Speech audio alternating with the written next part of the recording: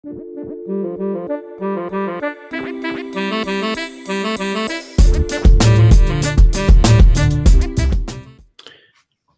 and welcome to our Super Bowl extravaganza show. This is the fourth year that we've done a super show like this, and this one might be up there with one of the best. I thought last year's would be very hard to top with some of the amazing insight we got from our guests, but we have somehow managed to up the billing this year. So first of all, welcome. Thank you. We are going to publish some of these shows separately so you can watch them in shorter bursts, but this show is being put up earlier so people can enjoy the content well before the Super Bowl. That also means, as a disclaimer, that some of these were recorded a little bit in advance and therefore some of the information might be slightly out of date.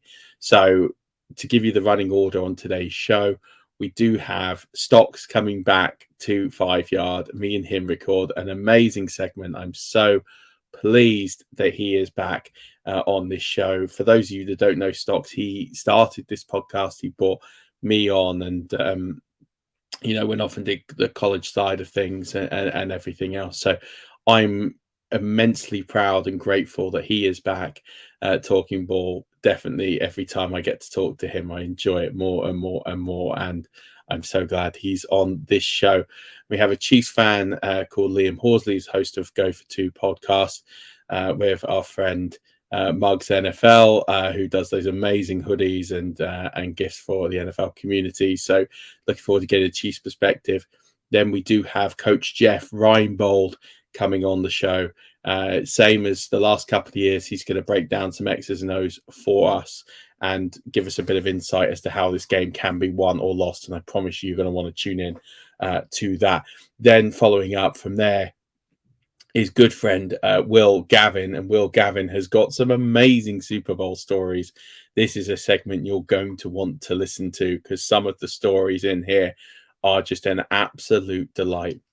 And then for me, a personal highlight. For me, I always wanted to get a Super Bowl winning quarterback on this show, and we have done it. And Big Bad Brad Johnson is joining the show for an exclusive review on the 20th anniversary of him winning his Super Bowl with the Tampa Bay Buccaneers, giving us the insight of what it's like to have played in London in terms of for the London Monarchs, as well as also climbing the ladder of success. He was a 9th round draft pick. So definitely tune into that one. And then we've got an Eagle fans perspective, and I'm looking forward to talking through that one with a great Eagles fan and a good friend. So looking forward to breaking that one down before we get into some picks with prop bets and DFS picks with Mark Ferguson, who has done our DFS show for a few years. He is the reigning fan team Super Bowl contest champion. So, this guy knows what he's talking about and wins significant money. So you're going to want to do that if you like to put a DFS lineup in or like to have a little prop bet on the Super Bowl. The Fast Action Friday boys have recorded a segment, and I promise you it's dynamite and fireworks. So if you have some interest going into the game, you're going to want to watch that one and enjoy that.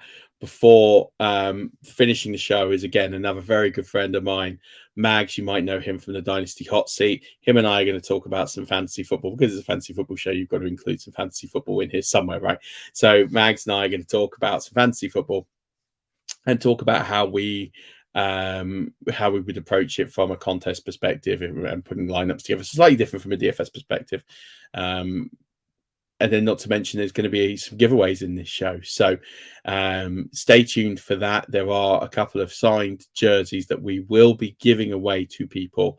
And I will explain the details at hidden moments in this show. So make sure you watch, you pay attention, and make sure you follow the instructions, because I want to give these signed jerseys away to well-deserving fans. So all in all, it's a phenomenal show. It's a long show. This will be a difficult one to do in one sitting. However, I really hope you enjoy this. I'd like to thank all the amazing guests for giving up their time to do this, and as well to the amazing team at 5 Yard Rush for all the work you do and for everything that you've done for for me, for Stocks, and for this show. Lee, the unsung hero here, he's the one that's had to edit this video. So make sure you contact Lee on Twitter at 5yard Lee and send thanks for this, because this is an unbelievable show with unbelievable content and unbelievable guests. So I really hope you enjoy this show. I really hope you reach out to the guests involved, whether they're people you know and well-known names, or whether they're not, and support the work and everything they do, because they're all incredible individuals who have been very kind and gracious to give up their time, and all of them are doing great things in their own way. So make sure you do engage with them. But without further ado, let's get on to the show and let's talk Super Bowl and Tom Brady retirement with my all-time bud, Stocks. Yo, what's happening, Rush Nation? I am back. It's Super Bowl special. This isn't how I thought the intro was going to go, but this is how it's going right now. And as always, hang on, wait, no, well, back up. If you're hearing my voice for the very first time, my name is Stocks, and I used to do this with Murf a year ago or so now, and he asked me to come back, and of course I was going to say yes. If you're seeing me on video for the first time, surprise, gotcha. But as always, it wouldn't be 5yard Stocks if I wasn't joined by the enigmatic Murf himself. Big man, it's great to be back. It's fantastic to see you on the screen. How you doing, man? It's been a hot minute. This has been too long, mate. And I think the one takeaway point for me is to get you back on here a bit more frequently. And we're going to definitely do more episodes in the off season, just the odd ones here and there. And because, I've missed this, for those of you that have joined us in the last 1 to 2 years, Stocks and I, before the pandemic, used to do this in person every Monday night. We used to go to Stocks' mum's garage, shed, whatever you want to call it. And it was not a shed. No, it was a garage. It was very big, and it was bigger than my first flat. And it was. It was great. It was a way for us to just connect and have a beer, and then Lee used to come down as well and help us with the video side. And it was, I miss those days so much. I mean, the pandemic and then moving houses. We both moved houses and we've moved areas. It's just all. We both had kids. Remember when we both started this? I mean, Hunter was on his way, but he wasn't quite here, and then he was. But so much has changed. Yeah, man, it's just wild. So if you don't know who Stocks is, go back and listen to some of the earlier episodes, or even episode 500, where we did the extravaganza back at the garage for one last hurrah. But that's good to have you back. And it's it's Super Bowl week. It's exciting. It's the conclusion of the season. It's so much. It's been a strange year, hasn't it? Really has been a strange season. The way it's all played out, it almost seems a bit pedestrian that we've been left with the 2 number 1 seeds, because there's been so many twists and turns. I think you are right in the fact that my attention football-wise this season has been college, but I have seen, obviously, because of the fantasy I still do with yourself and some of the listeners, I do see the NFL. And yes, it feels pedestrian that the 2 best teams have made it to the end, but also that's maybe how it's supposed to be. I don't know. But then the 2 best teams, it's not as if they've been undefeated throughout the whole season. Both teams have looked vulnerable at times, and it feels to me, well, we're going to talk about, is this the best matchup in a little bit, but I don't know. I think you're right in the pedestrian comment, but I feel like maybe there was a few bumps in that pedestrian. I'll tell you what, it's like those bus bollards that pop up every now and again just to treat you wrong occasionally. I think there's been a couple of those pop up, but I mean, it is, the season also seems to me to have gone faster than usual. And I don't know whether it is because of the constant pace we've seen. I don't know. What about you? Do you feel like it's slower or faster this year than previous years? I feel the playoffs have been slower. I feel the regular season went very quickly. I think the playoffs as a whole, when we look back at this season and we'll review it, I think the NFC playoffs were borderline poor.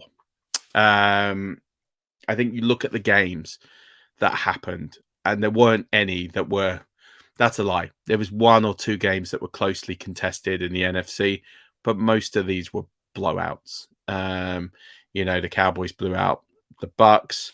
The Eagles in their 2 games have blown out their opponents. It's been a pretty boring NFC playoffs. I thought we were going to have a great NFC championship. Brock Purdy goes down after, I don't know, minutes, it seems. And that's the 2 completions, I think.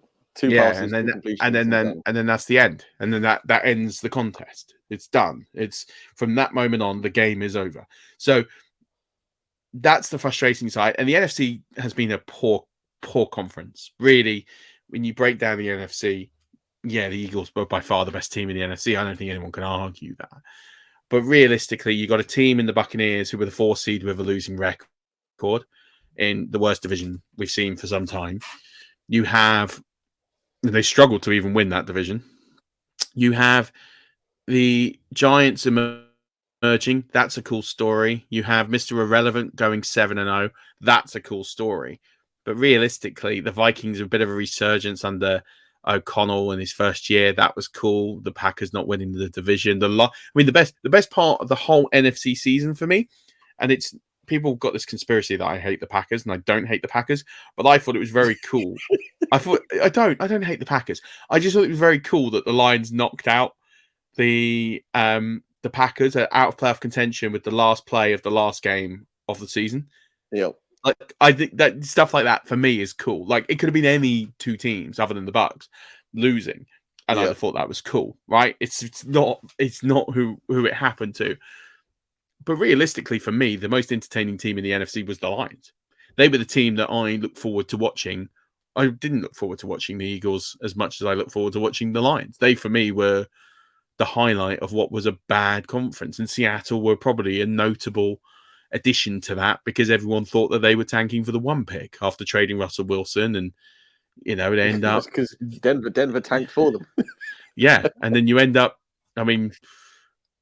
They've ended up with, it's a bizarre set of circumstances that happened. Yeah. So it's a strange scenario. The NFC, the AFC obviously was always going to be the most quality. That's where the best games were. There were lots of great storylines in the AFC. I feel the NFC let it down. Hopefully next season that will change. But before we get on to the Super Bowl properly, we should really talk about the fact that Tom Brady has retired. Now, my timeline a year ago today, as we're recording this, I sat on stage with Jason Bell and Hannah Wilkes, and Tom Brady had retired. And I had to ask to give my reaction. And like Tom, I'm not going to do it all over again. But I'll ask for yours. So the 2 questions I have for you is what's your taking on Tom Brady as his career and everything that he's achieved in the game? And do you think it's real this time? Obviously, even if he hadn't have gone to the Buccaneers and won that Super Bowl with the Buccaneers, which twofold was great for us because I get to see you as a Buccaneers fan celebrate another Super Bowl because realistically, you and I don't see many of those, so that was great. But not if he hadn't have gone to Tampa, he would still have been the greatest of all time, in my opinion. Now, my football life, for those new to 5 Yard, is fairly short, not as long as Murf's. But from what I've seen in my time watching and from learning about the history of the game, Tom Brady is the greatest of all time to have done it. And not only because he's won the championship rings, but when you go back and you look at how he built his team by taking less money and built into the franchise, all of that comes together for me to make him the greatest of all time. Patrick Mahomes might do it. We'll talk about the Chiefs in a little bit, Murph, but 3 of the last 4 years, they've got there now, right? But the guy's on 50 million a year. Tom Brady never did that. But I also have a point on the Chiefs.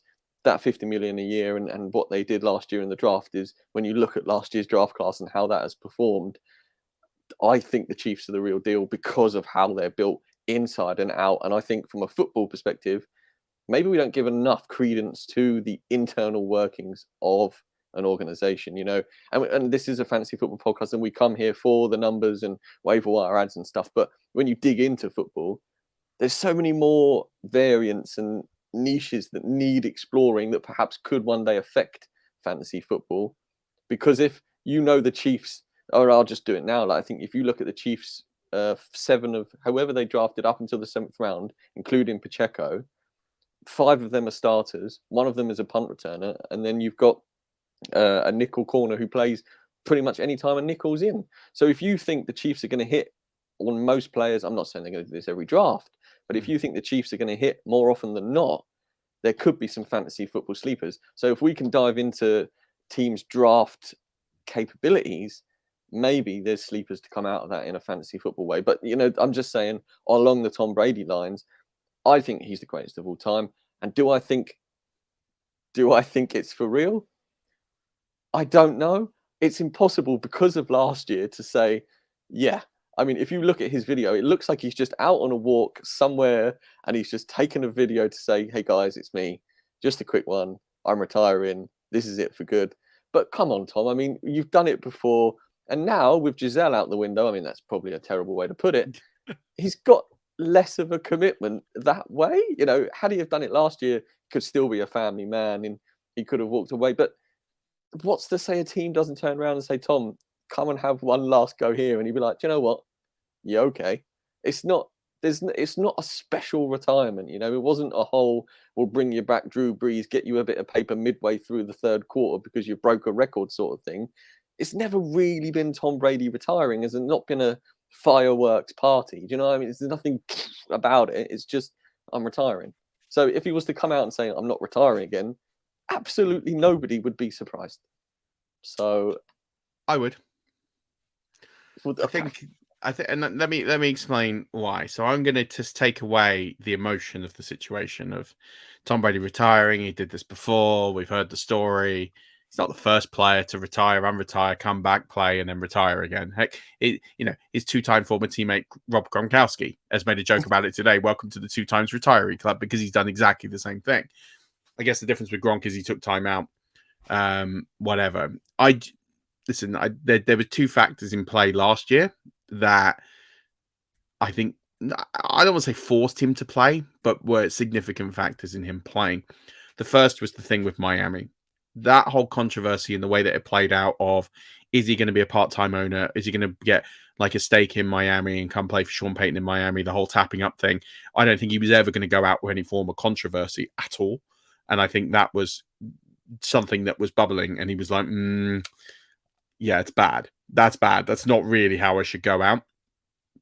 I think the second thing was the contractual situation, and also the fact that he probably was on the team that thought could win, and a new coach and someone that was a bit more his style.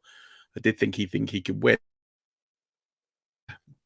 But what I will say is this time I think it's for real. And there's 2 reasons in this. One is other than what I mentioned, there's the emotion in the post. It makes sense. You only get one big retirement, and he just didn't bother to tell anybody. He just turned on the camera. Guys, I'm done. The second thing is, you mentioned this with Tom Brady and taking cap-friendly contracts. Now, a lot of that is obviously to remain competitive, and he understood this, but also the man's mentality was twofold about wanting to win, but also about looking after those around him. He was very much a guy that wanted to see his teammates get what they deserved. He championed his teammates getting contracts, etc. And he cared about the franchises that he played for. If Tom Brady had gone to any other team in the NFL this season, the Tampa Bay Buccaneers would have been on for a $35.1 million cap hit that literally cripples their team. It honestly gets to the point now where the Bucs are nearly 50 million over the cap. They don't have enough players to fill the 53. They're in real serious trouble and territory with the cap situation. What they're likely to do with this retirement is he will sign a new deal that basically voids out, but it spreads the money. The Buccaneers are probably likely to save somewhere in the region of $17 to $25 million on the cap this year. That will allow them to manage the cap better. They'll be able to get back under and organize and sort their cap out. The numbers I've kind of seen are somewhere in the region of about 23 million in cap saving is what smarter people than me are estimating. So he's done this for the franchise because, well, I don't think he was overly enamored about playing. I mean, what were his options? Vegas? He's not winning in Vegas. Is he going to start again with a new team and try and win somewhere else at 46? No, I don't think it was ever really a likely option. But I think, given the fact that with the cap situation with the Buccaneers, he's doing, the Buccaneers have been good to him. He's been allowed to effectively be a de facto GM, bring in the players he wants.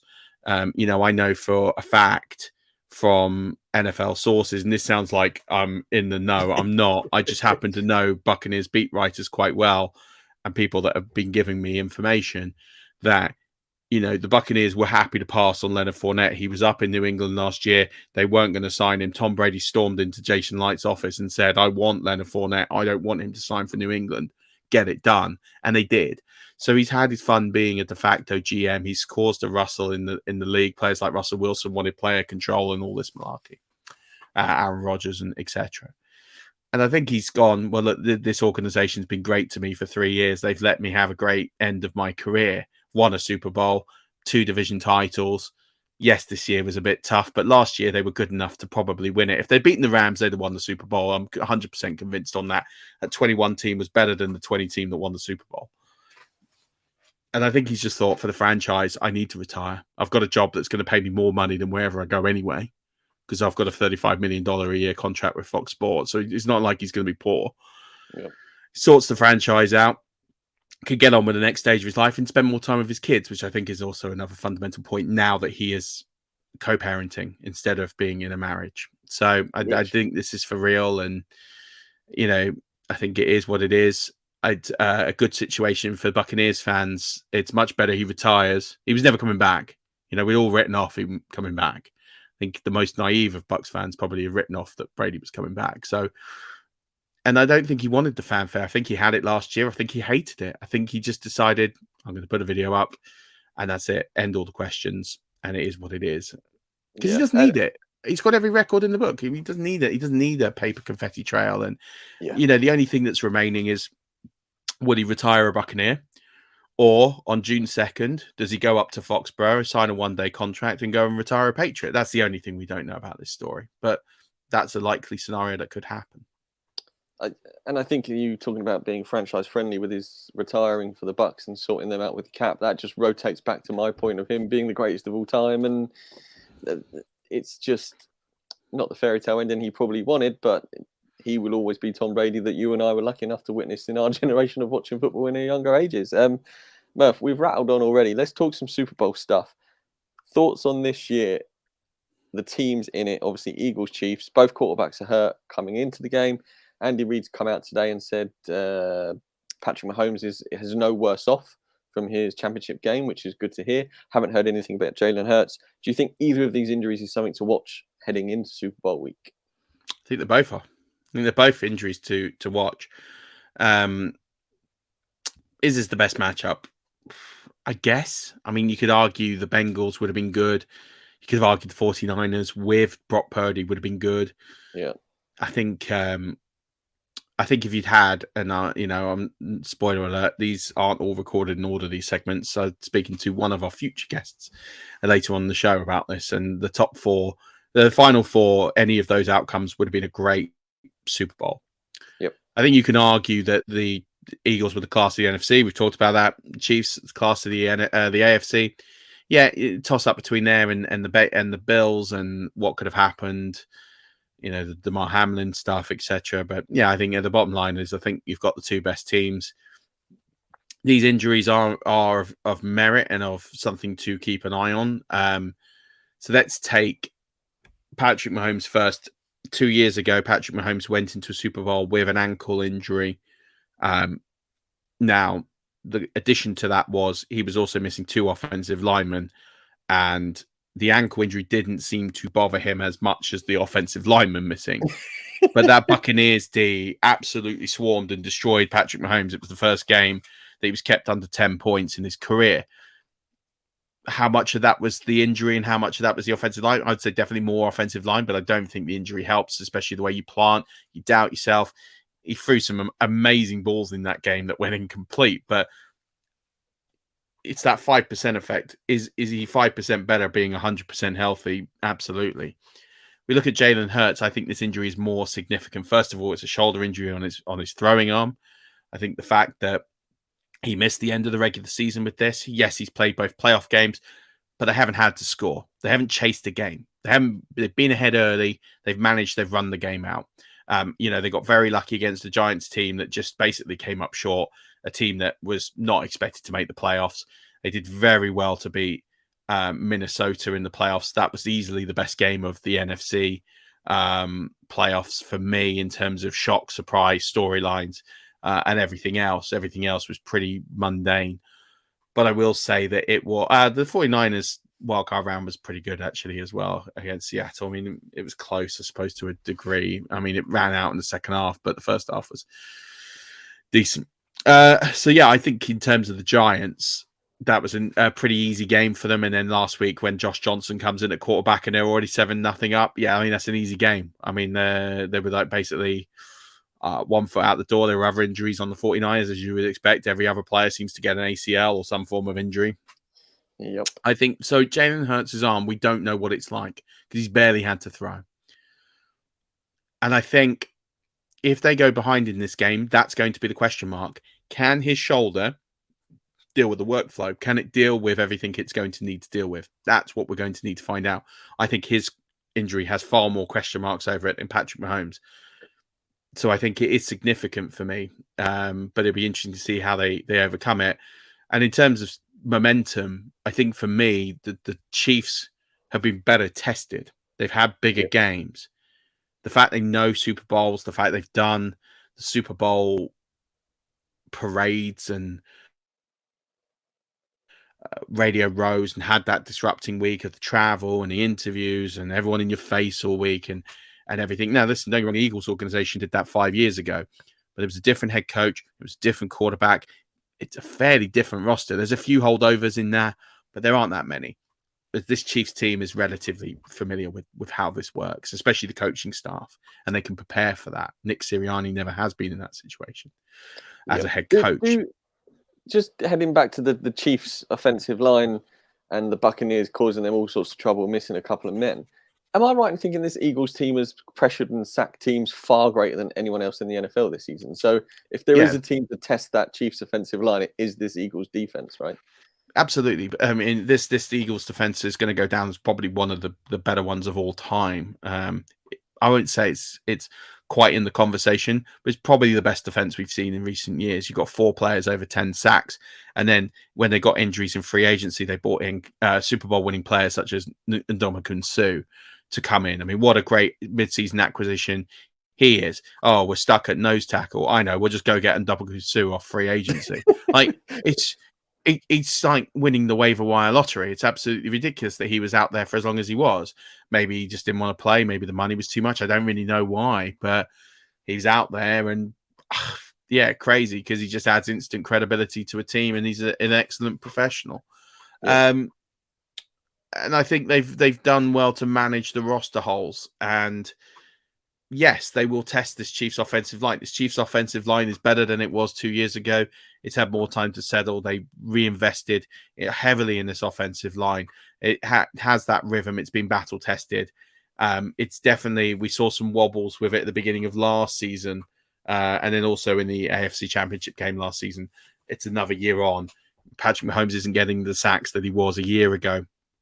They're definitely a better, more constructed unit. And you can see that because the supporting cast around Patrick Mahomes is not as good, yet they're even more effective. And that's because he's getting that time behind that offensive line. Can the defensive line make an impact? 100%. They've got an excellent, if any defensive line in the country is going to breach the Chiefs and cause problems, it will be the Philadelphia Eagles. But they've got to do it. That's the difference.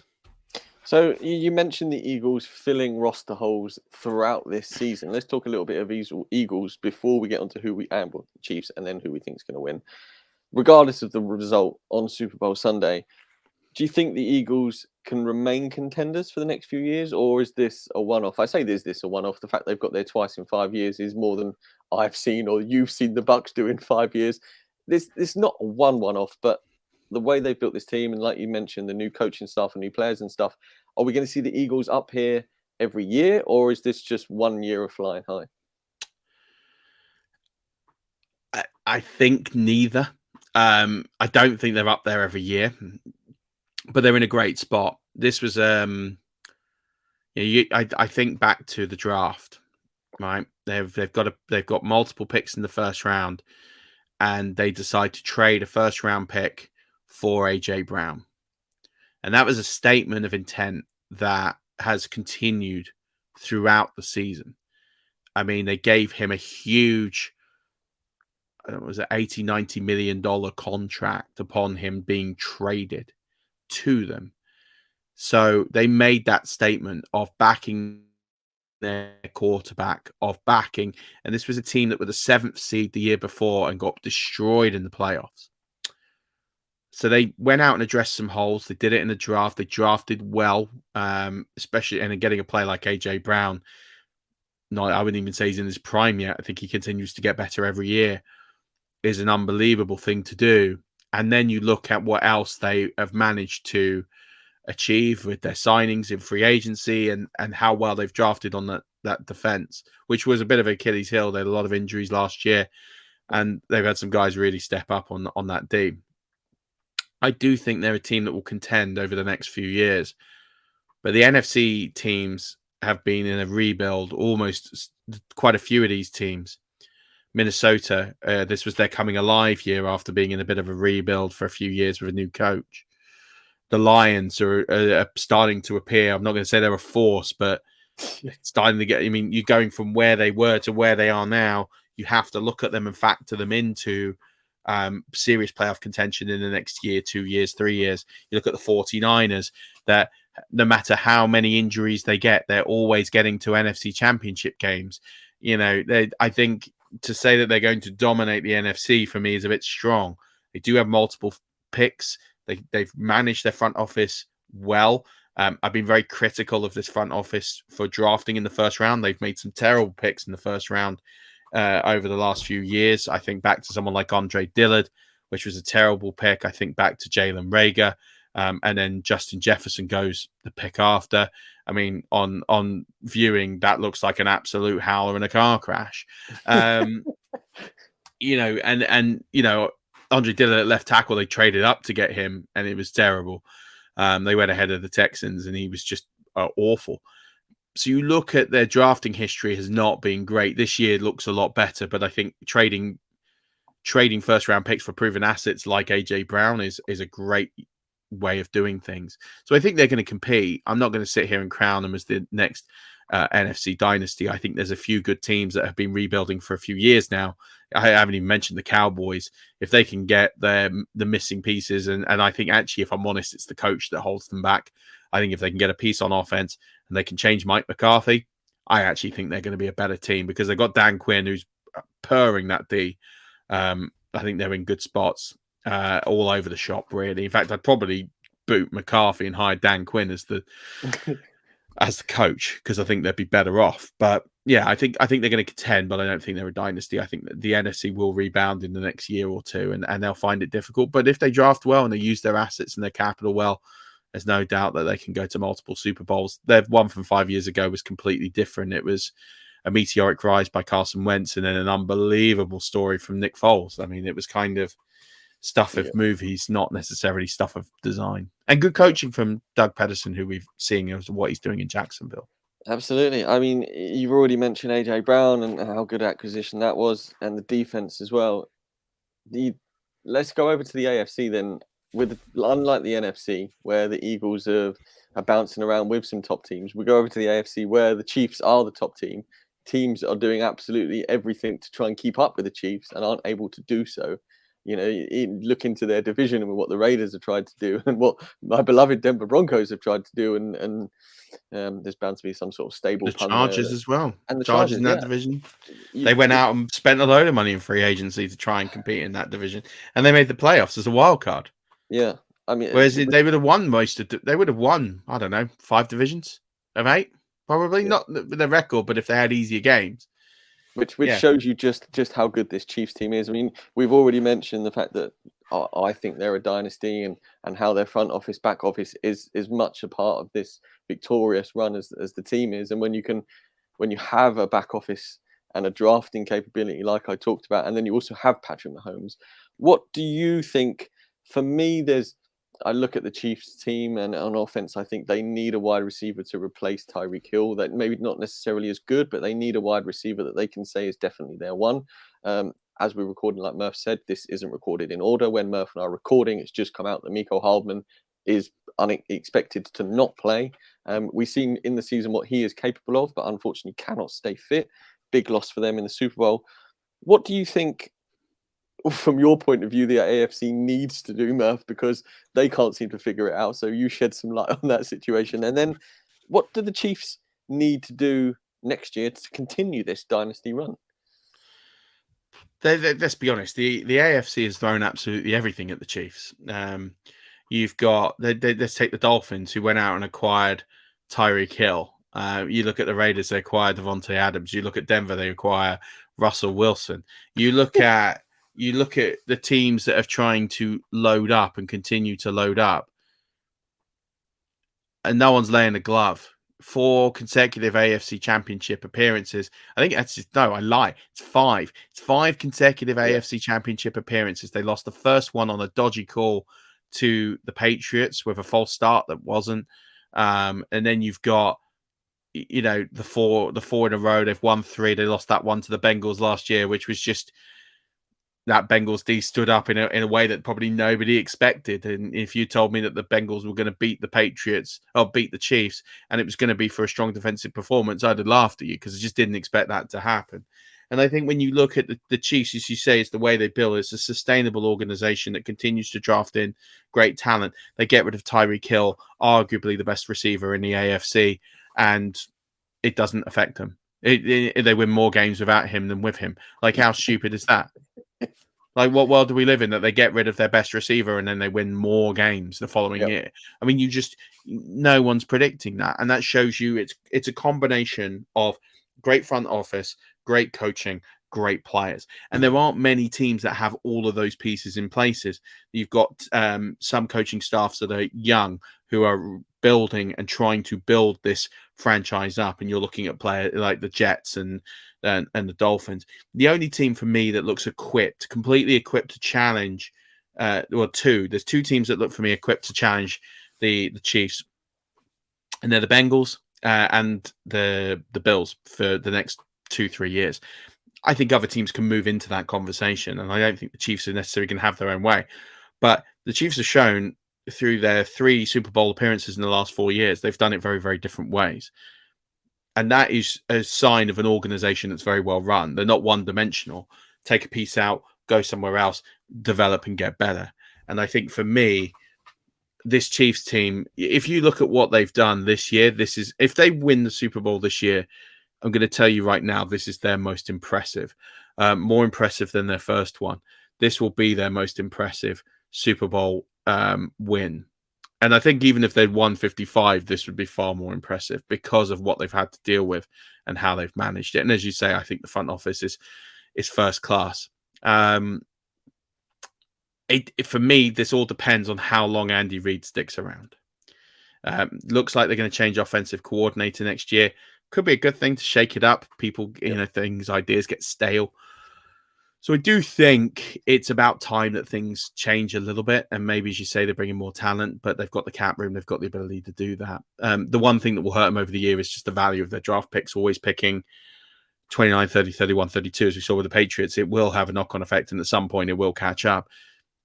They also have a tough division, but at the moment I can't see anything stopping the Chiefs. They're the proven, tried and tested team in the AFC. When you open the betting, when the Super Bowl ends, they will be the AFC favourites to make the Super Bowl.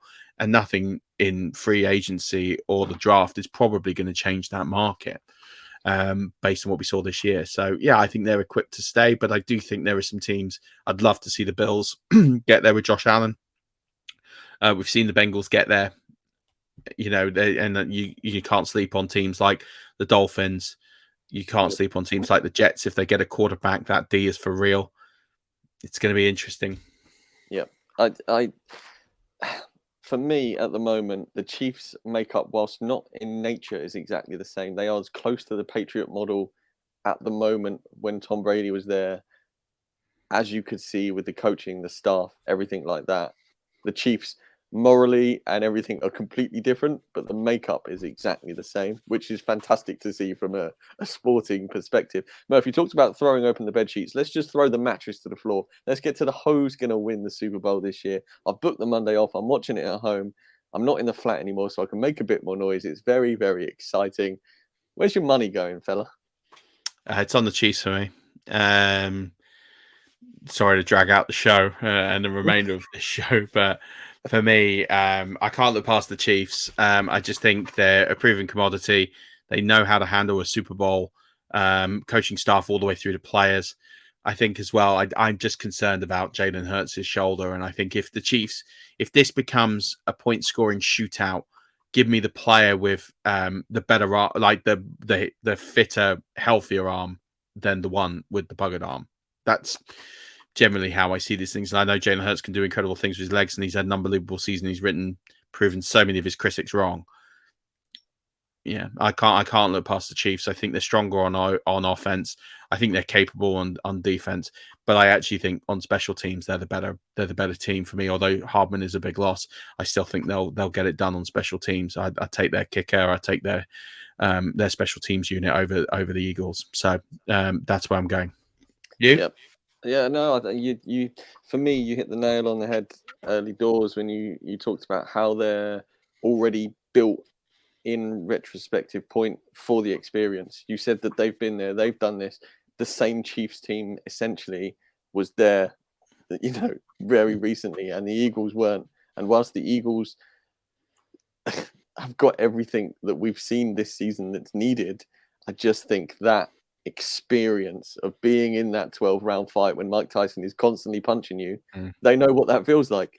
And if you don't know what being punched in the face is like, the Chiefs are the worst team to have you do it to them as well. So my money's on the Chiefs as well. I think it's going to be a good game. I hope it isn't the Eagles flop and the Chiefs just blow the doors off, because that would be a very pedestrian end to what you put as a pedestrian season. So my money's on the Chiefs.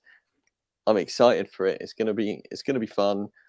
I think my excitement level for that is pretty much, parred by coming back and being part of this year's Super Bowl show, man. I genuinely stoked to be back. So appreciate you having me on. Oh, mate, we'll get you on in the off season, especially when we start talking about draft. You can talk through some prospects and players to watch out for. No, it's going to happen. But this is always a blast to get together, and it's a great way to open this incredible show. And I promise you, it's an incredible show. We've got the most unbelievable guests imaginable. There are some unbelievable stories in here. You're going, and there's giveaways, there's prizes. So stay tuned for our future segments. But Stocks, thank you so much for coming back. For people out there that want to interact with you, that have enjoyed this segment, what's the best way they can get in touch and interact with you as a fan? Good question. Don't really do the social media side of things, so I'm quite difficult to find. If you are on the old school Facebook, I am there. I'm there as Chris Mitchell. I'm easy to find because the Chris is spelt with capital C and capital H, because I type too fast with the shift key. If you read some of my early articles, you would have seen that quite a lot before I got into editing. So, or if you really want to get in contact with me, hit Murf up and he can throw you my number or email, and we can chat some ball and stuff. But I would definitely love to come back, talk some prospects. I do know what's in the rest of the show, Murf. Murf is not wrong. There is some sick content coming up. Giveaways, cool. I'm going to do it, Murf. I'm going to end this segment with how I used to end the show. Please do. Blast. Rush Nation, as always, don't forget, keep rushing. So great to have Stocks back. Loved having him on this show. Couldn't think of a better way to kick this amazing show off. However, we kick on now and we look at the home team the designated home team in this year's Super Bowl, the Kansas City Chiefs. And with me breaking down the Kansas City Chiefs is Liam Horsley, who is the co-host of the Go for Two podcast. And he's going to now tell us a little bit more about the Kansas City Chiefs over the last 5 years, but then also this year, what to expect for this year's Super Bowl. So joining me now on the show, on the Super Bowl special, is a Kansas City fan, but one half of the Go for Two podcast. Liam Horsley, welcome to the 5 Yard Rush Super Bowl special. How are you doing in the nerve setting in for Super Bowl week now? Yeah, I'm doing well. It's a bit of the 2 week break. You'll know this, as obviously from previous Super Bowls, but 2 week break is a little bit odd because you do get very hyped up for winning an AFC or NFC championship game. Obviously, you listen to all your podcasts talking about that, and then you're ready for the game, and you've got to wait basically 13, 14 days. So, excitement's there. No nerves yet. I'll probably wait till the Sunday till I'm nervous. But yeah, it should be good. I'm just hoping it comes fast now. Yeah, absolutely. And the one thing I would say with the wait is, you get the anticipation, you've got the excitement of going, then you do the planning of where you're going to watch it. And then, as you say, after that, it's like, I wish this would hurry up now. And you feel all the emotions because you go through the periods of the highs, then you get the doubts, and then you get everything else. So yeah, I'm totally with you. It's a long time, but I do like some of the media stuff, and we've got Will Gavin on later in the show who's going to talk about some of the things that happen on like Radio Row and some of the media events and some of the cool. He's got some unbelievable stories to share, I'm sure. So I'm looking forward to hearing those. But why a Kansas City Chiefs fan? Why is it that you've linked to that particular franchise? What drew you to them? What's the story? Yeah, so family are Giants fans as well, so probably was steered towards that as a child, and then the first 2 games I ever went to, the first London game I went to was a Chiefs game, and then the first game I went to in America was also a Chiefs game against the Jets, so it was kind of just they won both those games, so I was kind of just picked that as my team, and then later in life my dad worked in construction. His company actually built the Texas Tech practice facility. He was one of the contractors. So I got to go over there because he lived over there quite a bit. And I got to basically watch Patrick Mahomes play as a junior in college in practice. And that was probably the 2 years after my first American game watching the Chiefs. So it kind of all just fell into place. And then obviously he got drafted there, and that was my college team. So it all just fell into place. And now I'm a Chiefs fan. So really, it was a lot of fate and signs that drew you there. I love that, to be honest, because it feels like the team picked you as opposed to you picked the team. And I love it when that happens, because I think you see people now get into NFL, and I've had hundreds of people on my show asking them about how they became a fan and what drew them to their team. And it's part of it's the standard answers. I played Madden, and it was the team I liked the most, or fantasy football, and I picked the players from the team I like the most. But yours is a bit of a calling. There was a few sort of seismic events, because it was not just London game, and then it was like, oh, okay, and then it was first game in America, and then Texas Tech. There's a lot of elements that I think that's a cool. I think that's a really cool story. So let's drill a little bit into the Chiefs now.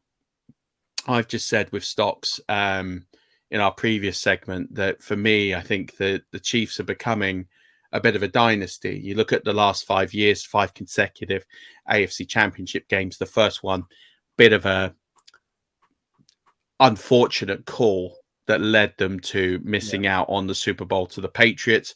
They obviously then go to the next 2 Super Bowls.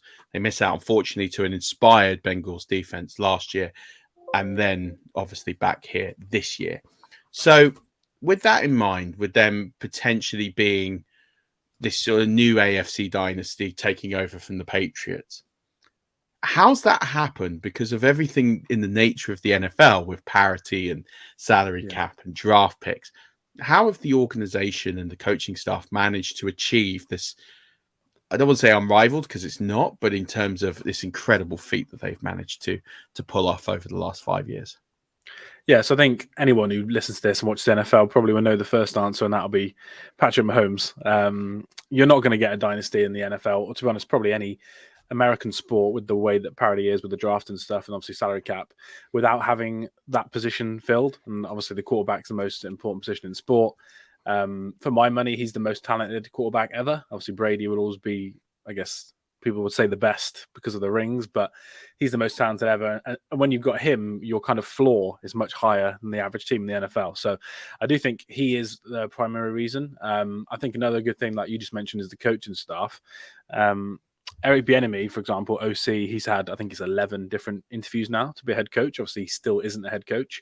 And I think the fact that we've not lost any of our core kind of OC, special teams, DC, obviously Andy Reid, special teams coach, assistant head coach, GM, they've all stayed intact throughout this run. And I think when you've got that consistency at the top of the organization, added in to the quarterback, and then when you add in probably the best tight end or second best tight end of all time for that whole run, I think it gives you a higher floor. And then in terms of other things, we have drafted well in the last couple of years, which I do think makes a difference when you start paying Patrick Mahomes. And then I think the way that GM Brett Veach did the Mahomes contract, the 10 years, for anyone that doesn't know, it's got rolling guarantees, so they can just keep pushing money into the future, and it doesn't affect the salary cap for this year. That's just meant they can be a bit more flexible than most teams, and they've only really had to do one move that maybe people didn't want to do, which was the Tyreek Hill trade. And I just think all those reasons together, combined with obviously good drafting, good free agents, and a good offense, means that we've been able to have kind of unrivaled success in the current AFC, at least. Yeah, absolutely. And I think the part that's underrated, that probably doesn't get the mention of many people, because it's easy to say it's Patrick Mahomes and the quarterback does it all, but you mentioned that they've shifted out Tyreek Hill. They have had to churn weapons on this offense, but you say they drafted well. In particular this year, I think some of the defensive pickups were absolutely outstanding, and even in the last couple of years, someone like Nick Bolton for me completely stands out as one of the most underrated defensive players in the NFL. I very much stand on the Nick Bolton is arguably top 3 in his position in the NFL. I know that's a somewhat unpopular position. I don't really care, because I've seen him watch and play, and I think he's an absolutely his speed, his quickness, his awareness is right up there with the best in the NFL, and an absolutely extraordinary talent.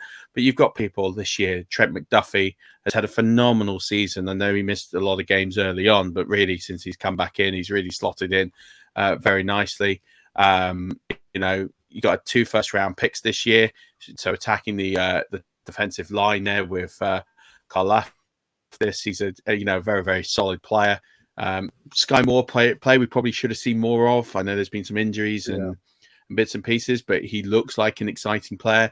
Leo Chanel is been a pretty decent player this year, but over the last previous years as well, you've had some players, and then 7th round pick when you hit a running back like Isaiah Pacheco, who's come in and definitely made an impact. I mean, it shows you that the scouting and like you said, over the last few years, they've made some incredible pickups. And I think for me, it's not just the draft, but the way that they address the offensive line. Losing Super Bowl 55, that was really tough to go ahead and lose in the fashion that they did.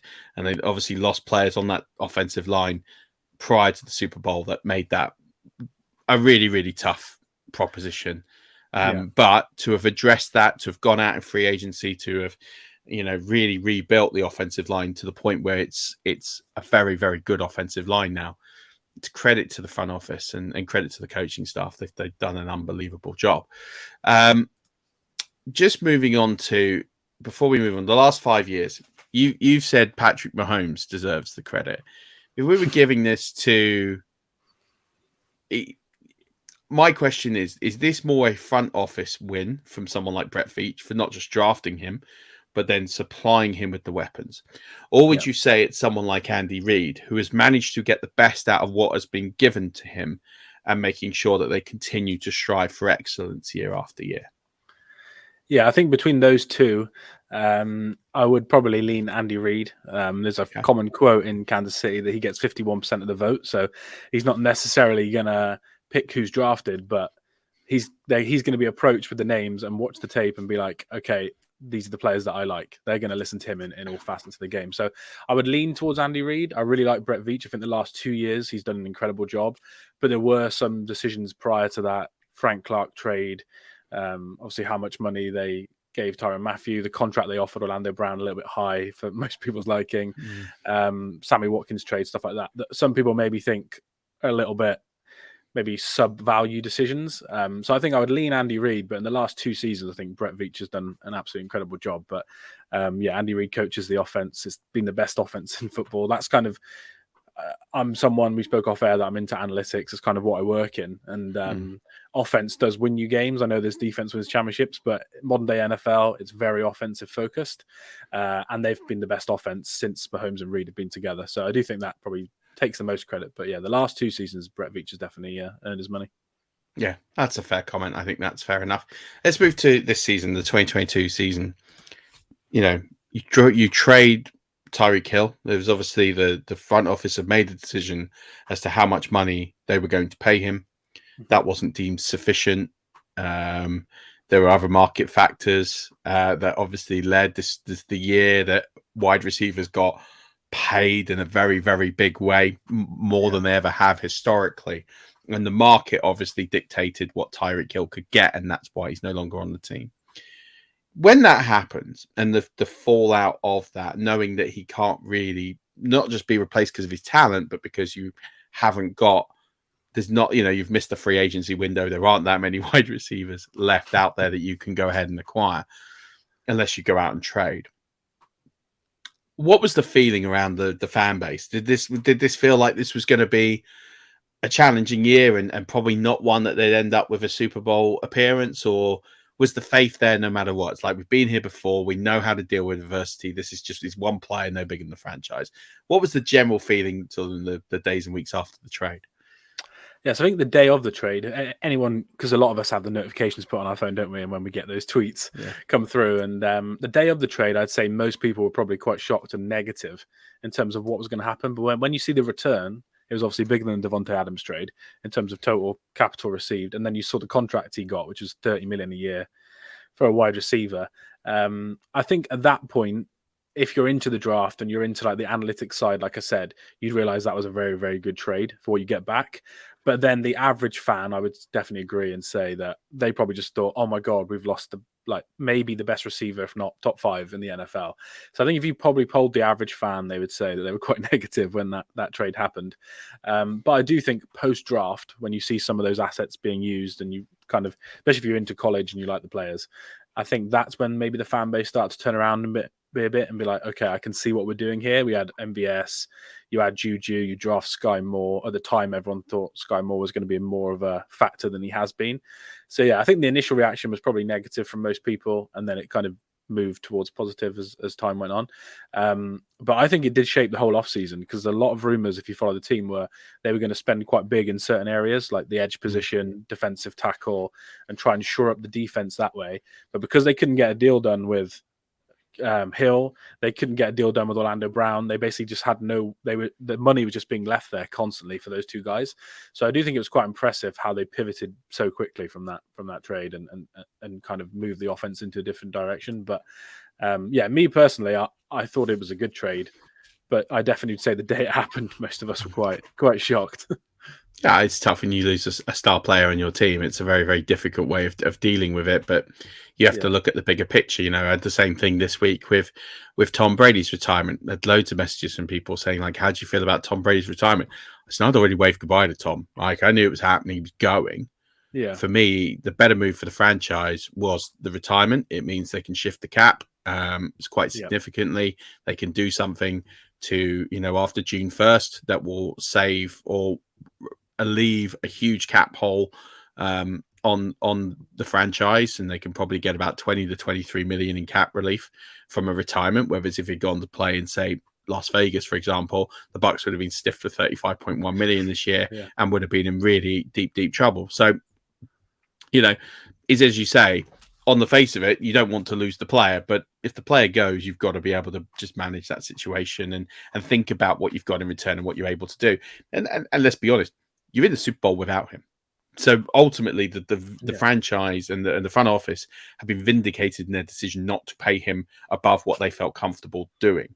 And they haven't missed him Really, let's be honest. They haven't. They've Right. missed the explosiveness and the big plays. Yes, they're a better team without him, but they've evolved as a team. They have become a different iteration of some of the previous teams that we've seen and become stronger as a unit.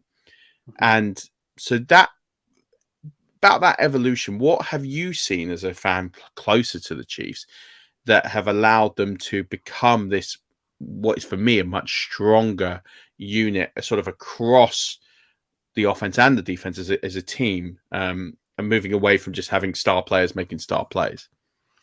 Yeah, I think it goes back to the year probably before the Bucks Super Bowl where we kept everyone. So when you keep everyone and you already had a veteran team, the average age of your team is is quite high. Most people come back on 1-year deals, and you do end up kind of getting to a point of view where you have to churn the roster a bit. You have to get younger, you have to get more talented, and you probably have to get more athletic than we were that season.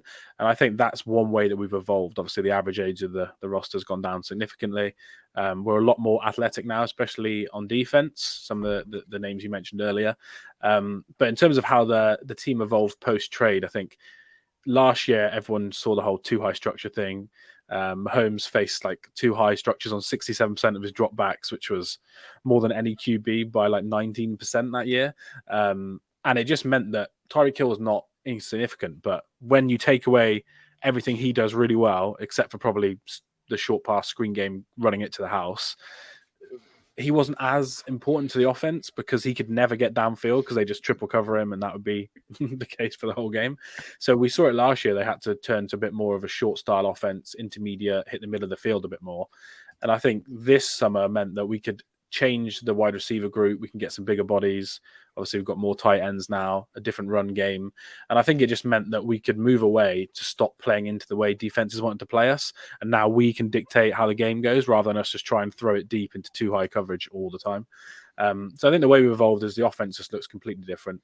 But like you said, we've improved. We've hit more 20-yard plus plays this year than we did with Tyreek Hill. So it's different. You don't see the 80-yard bombs, Mahomes throwing it down the field. You don't see that anymore, but you see the 30-yard passes to the middle of the field to Travis Kelce a little bit more and things like that. So yeah, that's how the offense has evolved. And then the defense has just got more talented. We use so many picks on defense, like 6 of the picks were on defense. We started 4 rookies last week against the Bengals, and they played obviously majority of the snaps. And I think it's just meant that we can improve both sides of the ball, but just play a little bit differently on offense. Yeah, I think you're absolutely right there. And I think it's great to see this evolution because I think historically when we've seen teams and franchises be successful, they tend to be successful one way. They find a recipe for success and they absolutely pound that recipe to success until they can't anymore because they either don't have the personnel or they no longer believe in the scheme and the strategy of it, or there's a coaching change or whatever it is.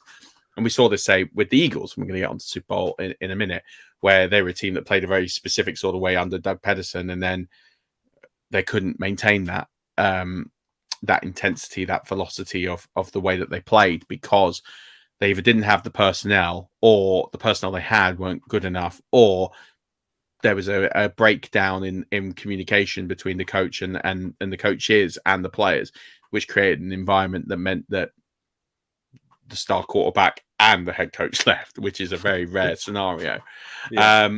But talking about the Super Bowl, so, for me, do you believe that being in your 3rd Super Bowl in 4 years is an advantage for the Chiefs here versus the Eagles, who, yes, were there 5 years ago, but different coaching staff, significant roster churn in 5 years as you would get in any NFL franchise? Do you feel that there's a significant advantage, the fact that all these guys, well, the majority of these guys, with the exception of the rookies and some new talent, have been here before? I think it's probably overplayed a little bit. I think the difference is it's very rare, actually. The Eagles have done this. I think it's a 5-year gap between Super Bowls, and they've got a different head coach and a different quarterback. That's like unheard of, basically. Yeah. So for me, I think it's probably the advantage that Andy Reid's been to Super Bowls, Patrick Mahomes has been to Super Bowls, and obviously the offensive and defensive staff has, whereas the Eagles are pretty much, apart from a couple of offensive line guys and the special teams coach, coaching-wise, most of them are new. So I think in terms of Mahomes and Reid, you probably have a bit of an advantage, but we are quite a young roster, whereas they are very experienced. They've got a lot of people. Just adding like Linval Joseph and Ndamukong Suh in the season, they're guys that have played in big games. So, I think overall, coach QB, it does give us an advantage, but I think the rest of the roster is a bit of a wash in terms of that. I just think a lot of it will be obviously preparing the week with Andy Reid, and then on the day, Hurts and Mahomes, both very, very good quarterbacks under pressure, and just Mahomes' advantage of maybe playing in a couple of these and losing one badly probably means he might have a little bit of a different focus than some people on the day. Yeah, I think that's a key thing that people haven't talked about in the run up to this is the last time he was in the Super Bowl. I'm not going to say he was embarrassed because he wasn't embarrassed. He was actually a phenomenal player in the game, in some of the throws and the escapes that he made. I mean, like he made one play. I think he ran 50 yards to throw it in completion. Like he just absolutely ran left and right and all over the shop. And it was just a very difficult game in a difficult environment. But having said that, I think, as you say, that will build his hunger, and we've seen that hunger since of, I need to correct this wrong. It's not good just having one ring. I want multiple rings, but I want to get over that blot on the copy paper, as you would say. Mm-hmm. What do you think the keys are this Super Bowl for the game for the Chiefs? Like in terms of where are their advantages, but then also where are their potential weaknesses against this Eagles team? Yeah, so a lot will be made of it, and the Eagles fan you have on here will probably mention this in terms of people are over talking about it, but they have faced a very, very easy schedule. And from an analytics point of view, I think it was the easiest slate of offenses that any defense has faced. And I think that's probably a key to the game for me. Their DC plays very, very soft zone coverage, a lot of too high stuff, which is obviously last year was a problem for the Chiefs. But in the last two seasons, when they faced what you say is a top 10 quarterback for EPA per play, they're the worst defense in the league against those quarterbacks. And then against anyone who's not a top quarterback, they're like top 3 in all metrics. So they're extremely good against these good teams, good offenses, good quarterbacks. But historically, when you put an elite quarterback against them, you can really get a lot of points.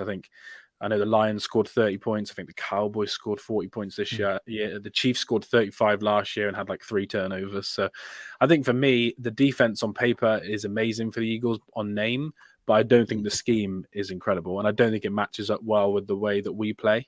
So I think that's an advantage. They're not very good at covering tight ends. And when you cover the Chiefs, obviously you have to cover the best tight end in the NFL. So I think Travis Kelce against those linebackers and safeties is probably a good advantage. And then I think compared to who else they played, I think at least our interior offensive line is good enough to stop them. And I wouldn't say it's necessarily an advantage, but I just mean compared to all the other teams they played, where their defensive line have just been killing the quarterback, I think that should happen less than it did in those games. And then in terms on the other side of the ball, I think the key is also just going to be Spags. He is a DC that's got flaws for sure, especially in the regular season. But when he wants to do a good game plan, like he did against Tom Brady in the Super Bowl for the Giants twice, like he did against the Bengals last week for the Chiefs, he can develop a game plan that just does enough to stutter really good offenses. And the Eagles are a very, very good offense. So, yeah, I think for me, the keys will be our offense moving the ball. Can we score touchdowns instead of 3 points? Can they cover Kelce? I don't think they can. And then I think we'll see what sort of game plan Spags develops to try and stop Hurts and the read option plays that he's undoubtedly going to run. Yeah, the Travis Kelce point is really interesting because a couple of years ago in this Super Bowl against Tampa basically said to Travis Kelce, between the 20s, you can have whatever you want. We don't care. So I can't remember the stat line off the top of my head, but I think it was 10 for 100 and it's the most ever. Odd. Yeah, it was a huge stat line, but you'd have to say that his impact on the game, I don't want to say insignificant, but it was the least inspiring 10 for 140 odd stat line, whatever it was, I've seen, because we got the ball, it wasn't in areas that was hurting Tampa. It wasn't hurting, they didn't score a touchdown. It tells you everything you kind of need to know. So I think you're very right about the tight end situation, and I think they will struggle. I think they're almost willing. If I'm sitting there and I'm thinking about coaching against the Chiefs, I'd look at that tape from 2 years ago and say, hey, 2 things we've got to do against the Chiefs. Don't give up the big play. Don't give up the 30, 40 yard play out wide, and don't worry about Kelce over the middle. If Kelce gets 10 yards over the middle, that's fine. We'll deal with that. It's not a big problem. Don't let him get 20. Don't let him get 30. Don't let him maul your linebackers in the interior. And I think, where I do see an advantage for the tight ends is those sort of short yardage to goal situations where you've got the Noah Grays of this world and the other tight ends that you've got, where you can create mismatches. We've seen it this season, being far more creative, Eric Bieniemy and Andy Reid, with bringing in multiple tight ends and creating, big bodies, not just to block, but to be there and receive the ball in the end zone. And I think that's where I see some advantage here for the Chiefs, is those short yardage to goal situations. Yeah, I would look at the Chiefs as more likely to capitalize than the Eagles.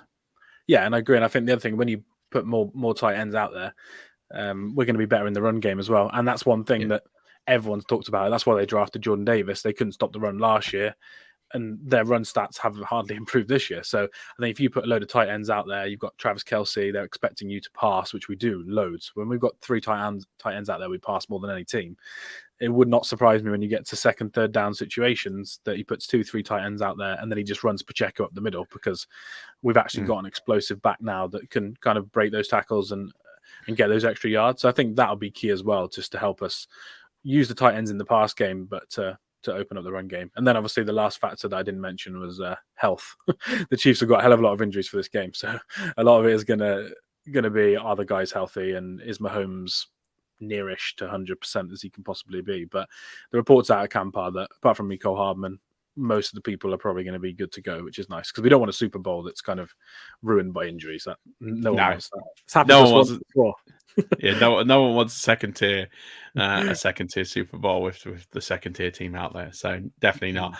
I massively appreciate you, Liam, coming on. I've learned a fair bit about the Chiefs and looking at the keys to victory. So I really appreciate you coming on and swagging some knowledge here.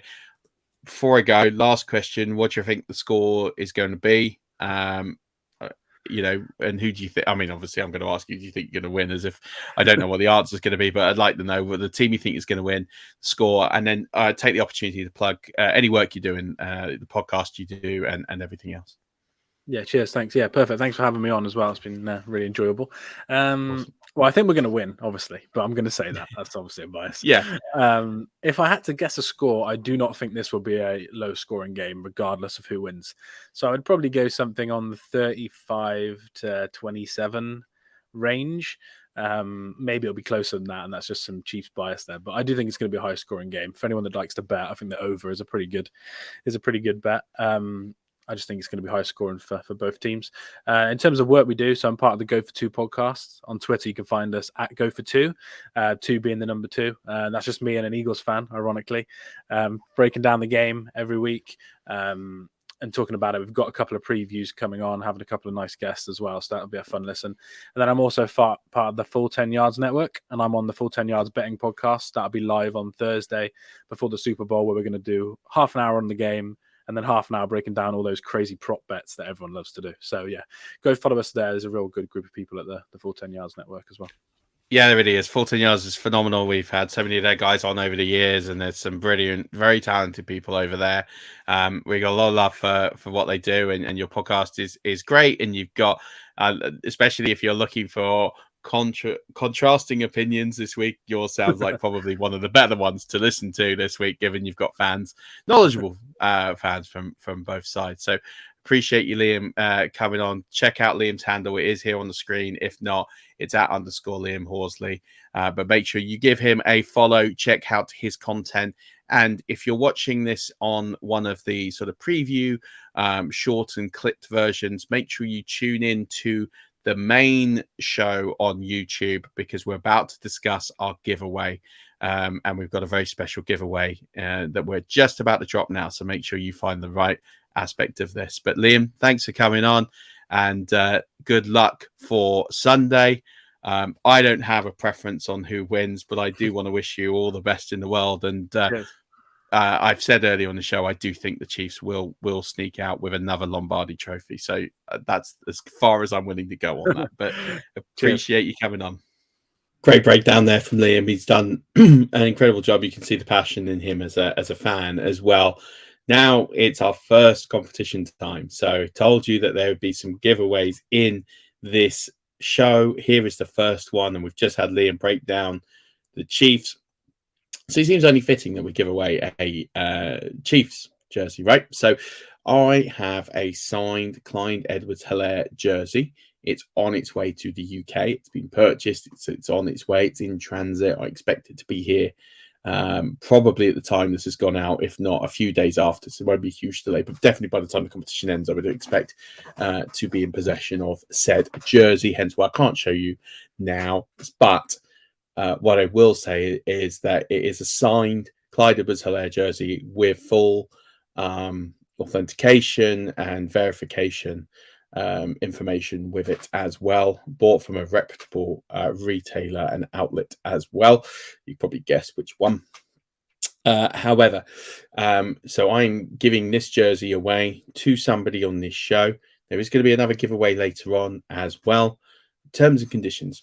So just to be really clear with this, it's anybody from anywhere in the world is eligible to be to enter. However, if you are entering from outside of the United Kingdom, I will need a contribution to postage in order for you to help ship the item, because if I'm shipping it to the United States, it's a considerable expense, etc. So we'll need some contribution to shipping. But if you do win the jersey, can obviously work that one out with you. It'll be well worth what you pay for it anyway. However, all I need you to do is go into the comments of the show on YouTube, the main show. So not the sections, the main long show on YouTube. I need you to basically I want you to go in there and I want you to give your score prediction. I'm not looking for the person with the most accurate score prediction. It's not a person with the closest wins. It's a pure opportunity for everybody to get in. And all I want for that is for you to go onto YouTube, enter your score prediction, enter your name, and enter the country of residence that you are in.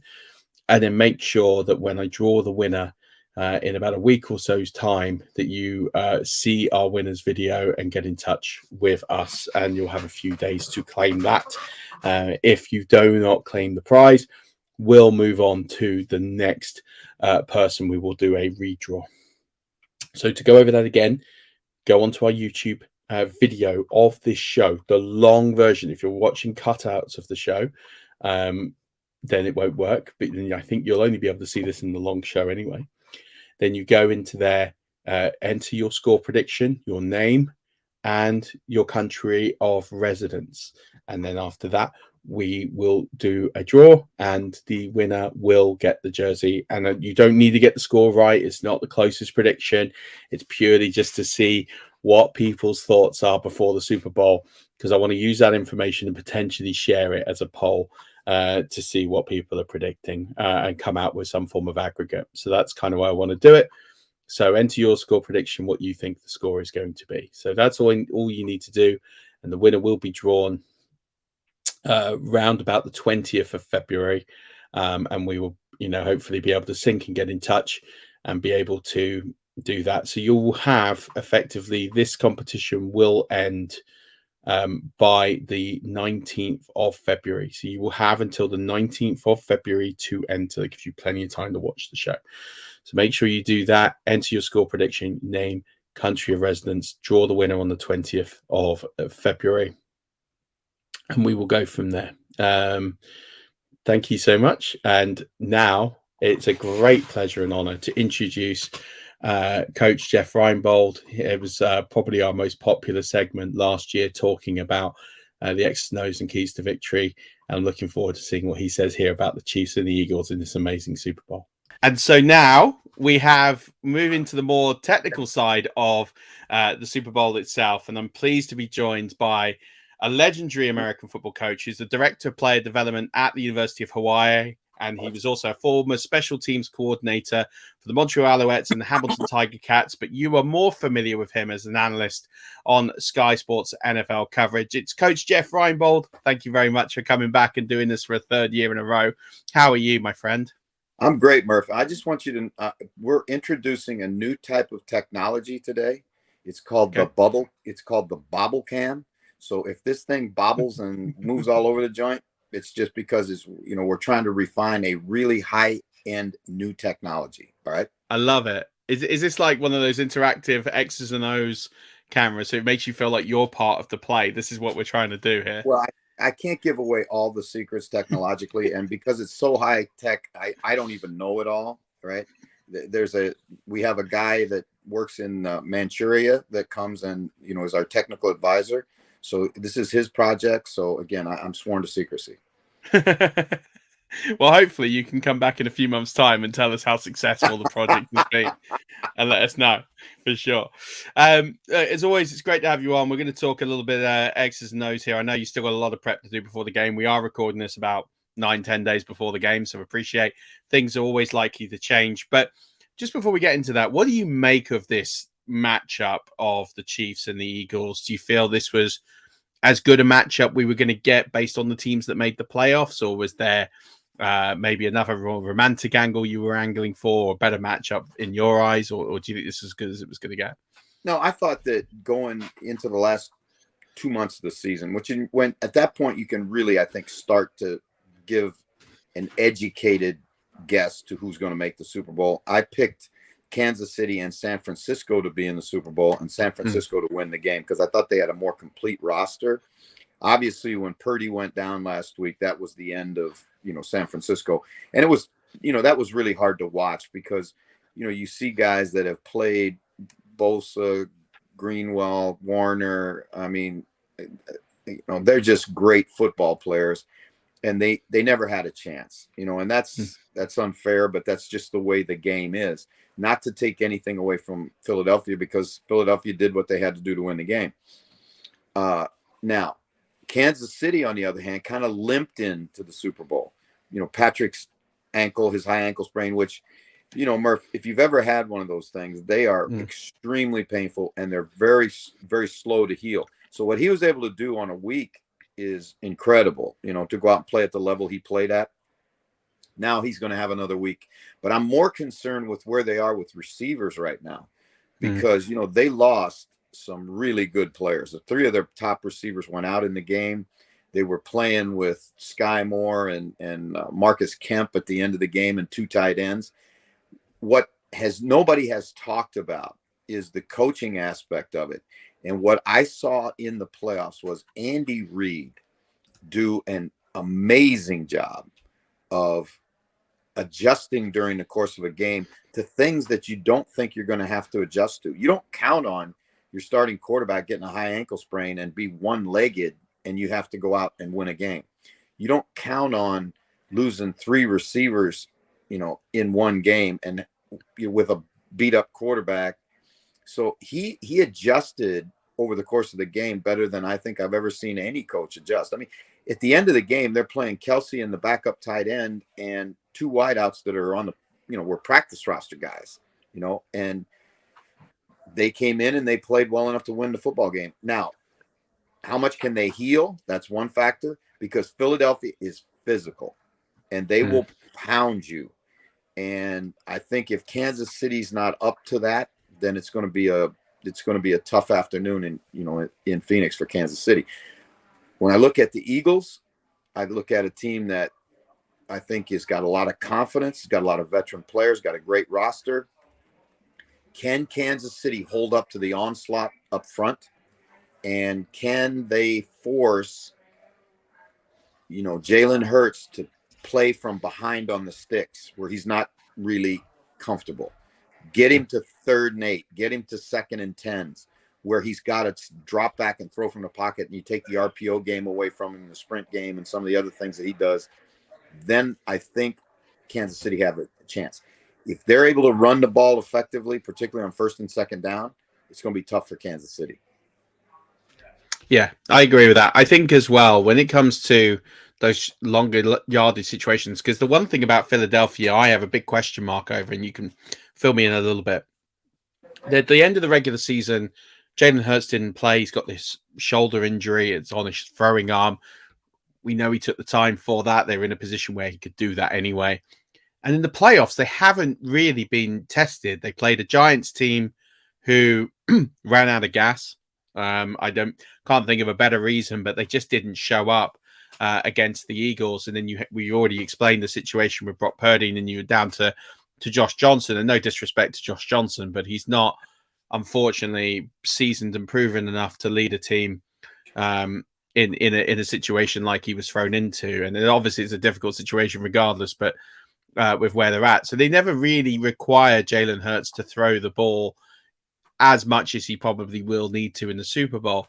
Do you feel that with that, have you seen anything from the last couple of games that suggest that that shoulder's healing and he should be okay? Or will you still hold some reservations about his injury going into this game? Well, I'm not as concerned about his injury as I am about his history, right? Okay. And when I say that, that is not a knock against the player, right? No. What I think Sirianni has done an outstanding job with in Philadelphia is he's tailored an offense to fit the strengths of his quarterback, not tried to fit the strength of his quarterback into his offense. And that is, I think, that's why these young offensive coaches in the NFL today are starting to get a leg up and starting to get jobs and all of those things, because they're morphing the college game into the NFL game. Because think about it. Nobody gets 3 years to win now. You either win right now or they find another guy. And so, and that's for players and coaches at, when I'm talking about quarterbacks. So you don't have, there's no developmental period, right? The college game and the NFL game traditionally have been historically very different. So what these young coaches with college backgrounds have started to do is bring some of the college offense to their quarterback so that he's more comfortable and can play at a high level faster, right? Yeah. Now, when he has to go back and take a snap, drop back, make a full field read, all of that, the jury's out right now, right? Especially under pressure in the biggest game. So I'm not, and again, I love Jalen Hurts, but I'm just saying that he hasn't done that yet. Jordan Mailata is a mauler at left tackle as a run blocker. He's an outstanding run blocker. But where you can get him is in his pass protection. So if Jordan Mailata, just like Jalen Hurts, is facing a lot of 3rd and 8s, 3rd and 10s, it's going to be a tough day for him, because Spags has shown, like last week it was genius, Murf. I mean, that's not genius. Genius is split the atoms and cure cancer and stuff like that. Good football coaches figure out how to use their personnel well. Well, they all of a sudden sacked Joe Burrow 3 times real quick in the game because he went to a system that he'd not played before. He went to Chris Jones and 3 defensive ends on the field. Okay. So he got all of his pass rushers on the field as soon as it got to be a long down and distance situation, which I think you'll see the same if he can get Philadelphia in those down and distances. If the Chiefs get up early and force the Philadelphia Eagles out of the run game, then it's going to be a different story. If Philadelphia has their way and they want to turn it, Philadelphia would love nothing more to turn this into a backyard brawl and say, we're going to run the ball 40 times against you. If that happens, Philadelphia will win the game, right? Now, that's where, all of these next 9 days is going to be so important, in how this game unfolds. Yeah, it's amazing insight. And I think the one thing I like I said, I worry about, because when you look at the personnel matchups, especially on offense, you would give the advantage to, ironically, the Eagles. They've got the better running backs who have been more consistent throughout the season and have continued to put up not just good yards per carry, but good yards after contact. Then you've got Jalen Hurts, who himself is mobile, has put up very decent rushing numbers himself. Then you've also got the wide receivers in A.J. Brown and Devonta Smith, who trump anything really that the offense of the Chiefs can offer, especially with all of these injuries. And yet somehow we always feel that they're at a disadvantage on offense despite all of this, because they've got to deal with Patrick Mahomes, Travis Kelce, and then the legend that is Andy Reid. So what can the Eagles try and do to bring the game in their way and be able to make it that that backyard brawl and control the tempo of the game? How are they going to stop Andy Reid and stop Patrick Mahomes and exploit maybe some weaknesses on that side of the ball? Well, I think the first thing they're going to have to do is they're going to have to own the line of scrimmage. Now, one of the things that creates an advantage for the Eagles is they live in 11 personnel. And that when we say 11 personnel, that's one back, one tight end, and 3 wide receivers. And most teams, and Kansas City is one of the teams that does it, when you go to 11 personnel, they immediately go to nickel defense, which is 4 down linemen. They take out a linebacker and put in another defensive back and play with 2 linebackers. So you're playing with what we call a light box. Normally you want 7 in the box. Now they're going to have 6 in the box. That gives Philadelphia an advantage because when you have to defend the quarterback, and this is really important for the fans to understand this, when you have to defend the quarterback in the run game, you create an extra gap that the defense has to defend, and there's nobody for that gap. So what Sirianni has been able to do by using personnel is create a numbers advantage on the line of scrimmage. One of the reasons they run the ball so well. Now they're great blockers. I'm not taking anything away from them. I want to make that perfectly clear. But I watched against San Francisco where Greenwell and Warner, who are sideline to sideline linebackers, all of a sudden they have to come up into the line of scrimmage and take on big bodies. And, and you look at a lot of those runs that Philadelphia had against San Francisco, they weren't on the edge. They were between the tackles. They were up inside, where whether it was Kelsey on a C block where he steps around the guard and goes up to the linebacker, or in a pure zone system where they double the 2 down linemen and climb to the linebacker. There were a lot of times that Philadelphia's backs didn't get touched until they were at the second level. And when you can do that, you're doing well. How much can Kansas City counter that? What's their answer going to be? I think one of the things you're going to see is Kansas City's going to say, okay, we're going to put the pressure on our corners. We're going to play press man-to-man, right? Take away all the easy throws, the slants and the RPO throws, and play another player in the box and be aggressive because we have to get the numbers back on our side. But if they play a too high shell and play nickel defense, Philadelphia will rip them. Yeah, I mean it's amazing insight because as a fan you're still picking up the X's and O's, you're still trying to see the weaknesses, but obviously we're dealing with 2 experienced defensive coordinators who are studying the game, especially someone like Steve Spagnuolo and Jonathan Gannon. These guys understand how to take advantage. Although this is Jonathan Gannon's, I think, first Super Bowl appearance, he's still experienced and seasoned enough to be able to see these advantages. Do you think here that with the talent that the Eagles have managed to amass on defense, that they are going to be able to run over the offensive line and force Patrick Mahomes into those scrambles that might affect his ankle and his throwing motion? Or do you feel that the containment approach will be the better approach for them to maybe let Kelsey get his yards over the middle and then not give up the big play and then force the pressure when they're sort of around field goal range through to goal to go? Or do you feel that they're just better off setting the tone early, being aggressive early, as they kind of have been in many of these games recently, and trying to stick to that? What would you do in this situation? I think what you're going to see is, again, like as they do their work, which they're doing right now, they're going to look at, hours and hours and hours of game tape, right? And they're going to look for any kind of advantage that they can create, any weakness that they can see on Kansas City's side of the football. So right now, where I'd say you have a chance, right, is Andrew Wiley at right tackle for Kansas City. That would be the guy that I would attack. And I would put my best pass rusher. And I think it was really interesting.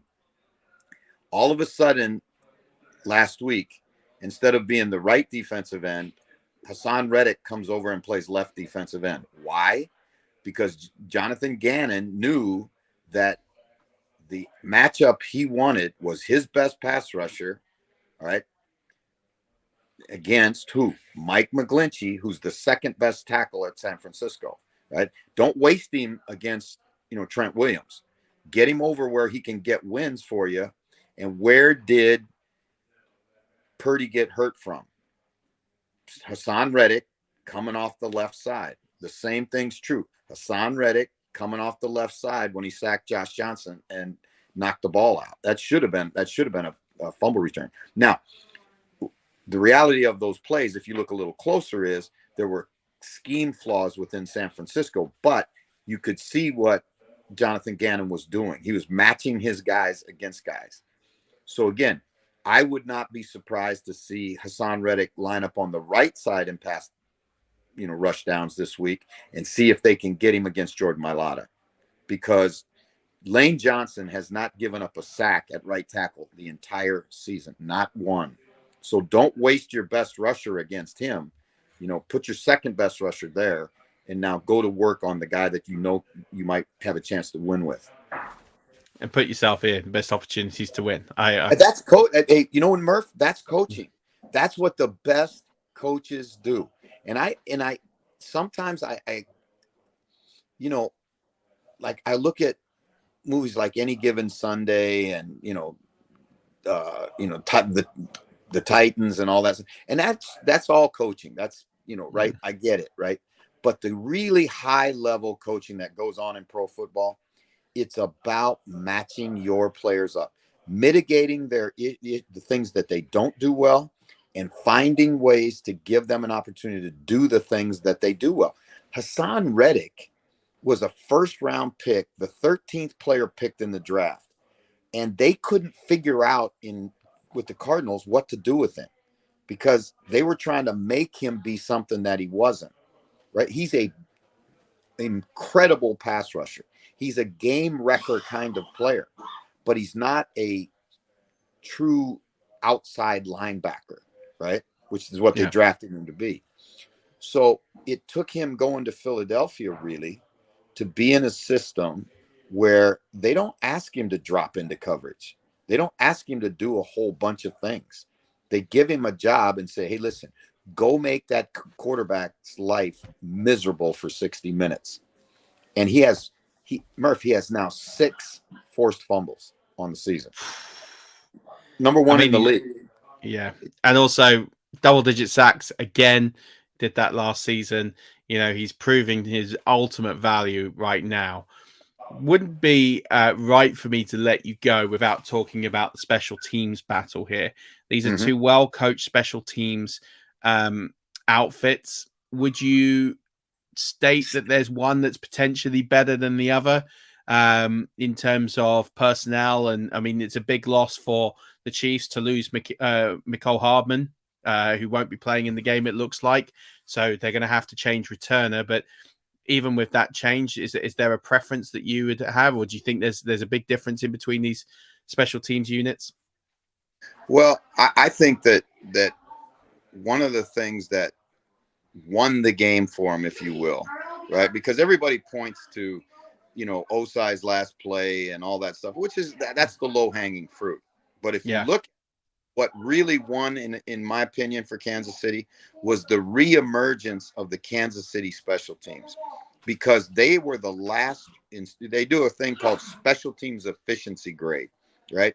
It's all of the factors in special teams: field position gain, field position loss, return touchdowns, field goal percentage, everything, every statistical category. It's like 14 items. And then they rank every team in the National Football League. Dave Tobe is one of the best special teams coaches in the league. However, this year, the Kansas City Chiefs special teams were 32nd out of 32 teams, right? But why is that? They got a lot of rookies playing. The roster's not built to be great on special teams. They lost some veteran players that were all good special teams players in the past. So it's been a long year for them. Sky Moore goes back in the game as the backup punt returner because they tried to make a punt returner out of him early in the year, and he muffed about 3 punts. Yeah, he did. And at a time when they need a huge return, he gets them a huge return, because if he doesn't make that return, and this is it frustrates me as a special teams coach because the freaking analysts don't even get it, right? No. But if he doesn't make that long return, even if Osai has the penalty, they're not going to kick the field goal, right? The field position that he gained on that play was huge. I mean, absolutely huge. And so it may be one of those kinds of plays that special teams become the turning point for either of these teams. Now, Philadelphia is better than Cincinnati on special teams, in my opinion. So I think it's going to be interesting to watch who goes back to return punts first. Are they going to, Sky Moore's got the hot hand. Is he going to go back and be the punt returner? We'll see. Because he didn't go into the game to be the first punt returner. He was the backup, right? Yeah. So again, there's a lot of factors at play here. And this is the biggest stage, man. This is where all the chips are shoved into the middle of the table. And we got one hand to play. We got 60 minutes of cards to play. And it's high stakes poker at its best. Oh, 100%. And this is why we love it, right? So the question, and this has been a theme throughout this show, is the Chiefs are now at the third Super Bowl in 4 years. Yes, granted, the one in Tampa was bizarre because of the lockdown and less media responsibilities, but still, they still coached the big game in a stadium with fans, granted not full. The Eagles, of course, were there 5 years ago. Different coaching staff, different personnel. Yes, there's a few holdovers on this roster, but it's very few and far between. If the game is close and it's down to those crucial moments, do you think the experience of Andy Reid, Patrick Mahomes, of being in their third Super Bowl in 4 years gives them advantage over Nick Sirianni and Jalen Hurts because they'll have the know-how of being in the situation of being in these tough places, whether it's maybe Sirianni and Jalen Hurts don't? Or do we feel we're just looking a little bit too much into that? Well, I think it's going to be interesting to see how Sirianni and his staff handle it when it doesn't go well for them. Because if you look at it, the two games that they've played in the playoffs have really been walks in the park. Yeah. Because they're so much better than the Giants, and the Giants had a great year, and Brian Daboll did a great job. But they're a team that's on the rise, not a team that's ready to win a Super Bowl. And then they go out the next week, and the sixth play of the game, the other quarterback goes down, and you go to a guy who's been on 14 NFL teams and hasn't thrown a pass all year. Not fair, right? No matter how good the defense is, right? And then you lose him, and now you don't even have a quarterback. You got, your tailback takes his gloves off and lines up and plays quarterback. That's not a fair fight. So he's had it his way the whole time. What I want to see is how do they all react if Kansas City jumps up on them 14-0, which can happen with Kansas City, right? Or if Hurts doesn't play well, or if Hurts goes down, how are they going to, how are they going to respond? I don't have that same question with Andy Reid because we've seen him do it time and time again. He's more battle tested right now. Doesn't mean he's better. It just means he's more battle tested. So if it comes down to that, logic would tell you go with the battle tested guy. Yeah, I agree. We've seen so many scenarios where coaches who haven't been under pressure, I immediately go back to Matt LaFleur in the NFC Championship game a couple of years ago against Tampa Bay and Tom Brady, and they opt to kick a field goal and give the ball back to Tom Brady as opposed to trying to go for the touchdown that would put them ahead in the game because they felt, well, at the end of the day, we needed the score.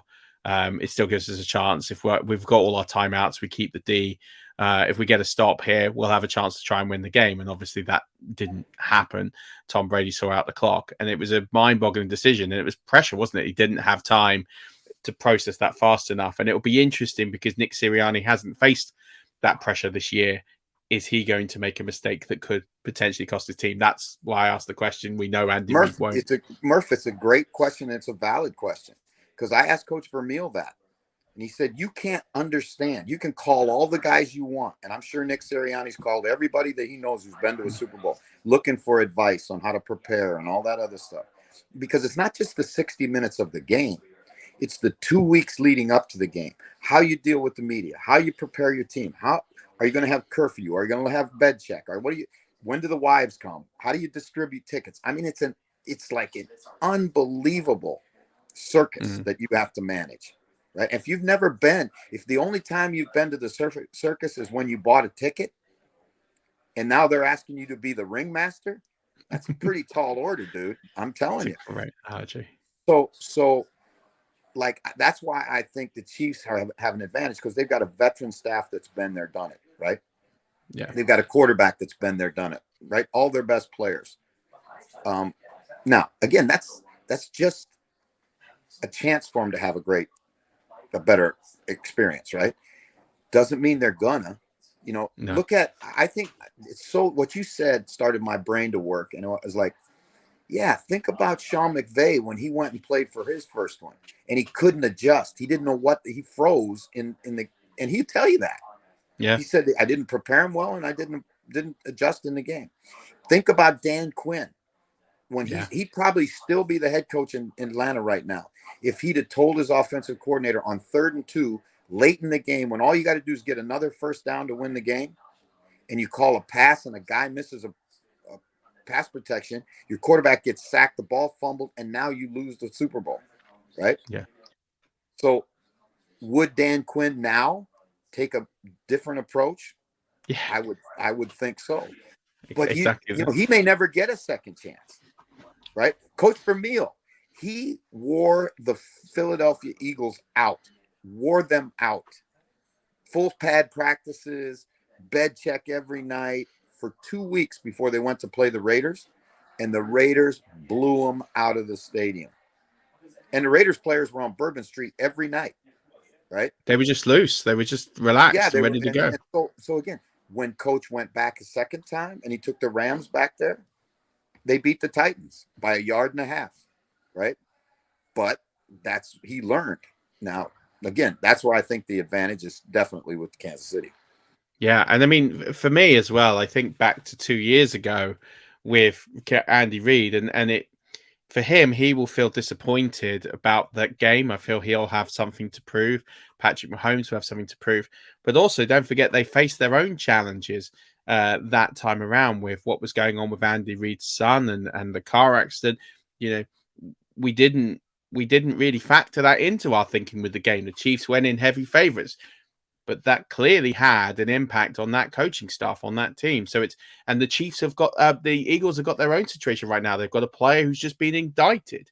All of those sorts of things are things that Nick Sirianni, again, as we say, have not had to deal with. And it's whoever I feel looks after and deals with those situations that are going to come up over the next 10 days, regardless of the person on the field, I feel could make the difference if this game is a close one. Obviously, if it's a blowout, it won't. But you don't wish this on anybody, but over the course of Super Bowl history, there have been more than 1 or 2 examples of, the Falcons are playing, I think it was the Packers maybe it was Denver in the Super Bowl in Miami, and their Pro Bowl safety, right, who had just won the Walter Payton Man of the Year award for the Falcons, charity work and everything that they've done, and goes out and solicits a prostitute and gets arrested. Okay. Now, the Cincinnati Bengals had a running back have a drug overdose the night before the game, right? The Oakland Raiders are going to the Super Bowl, and their Pro Bowl center, they're in California, and their Pro Bowl center goes to Tijuana, and they can't find him for the game. So these things have happened over the course. These next 2 weeks, there's no guarantees, baby. No. So, who manages all of this the best? And then who coaches the best those 60 minutes? Yeah, it's going to be a great game. I cannot wait for it. I'm going to push you for a prediction. Who do you think is lifting the Lombardi in 9 days' time? I'm going to say the Kansas City Chiefs because, again, until you get a chance to prove to me that they're not, I'm saying that all of their players are healthy, right? Mm-hmm. Now, if they're not healthy, it's a different dog, right? Of course. But to me, I'm always going to go for experienced coaching and experienced quarterback play. Yeah, I'm with you on that. That's my prediction all the way through as well. Until I hear something otherwise that's going to make me swing, I'm with you. But thank you so much. Is there anything you want to plug, or obviously you've got the show that you'll be doing? Can you share with us any guests that you'll have on Sky NFL on Super Bowl Sunday? We're going to have a loaded group of guests all during the week from Radio Row. We'll do a show every day. Christian Wilkins is joining us on game day. The legend that is Ryan Fitzpatrick will be there. It's going to be a lot of fun. I think it's going to be a great great presentation by Sky. Great way to end the season. Stay with us at the Jeff Reinbold Show every week during the off season. We're going to continue to expand that and podcasts and all the things we do leading up to the draft. So there is no off season for us, Murph. We don't play that game. Off season's where it all comes alive. This is when the real work is done. I love it. Well, look, Coach, thank you so much for joining us again. Good luck Sunday. Looking forward to tuning in and watching you dazzle us with the knowledge and breaking down the game as we're going through. There's nobody better in the business to do that. So thank you once again for joining us.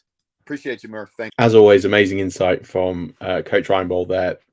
Really appreciate his time.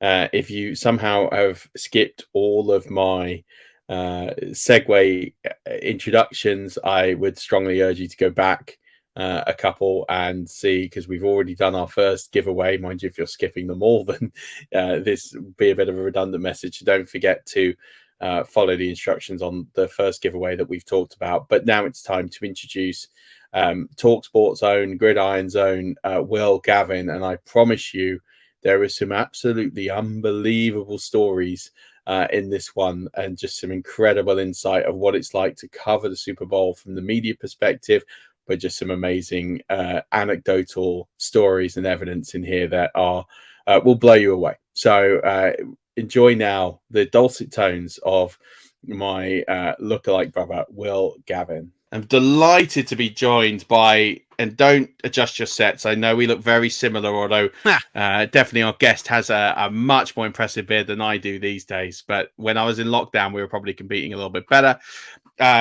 You probably all recognize, if not the face, definitely the voice. But please welcome TalkSport Gridiron presenter and broadcaster. He's an institution here in the NFL UK community. It's Will Gavin. Will Gavin, thank you for joining 5 Yard Rush on our amazing Super Bowl show. How are you, sir? And I see you got TalkSport in the background getting that promo in there. Stop it, Murph. Stop it. I'm actually in the TalkSport studio where I do a lot of the Sunday night broadcasting from at the moment. So that's normally where I'm sat when I'm doing Sunday night football, with the games on all those screens up there. And it was just the most quiet place in the office because there's no sport on this afternoon. So I've snuck in here. There's air conditioning and it's nice and quiet. So this felt like the best place we could do it. Still Absolutely. Rushing around, trying to get everything ready before heading off to Arizona. But yeah, it's got to be on brand sometimes. I love it. Yeah, absolutely. And then listen, what a brand to have behind you. So you mentioned Arizona. When are you flying to go and cover the game? When's your flight out? I set off on Sunday, so we get in Sunday afternoon, and then Radio Row for the full 5 days up until the game. So yeah, we're out there for about 8 or 9 days, I think. I know there's quite a few this year coming out a bit later, kind of Wednesday, Thursday onwards. But for us, like, the social content and stuff we get around opening night and all of those things is just it's too worth being there. I should have maybe just sent a couple of the guys out of the 4 of us going. I just let them go ahead, but you know, who can complain about being in the Super Bowl city for a few days? Absolutely. And it's Arizona. It's going to be a relatively nice weather, even at this time of the year. And, you know, it could be, there's far worse places in the world to be than being there on Radio Row. But we're going to come back to that. We are going to just quickly, before we get into, you know, what it's like covering a Super Bowl and then some of the media things that you do, because I think that's going to be really interesting to our listeners to understand what it's like to actually, what the event of the Super Bowl is. Most people obviously know the game, they know there's a Radio Row, but the behind the scenes element of it. But the Super Bowl itself this year, the 2 number 1 seeds, Kansas City Chiefs, Philadelphia Eagles. Appreciate you're a 49ers fan, so this does come a little bit bittersweet. But what is this matchup for you in terms of your thoughts on it? Do you think this was neutral, you know, being neutral here, as good a matchup as we were going to get in a Super Bowl? And just your initial take, really. I got to the point where I thought any matchup of the Final 4 was going to be great. I genuinely believe that. And I know that sounds very fence sitting, but I think that all 4 coaching staffs, all 4 rosters, all 4 quarterbacks, even with Brock Purdy in there, all had the ability to go and win a Super Bowl against anyone else they'd be matched up with. And actually, I very strongly said ahead of the conference weekend that I thought the winner was coming out of the NFC either way.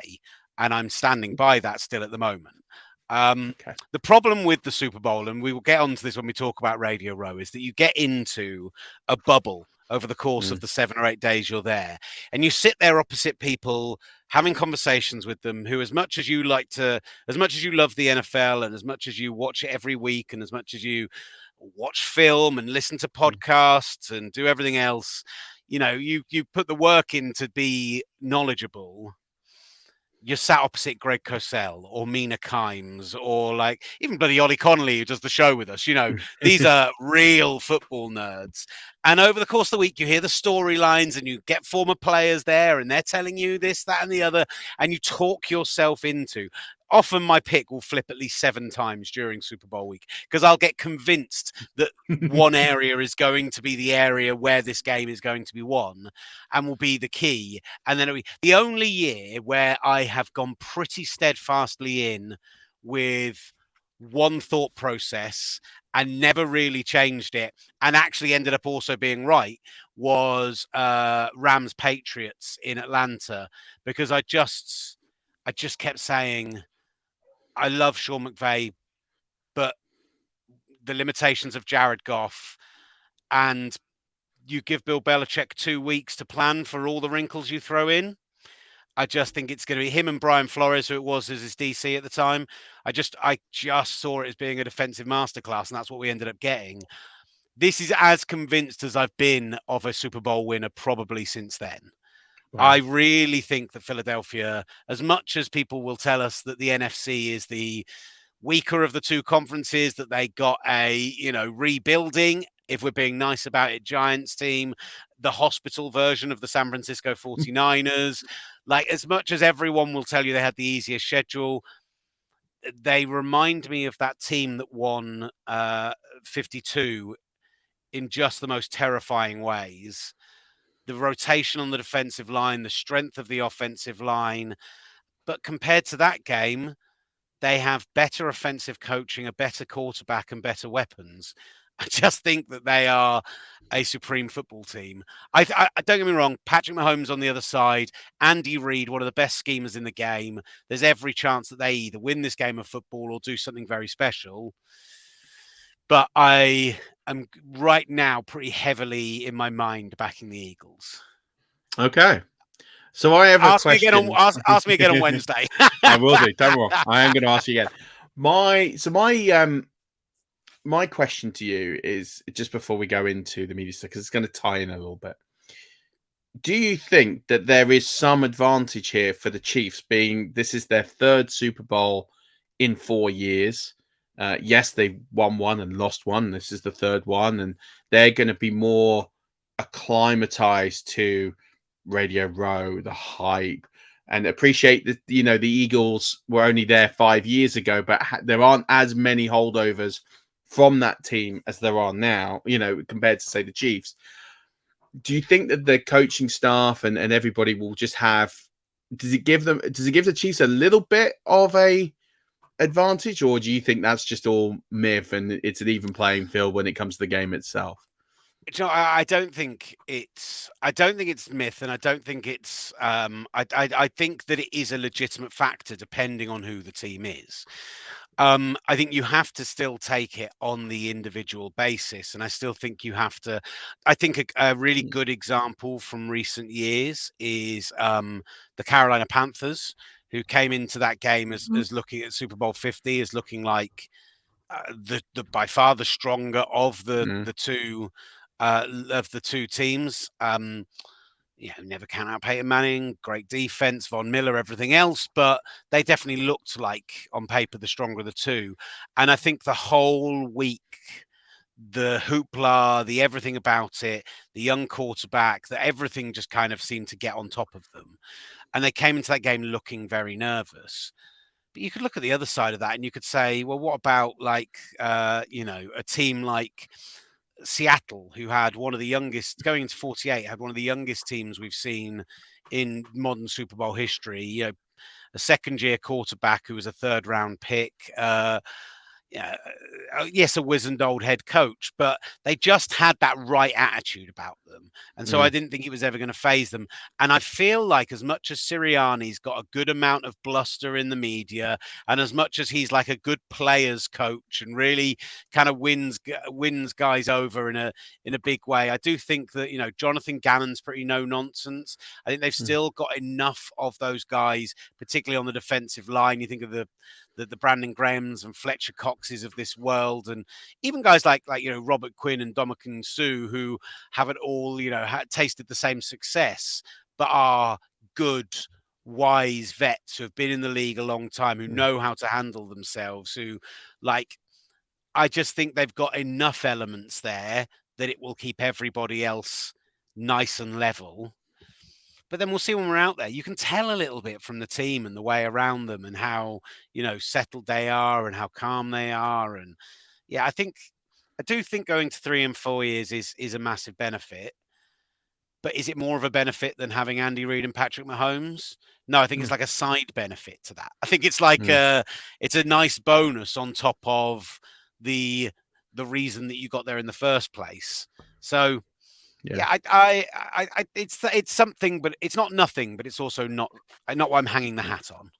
No, and you can also sort of scrub 55 with that being a lockdown pandemic, and the media, the radio row was kind of minimal at best. Most of it was done remotely. There certainly was not the foray to build up. Yes, there was some people in the stadium, but it was a very reduced crowd for 55. So, you could almost say, yes, that experience is there, but they haven't experienced it since they last won a Super Bowl really in its glory. So I take your point. I think it's nice to have, but yeah, probably not too much to hang your hat on. But let's talk about that experience. So, you mentioned you're out there, you've covered, how many Super Bowls have you now covered? Like, this is, you must be doing this quite a while. Like, how many have you actually been there in person for and covered? So I was actually just doing this maths in my head a second ago. My first one was actually the last time they were in Arizona, so Super Bowl 49 for Patriots Seahawks, the Malcolm Butler interception on the 1 yard line. So how many have there been since then? 1, 2, 3, 4, 5, 6, 7, 8. So this would be my 9th, but I did, obviously for obvious reasons, I didn't go to 55 at Raymond James. So this would be number 8 for me now, which is mad to think about. Like the first, to be fair, the first 3 or 4 I went to. In fact, the first 3 I went to prior to the Eagles' last Super Bowl win were all very much self-funded. Using where I worked and doing that work to get into the game and cover the game, but making a loss versus flights, hotels, everything else. Sleeping on Matt Sherry from Gridiron's floor at Super Bowl 49, for example, was very much in the mix. But I've as much as sometimes when people go, "Oh, you're so lucky," I think to myself, well, I worked quite hard to get here as well. But I do feel incredibly lucky. I do feel ridiculous that this is my job, and there's part of me that's this week been going, I'm getting into my late 30s, and the NFL season is starting to tell on me more and more as I do Sunday night football, Monday night football, Thursday night football, and try to keep up the old 9 to 5 as well. And I was getting towards the weekend going, Christ, I'm tired already, and it hasn't even started yet. And I had to kind of slap myself a little bit and go, hold on, calm down. This is going to be great. Don't stop stressing about it. Well, look, you say it's boo, but you've worked so hard, as you say, and you've made a lot of sacrifices. And I guess that's the thing that people don't see, is they don't see what it takes to get here and the amount of hard work and sacrifice that you've got to make in order to create these opportunities. And a bit of it is luck as well, being in the right place, the right time, knowing the right people. But you have certainly carved that out. We're grateful for you for that. If anyone has ever listened to your coverage, like I have on many occasions, and had the honor of speaking to you, and understanding your knowledge of the game, the background, it's just amazing to have people like you covering the sport. Because as much as the American commentary is phenomenal, and it is. And I'm not knocking any American broadcaster or anything like that. It is really, there is something special about tuning in on a Sunday, listening to you and Nat and you know, Ollie, as you mentioned, and getting a lot of those UK voices talking about the game, because it just brings it home. There's just something with the verbiage and the language and the way that you tell the stories and as they're unfolding. It just, they relate more, especially if you're a big sports nut. You've grown up with English commentators, and you know, we put commentators in this country on a pedestal because of how great they are. And unfortunately, we slam a few that perhaps aren't great. So, you know, it's a privilege to listen and to hear these stories. And I just want to get into a little bit about, because I think some of the insight that people don't get is Radio Row, is all of those elements that happen around the Super Bowl and the media event. So how does it start in terms of Super Bowl? So you say you're flying out there, it kicks off Monday. What is it? I mean, how does it start from an activity perspective for the media, and what's the rest of the week like? How does Radio Row work and those sorts of elements? Firstly, you are far, far too kind, and you make a man blush, and that's too kind for you. Look, the week is made up of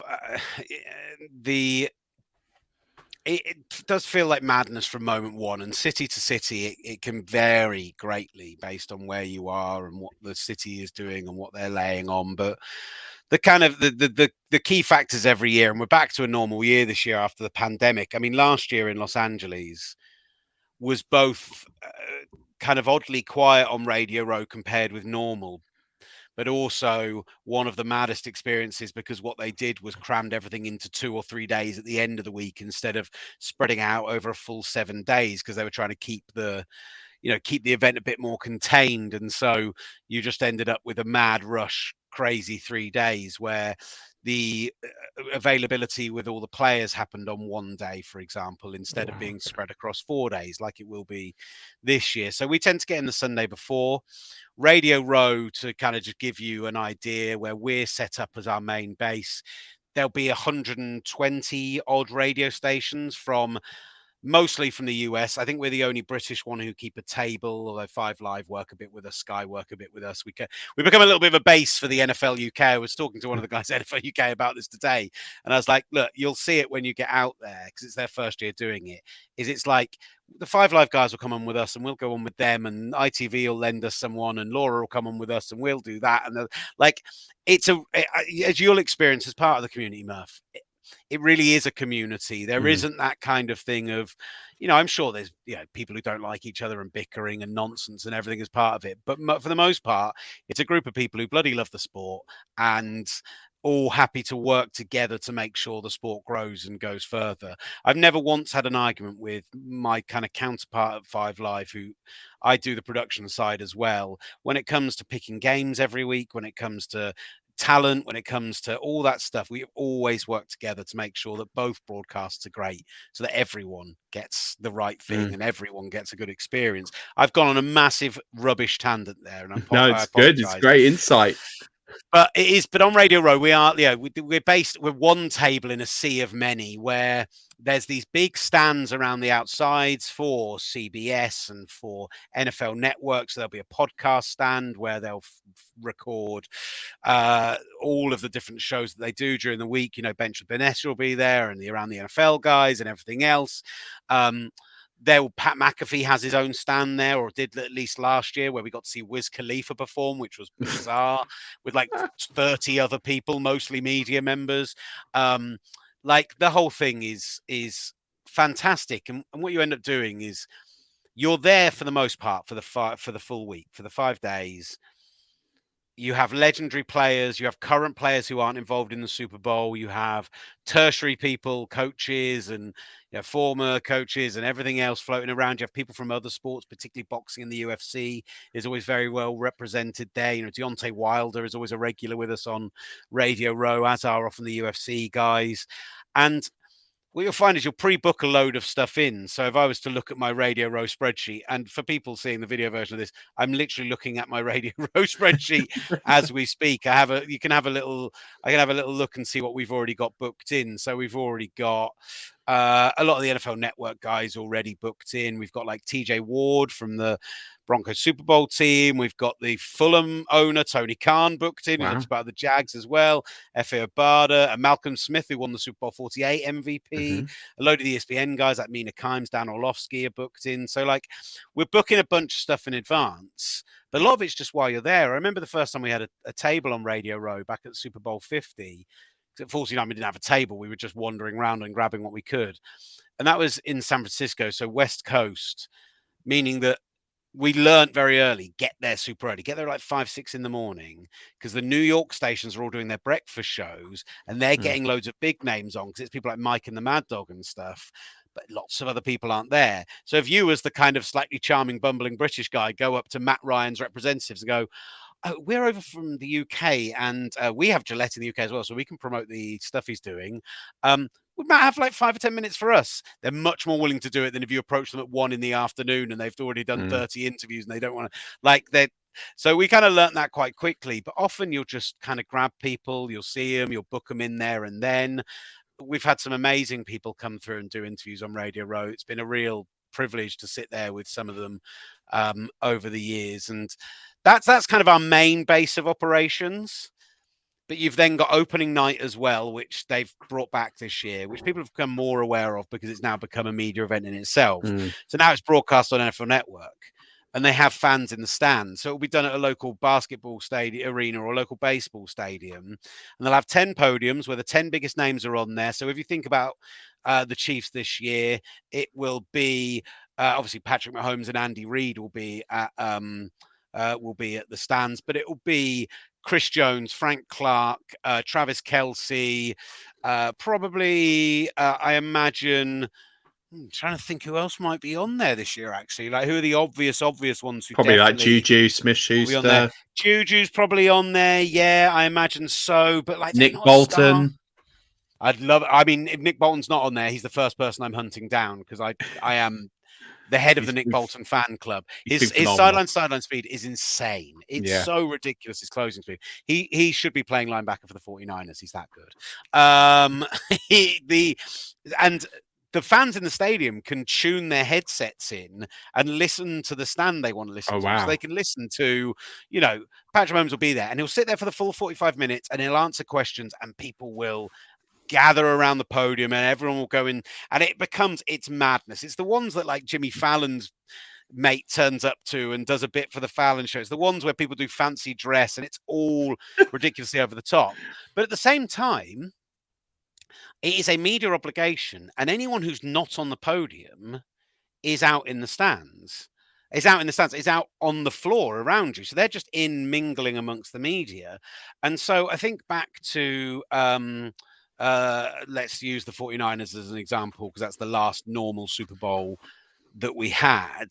I think back to that team, and I very specifically remember like going on the floor there and getting 10 minutes with Bobby Turner, who's the running back coaching legend, who like coached with Mike Shanahan and coached now with Kyle Shanahan and like fronted a load of those teams. I got loads of time with Emmanuel Sanders because he wasn't one of the people who was on the podium. I got a load of time with Quan Alexander because he wasn't one of the guys on the podium, and they're just milling around and they're just hanging out, and like you're like, do you fancy doing 10 minutes for UK radio? And you'll just stand and have a chat to them, and that is bizarre. It's so weird, because then for the rest of the week they do media obligations, and what they tend to do is these round tables where every day for Tuesday through Thursday they have to make 10, 12 guys available, a couple of coordinators, a couple of coaches, a couple of players kind of thing. And you'll go and they'll be on a round table and you'll be able to get 4 or 5 questions in. And so you have to kind of time which day you go based on who you want to talk to and all that stuff. And it's mostly the beat writers. But that opening night is genuine madness. And keep an eye on social media on Tuesday morning, because you'll see just how crazy the whole thing is. And then there's the fun stuff. I've rambled on for ages here. Radio Row and opening night, that's the work. We produce radio shows. We put them on TalkSport 2. We put them on TalkSport. We make podcasts. We make social content. We do all of that. And then we get to have some fun as well. It's very much work hard, play hard. They do a media party, which is normally on the Tuesday night. where essentially they ply us with free drinks, so we say nice things about the city that we're in. They have to do it somewhere. This is where LA was crazy. So normally it's at like the aquarium, or it's at a local museum, or it's at like somewhere. They'll find somewhere quirky and fun to do it. In LA, they did it at Universal Studios. They shut Universal Studios 4 hours early, and if you went that day, you got like a discounted ticket. And from I think 6 p.m. till 10:30, we had full access to Universal Studios. All the rides, all the food was free, all the stalls were open just to help you go and order and help yourself. Free drinks, and because it was only the members of the media and the team, like all the people on the outskirts of the team and stuff like that, I don't think I queued for anything for more than 2 minutes. It was insane. Honestly, they must have spent hundreds of thousands of dollars. I don't understand how it could be any cheaper than that. So, I mean, Arizona, when we went there before, they did it at the golf course where they hold the Waste Management Open, which is also the same week, insanely. And it was nice. It was a good event, but I've never seen anything like it. And I don't imagine anywhere else will ever do it like LA. It's just a very, very Hollywood thing to do, isn't it? Wow, and then also you got to think it was the first one there for so long, and bumping into F.A. Obada on the queue for the Jurassic Park water ride was a particular highlight because he was just there with his mates having fun. I was like, "All right, F.A." He's like, "Hey, how you doing, buddy?" I was like, "Yeah, this is mental." Everyone just going around going, "Well, this is mental, isn't it? This is bizarre. What the hell?" Yeah, that's a good time. I just want to know, did anyone break anything? I'm sure it's long enough now where the statute of limitations might have run out, but did anything break? Bones, I imagine, but I don't think anything within the park. Not that I'm aware of. I certainly saw Ollie Hunter and Matt Sherry running around like headless chickens a couple of times and lost track of them for a long period of time. But no, it was fun. The only other time it's compared to that, Minnesota, they did it in the Mall of America, in the theme park they have in Mall of America, but it's not the same as Universal Studios, obviously. Yeah, it's so stupid. It's so stupid. Too old for it. The one thing we don't do, which everyone thinks we do, is don't end up at you see the Fridays and Saturdays and all the parties that they put on. Yeah, don't end up at those. That we're not cool enough for those. Jay Glazer's not inviting us to the Fox party. We're not getting into the Playboy party. We did go to Drake's suits and sneakers and realized that we were the kind of completely odd balls out and shouldn't have been there, and ended up sneaking off after about an hour. But otherwise, yeah, it's Friday, Saturday is normally the quietest part of the week, to be honest, before the game. Bizarrely. Yeah, that is bizarre, because I thought it would start big, then it would sort of slope down a little bit, and then as everyone gets into town for the weekend, it would ramp up. So that does surprise me, quite considering that it does slow down. I have to ask you, what's the best interview? And it could be person, or it could just be because it was just saying batshit crazy. Best interview you've done in Super Bowl week?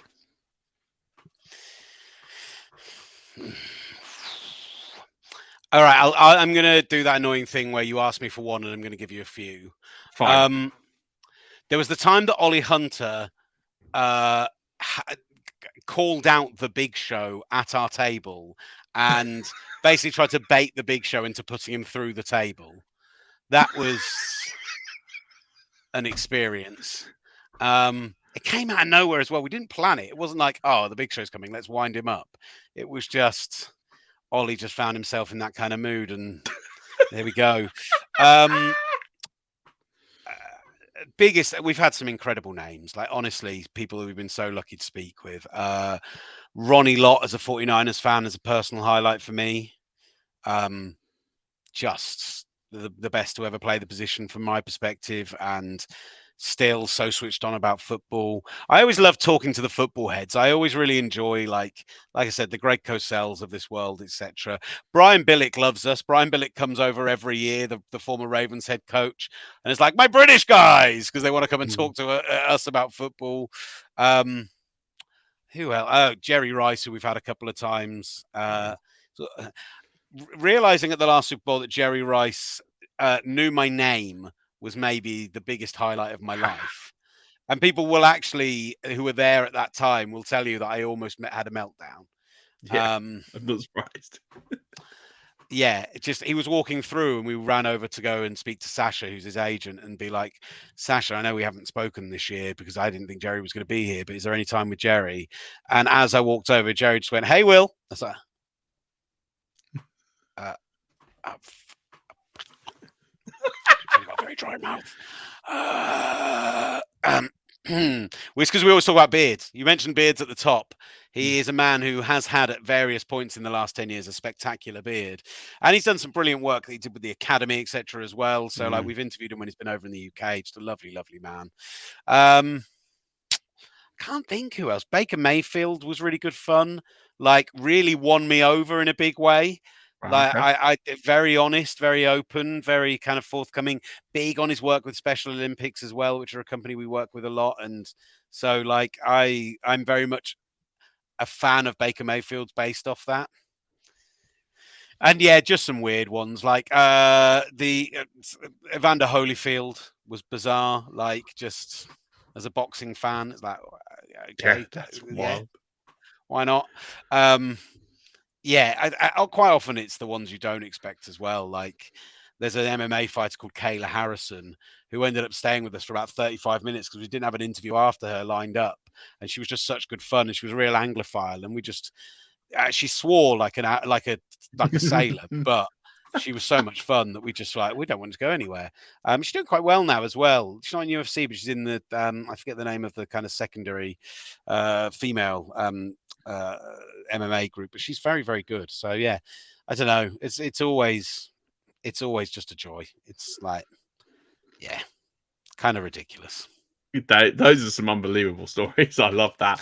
And do you want one more? Do you want one more story? And I know I've been going on for too long. No, I'm going on for too long already. But I'll give you one more story, which was when we were meant to be interviewing Alex Smith at Super Bowl 52, and we were in Minnesota, and we had him lined up, and you know, he'd been at the Chiefs, and we got him essentially because we had a relationship with Patrick Mahomes and with his agent already because we'd had him on as a rookie. We've had Pat on a few times. Obviously, he's been at 3 of the last 4, which makes it more difficult to interview him. But he's always been great value. But we kind of got Alex through that. Like, actually, they were like, we know Alex's agents. Do you want us to hook it up for you? We were due to interview him about 1 PM, and it was one of our biggest names we had lined up for the week. And we were, we knew there was a good chance he was going to move on that off season. We knew, like, Patrick Mahomes, they wanted to install him as a starter, played well in week 17. Like, they'd gone out of the playoffs at the championship game, but like, he'd really proven himself as a starter. And about half an hour, 45 minutes beforehand, his agent came over to our table and cancelled the interview. Obviously, we were gutted. This is not me digging out Alex Smith. I want to be clear on that now. Yeah. But came over and cancelled the interview, and we were like pretty devastated. But we were like, well, that was kind of our next big thing. So let's go grab some lunch. And because Radio Row that year was in the Mall of America, we literally were surrounded. But there was a Shake Shack next to us, a little noodle place, like a burger place a little bit further down. So we went and got a Shake Shack. And while we were in the queue, we spot Alex Smith sat in Shake Shack on the phone. And we're like, oh, Alex Smith is here. Oh, interesting.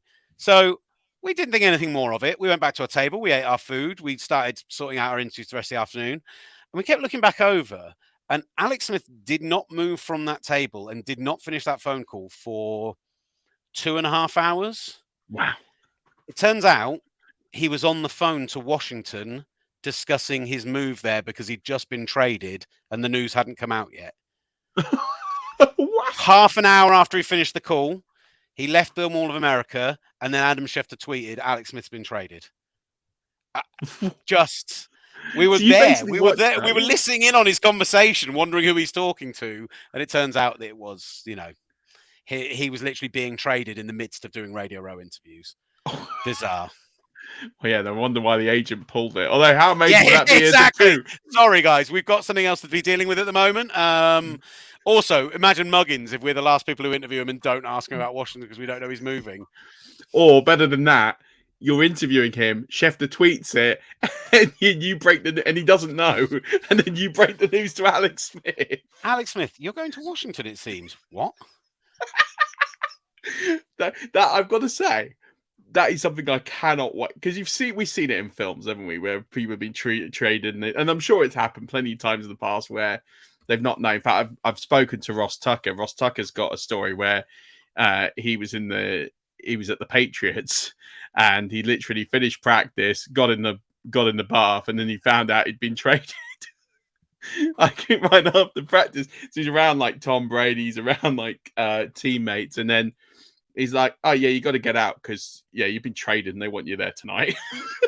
Do you know what? Ross is another one who's always fantastic value on Radio Row, always excellent. I've never known anyone better at plugging their wares, better at slipping in the plugs into just any random question. But he's a lovely guy, a great guy. We'll probably speak to him again this year. Do you know who's really good? Shane Vereen, who happens to be our co-commentator on our TalkSport coverage this year. He's great. I love Shane. I've learned from Ross Tucker. I love it. You nailed it. And and you're right. He is absolutely brilliant. Well, it's come that time where you can do some plug-in now. So tell us where we can listen to you on Super Bowl Sunday, and anything else that you've got in the pipeline that you will be working on maybe after the Super Bowl's finished. Well, throughout the week, we'll be doing live shows on TalkSport 2 every day, 4 p.m. on TalkSport 2, Road to the Super Bowl with 888 Sport, repeated at midday every day as well. You don't have to remember that. Just follow our Twitter and you'll see it there, and you'll see it. And in fact, it's 4 o'clock every day, except Monday, because we've got a live football game on. But every other day, it'll be 4 o'clock. And then Super Bowl Sunday, we're on air on TalkSport on the main channel from 11 p.m. It's myself. Ollie Wilson is on commentary, who's done our last few Super Bowls with us and does the London games. And then Shane Vereen, Super Bowl 49 winner, back in the stadium where he caught 11 passes from Tom Brady on their way to a Super Bowl victory. He'll be our co-coms, and we might have a very special fourth person along as well. We're trying to figure out the logistics. We're trying to figure out whether, basically, it's because there's not enough seats because so many people are going to the Super Bowl. But if we can get an extra seat out of the NFL, we're going to have a very special big name guest who will be the fourth person on our commentary. But that's all I can say for now. No clues at all. Is it a player or ex-player? I'll tell you only that they are going to be pretty partisan towards one of the teams involved. Okay. That will keep us in suspense for a few days while we try and work that one out. It might not happen, and if it doesn't, I'll be sad. But you know, well, I'll tell you what. If it doesn't happen, then I'm going to expect a DM for you to tell me who this person was supposed to be. Fine, I can give you that. Okay, but anyway, I think it's been an absolute pleasure having you here. The stories, unbelievable. We could have filled the whole Super Bowl show with just the stories and the atmosphere you've had. I wish you safe travels because we have recorded this a little bit in advance. So when people listen to this, you're already there and you're already doing your shows. But I just want to say thank you so much, Will Gavin, for your time and safe travels. I hope you enjoy the game, and let's see if the Eagles end up winning Super Bowl 57. I've talked myself into it for now, but by the time it goes out, I may be going the other way with it. Well, look, appreciate you as always and appreciate your time. And so an amazing bit of insight there from Will Gavin. I learned a great deal from it. I'm so glad that he came on and did this. And plus, we got a lovely tour of the TalkSport offices, which is never always a bad thing there. So yeah, really enjoyed that. But now it's probably fair to say that this is the headline guest. It's someone I'm so grateful to have got to know over the last few months. Someone I'm so grateful that was to give us the time to do this recording and to do this show. And speaking to him on basically the 20th anniversary of him winning his Lombardi Trophy as a winning quarterback for the Tampa Bay Buccaneers, it gives me my absolute honor and pleasure to introduce you NFL and World League legend, Brad Johnson. Enjoy this. This is a really, really, really special moment. Well, ladies and gentlemen, this is an absolute treat for me and for all of us here in the UK and across the world watching this. It's my absolute pleasure to welcome an NFL quarterback veteran, 18 years played in the NFL, but also for us here in the UK, he managed to play in the World League. He did an incredible stint here with our very famous London Monarchs, two-time Pro Bowler, and of course, Super Bowl winning quarterback from Super Bowl 37. You can see that emblem behind him. Brad Johnson, welcome to our very special Super Bowl show at 5 Yard Rush. How are you doing? It's a real honor to have you here. Yeah, doing great, Adam. I appreciate you having me on your show, reaching out to me, and so it's an honor to be here. And we'll tell some stories and have a good time.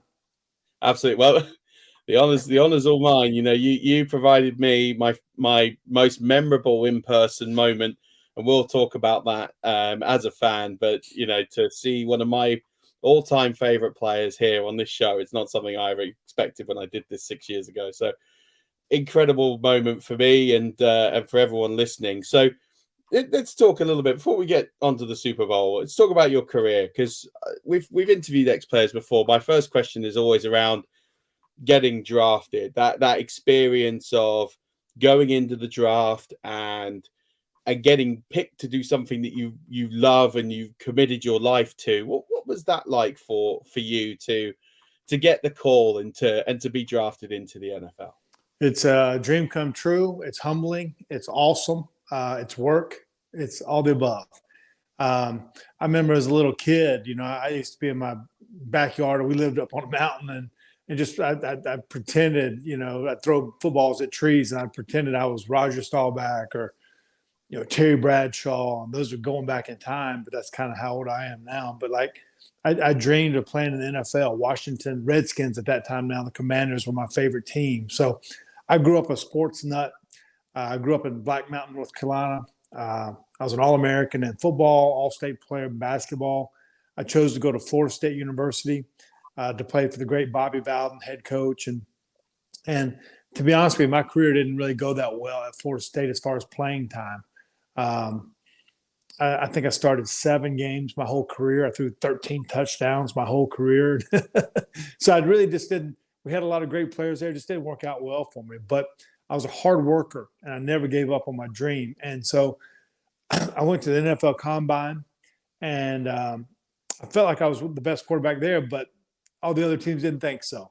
So I was drafted in the at that time there were 28 teams. I was drafted the 9th round, 227th pick, the 14th quarterback of that draft. And I remember laying around on my dorm floor with my dad.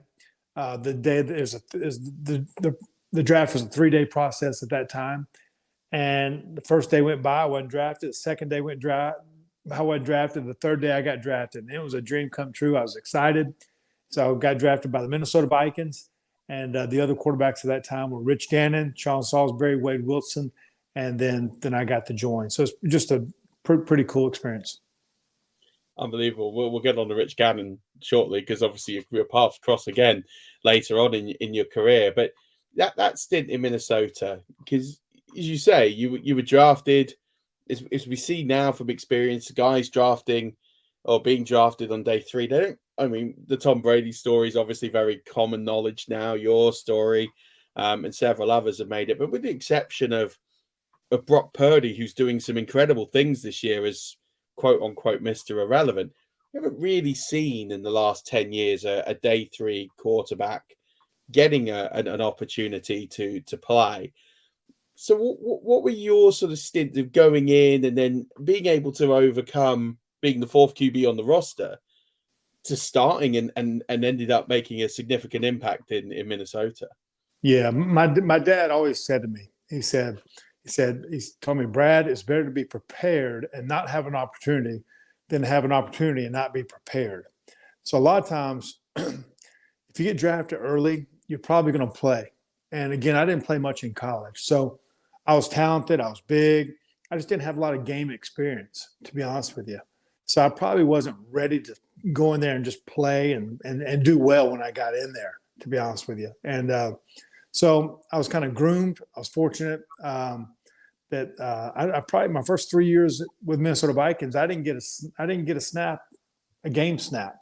My first 2 years, I didn't get a practice snap. Okay. And then training camp, I got snaps. But I mean, think about it, going 2 straight years and not get a snap in practice. And so I just did the work. And then my moment came. And so you just sometimes you need a break. You need either the starter to, my situation, you need the starter to be either in a contract situation or to get hurt, unfortunately. But that kind of happened with me with Warren Moon. He was a starter. He got hurt. I was in a contract year. I played well and ran off with it. And but I love the team, love the coaches and all that stuff. But I just needed time to be groomed, and I was. I was fortunate for Denny Green, the head coach, and Brian Billick and Jack Burns, and all those coaches that were in my life at that time, just to be patient with me.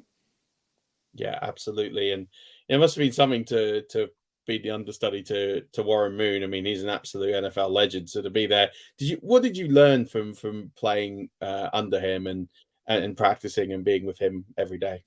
Yeah, the starters my first 3 years were Rich Gannon, who we later played against in the Super Bowl, and then Jim McMahon, who won a Super Bowl with the Chicago Bears, and Warren Moon. But you learn practice habits, how to study film, how to take notes, how to deal with the receivers, the prima donnas, how to build up your line, how to build confidence within the team, how to get the plays that you want with the offensive coordinator, how to deal with success and touchdown passes, and how to deal with failure with interceptions and losses, and how to deal with the media. Like it's high stakes, high reward.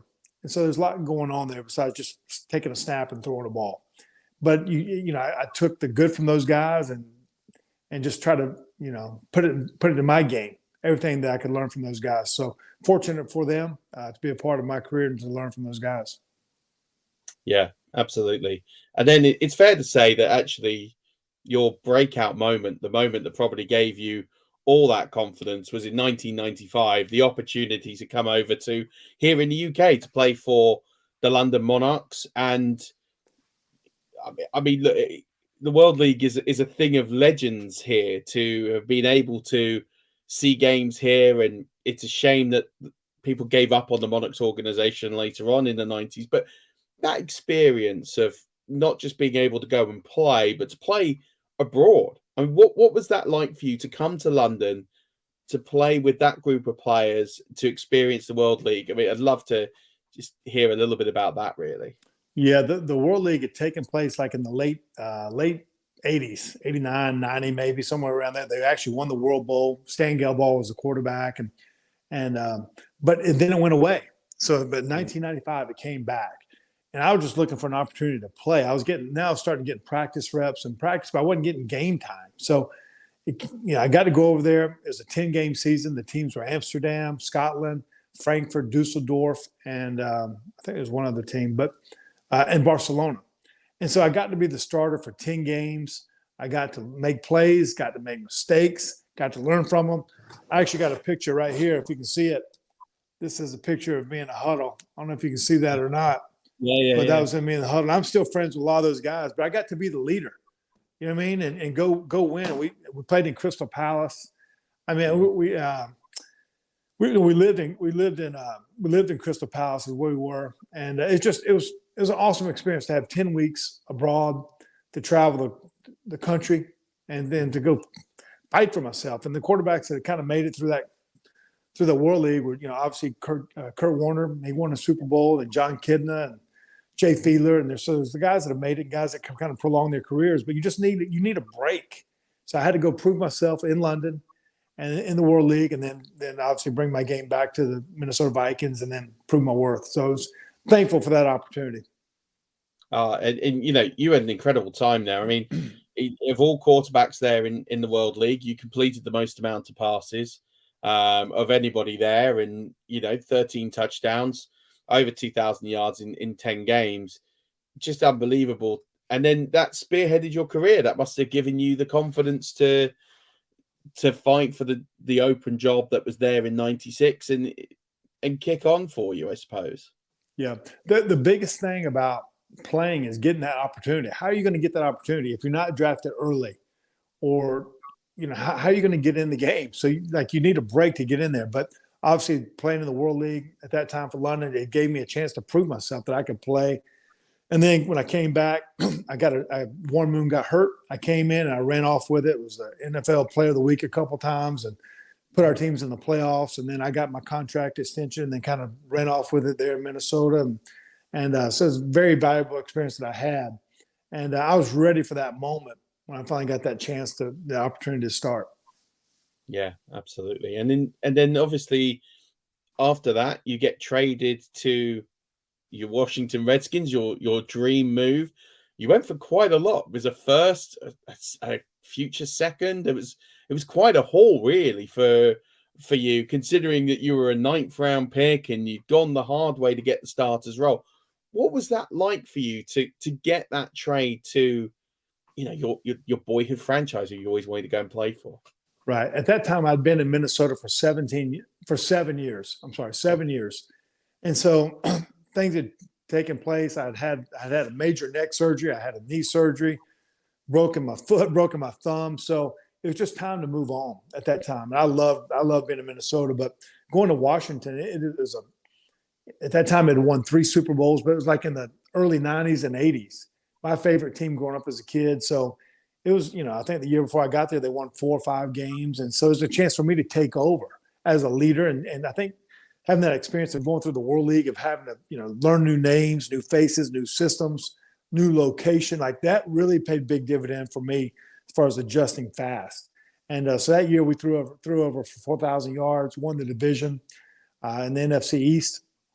Loved playing for North Turner, loved playing for at that time, the Washington Redskins. It was an awesome experience. And that trade that they gave up all those picks, they actually got them back with the Champ Bailey, Ricky Williams trade that was taking that same. So it actually kind of worked out in favor of, it washed all out. So loved it. Loved that opportunity, though. And, of course, you made the Pro Bowl your first year. You threw for over 4,000 yards, best year of your career from a passing yards perspective. And then after 2 years, you hit the free agency market and you're being courted by Brian Billick and, your old offensive coordinator, but you choose the Buccaneers. What led you to that pivotal decision in your career to go to Tampa and be the starting quarterback there?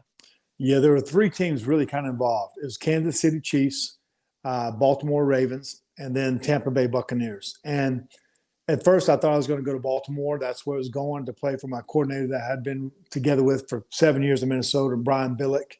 It would have been they just won the Super Bowl, and as the contract stuff got negotiations, I just felt like I had a more secure contract as far as money goes in the bonus and all those kind of things in Tampa. And then I got into the fact that, I want to go to a place that had never won a Super Bowl, to be the first quarterback to have won it for that organization. So Baltimore had won it with Trent Dilfer. Kansas City had won it with Lynn Dawson back in the 70s or whatever it may be. So I chose Tampa. I had obviously I'd played with Tony Dungy. He'd been the defense coordinator for 3 years in Minnesota with me. Had a great relationship with him. And I knew a lot of the Tampa Bay players, Derrick Brooks and Warren Sapp and John Lynch and all those guys. I'd played against them a bunch in Minnesota and Washington. So it just a lot of great respect. It was an easy transition for me.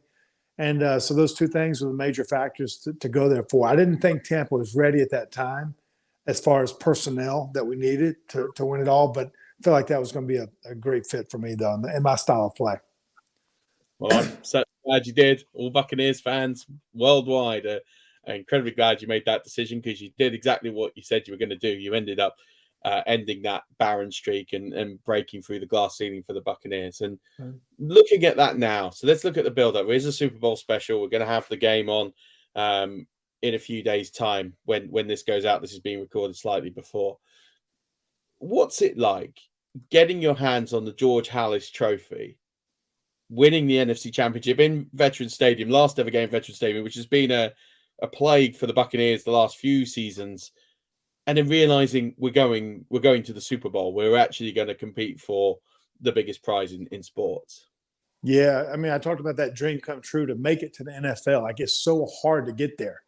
I mean, just hard to get an opportunity in college, not alone pros, and then to actually make it. And sometimes you feel like the dream is bigger than what it really is sometimes.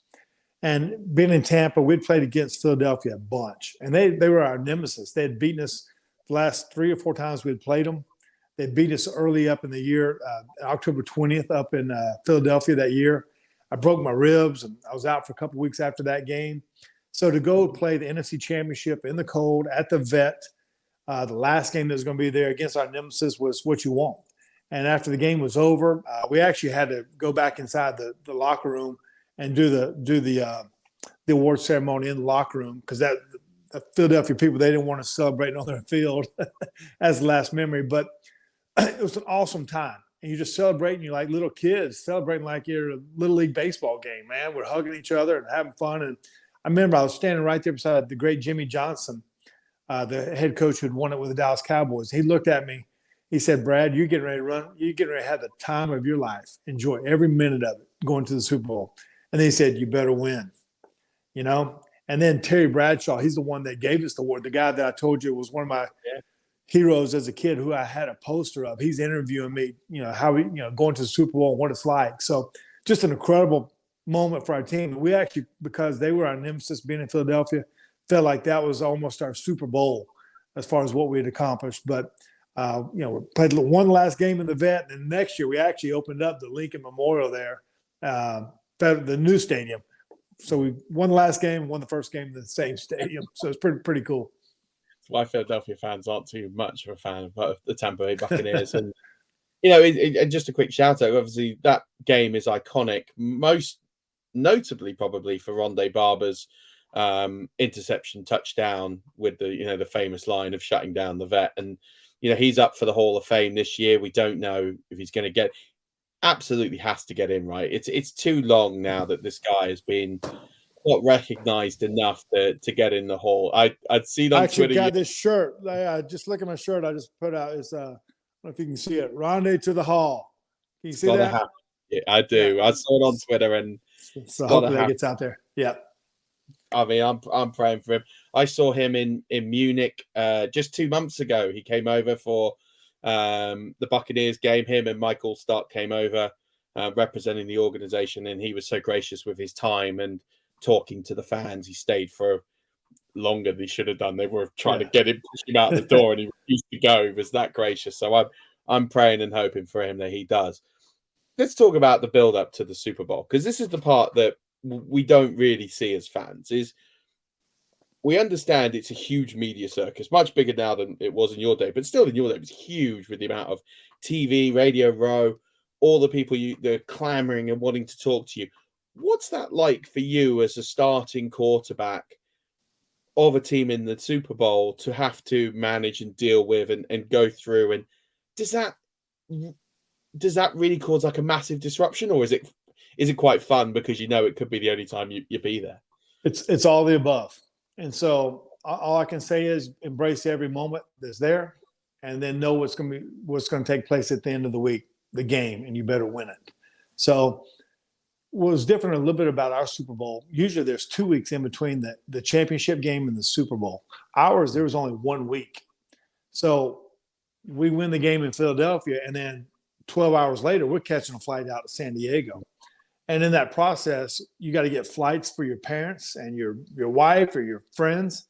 I had to pay off for all the I had to get hotels. I had to get game tickets. I ended up buying 20 game tickets, hotels, flights. It's just mayhem. And that was actually before text.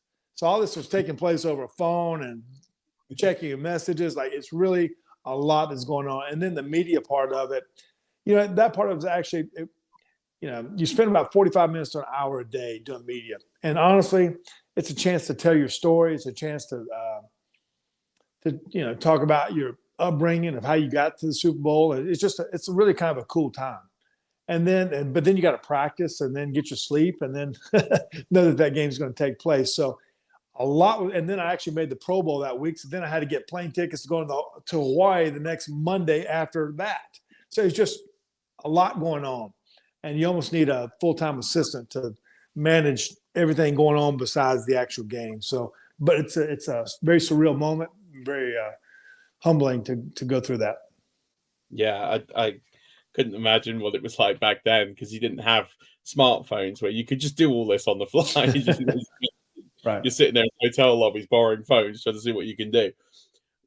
What's game day like? Waking up on the day of the Super Bowl, because it's not like you wake up and then in 6-7 hours you're going to play. It's a full day you have to go through before you end up playing. So what is that like, waking up? What are some of the things that happen on Super Bowl Sunday and the experiences that you have to go through before you end up taking the field later on that evening? Yeah, it's going to be a long day. And I remember waking up about 3:30 in the morning. My heart was pounding and just, energy of excitement, like getting ready to play in the Super Bowl. So I forced myself to go back to sleep. And then that morning I studied my playbook just like I always did. But then what's different about the Super Bowl, you have to get there like 3.5, 4 hours almost before the game because of all the traffic and security that takes places. And I'm sitting there riding on our bus. We've got a police escort, but there were no cars. There were 6 lanes on this side of the road, 6 lanes on this side of the road in San Diego. No cars anywhere. Just a straight police escort coming in there. Very surreal moment. And you get there, and I actually, I knew not to waste energy. So I actually, to be honest with you, I studied my playbook. I took a nap before the game. I just in my locker, just like, here it goes. And when you warm up, usually you go out about an hour before the game. This time you have to go out almost like an hour and a half before the game. But you don't want to waste your energy that far in advance of the game. And so it's kind of hurry up and wait at the same time. But I remember coming out for, the start, introduce our team. And then the coin flip was Don Shula and Bob Greasy and Larry Zonka, and Celine Dion. She's singing God Bless America. And the Dixie Chicks are singing the national anthem. I'm like, I used to sit in my house eating chips and dip and watching everybody else on this Super Bowl Sunday. Now it's my time. You know what I mean? And 100 million, 200 million people watching the game. Like, this is our moment. But you can't get overhyped of how big the game is. You really got to get caught up into the play and the game itself, because there's all the pomp and pageantry that takes place. But you don't change your plays. You don't change the way you block. You don't change the way you throw. It's going to be a game that takes place. So you just kind of got to be able to hurry up and wait in the moments. There's 34 minutes that take place in the halftime compared to 12 in the regular season. So all those kind of things you just got to be able to deal with that kind of a day. Absolutely. And of course, this was a very unusual Super Bowl because you had the best offense in football in the Oakland Raiders versus the best defense in football in the Tampa Bay Buccaneers. That was brought together through an even more strange twist of fate because John Gruden, now coach of the Buccaneers, was traded by the Oakland Raiders that offseason before for a hefty package, multiple first-round picks. So he's now your coach. His assistant is now the coach of the Oakland Raiders. And then you've got your old teammate from Minnesota, Rich Gannon, NFL MVP that season, facing you. What was that like for John? What was that like for you? What did John say to you before you entered the field? What was that to go through all those different permutations and things? Like, I'm sure John had a massive advantage considering a lot of those plays were his plays, I suppose. Yeah, a little bit kind of gets confused with the plays. So honestly, we ran the same system, but they knew all John Gruden coached for them for 4 years. So actually they knew the plays that we ran too. So it's really kind of equal as far as that goes. Yeah. To be honest with you. So there was no advantage as far as who knows each other's plays. We ran the same plays that they ran as far as system, West Coast kind of system. So, but love playing for John Gruden, loved it. I remember when John Gruden got traded, as you say, the first call I made was to Rich Gannon because we've been together in Minnesota, and he said, "Brad, you're going to love playing for John Gruden.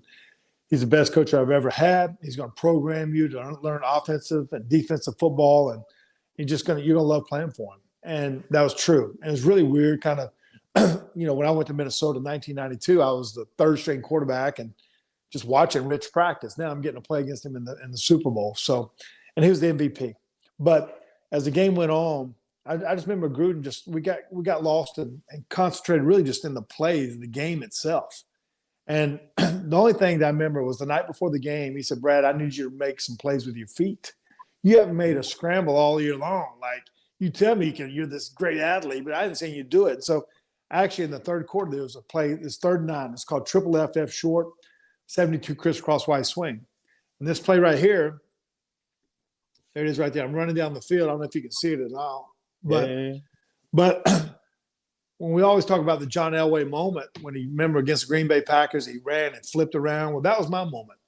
It was a 9-yard run. Nobody really remembers it, but it got us a first down. And we went on to score an 89-yard touchdown drive on that drive after that first down run. And that was a moment that I remember of all the hard work that took place. But in that game, it was a slow game. We got hot in the second quarter, threw a touchdown pass to Keenan McCardell right at the end of the half, went up 20-3.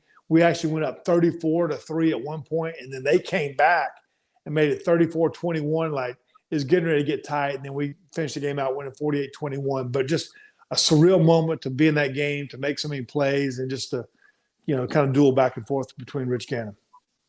Yeah, and this game, history has kind of dictated that the Buccaneers defense won this game. I mean, don't get me wrong, 5 interceptions, 3 touchdowns. But I feel always history doesn't give you or this offense the credit it kind of deserved, because it's not like they scored all the points. You led some massive drives. You talked about that rush, 2 touchdown passes to Keenan McCardell. Michael stop runs one in, but you dominated the time possession. You went on quite long punishing drives. Michael Pittman that day was an absolute machine as well. So it's great to hear these stories, because you should be celebrated as much as this defense. In any other year, if Dexter Jackson doesn't run in 2 touchdowns, you're probably getting the NFL. You're probably getting the Super Bowl MVP trophies. I mean, you can't take it away from the guy who gets 2 touchdown interceptions. But what was it like for you to deal with that situation of managing that lead, managing the game? As you say, you go out to a big lead, they're coming back. How were you just trying to get to the end of the game? Listen, we've had 3 Hall of Famers on defense to make it: John Lynch and Warren Sapp and Derek Brooks, and had some other couple.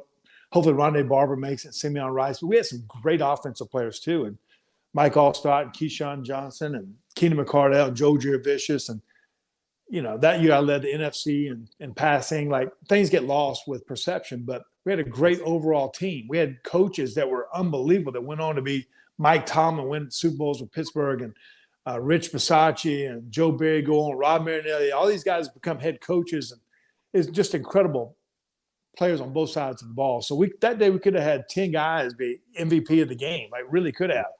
Dexter Jackson won the MVP, and very deservingly so. So, but that game, it was just, you want to get to the very end, and confetti is going to fall at the end of the game. And so being up 34-3 going to the fourth quarter, like, you think the game's over, but then they came back, they got hot, and then we're in a tight ball game again. So, we just found a way to win at the very end, and that was, pretty cool moment for all of us. Absolutely. And then let's talk about that. So you finally get your hands on this trophy, the Lombardi Trophy, most famous trophy in sports. What was that like to finally reach the pinnacle of the sport?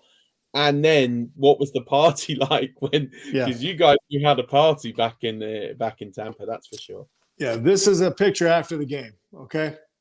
And so right there, I'm holding my son, Max. Yeah. My wife, Nikki, she's 7.5 months pregnant with her other son, Jake, and with John Gruden, and we're doing the Disney commercial.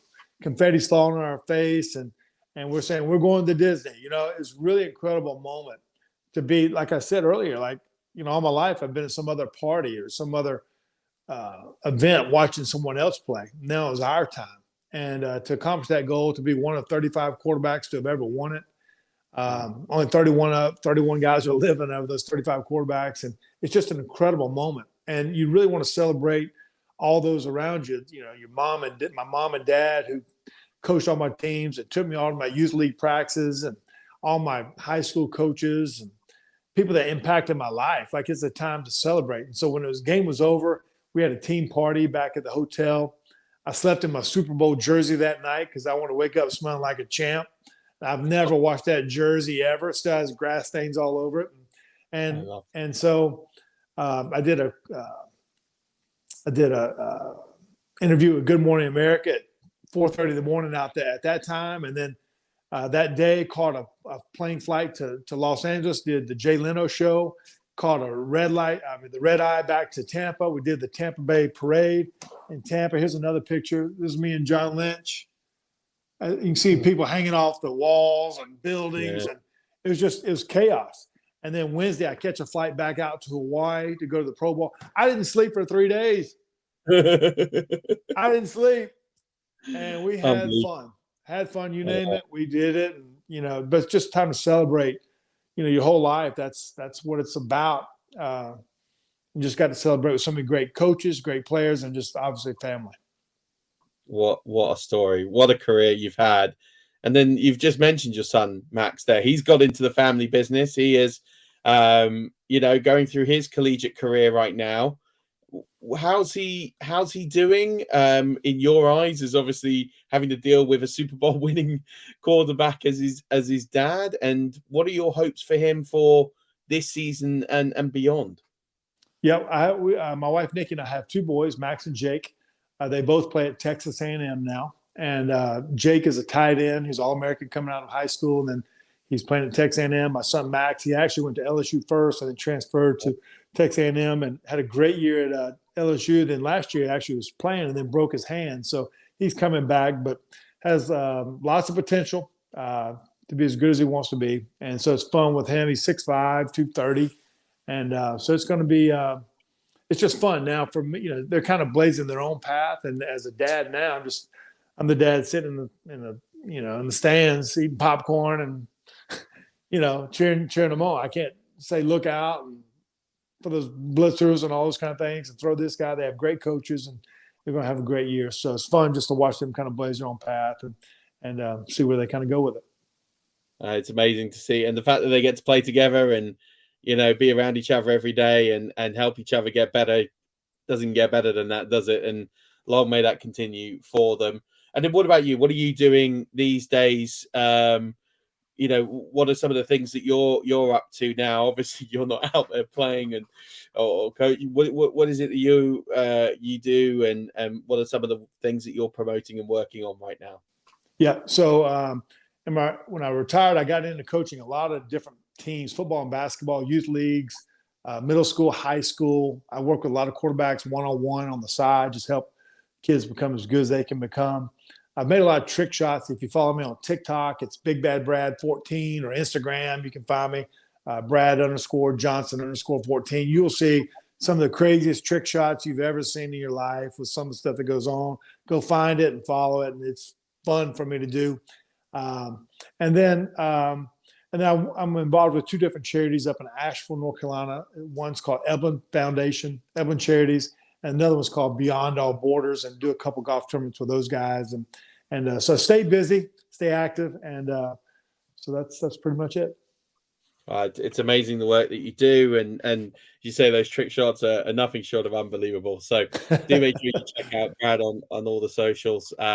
But I've got to say, this for me, not just a pleasure, but a true honor for someone who I have followed for the better part of a quarter of a century, no quarter of a decade.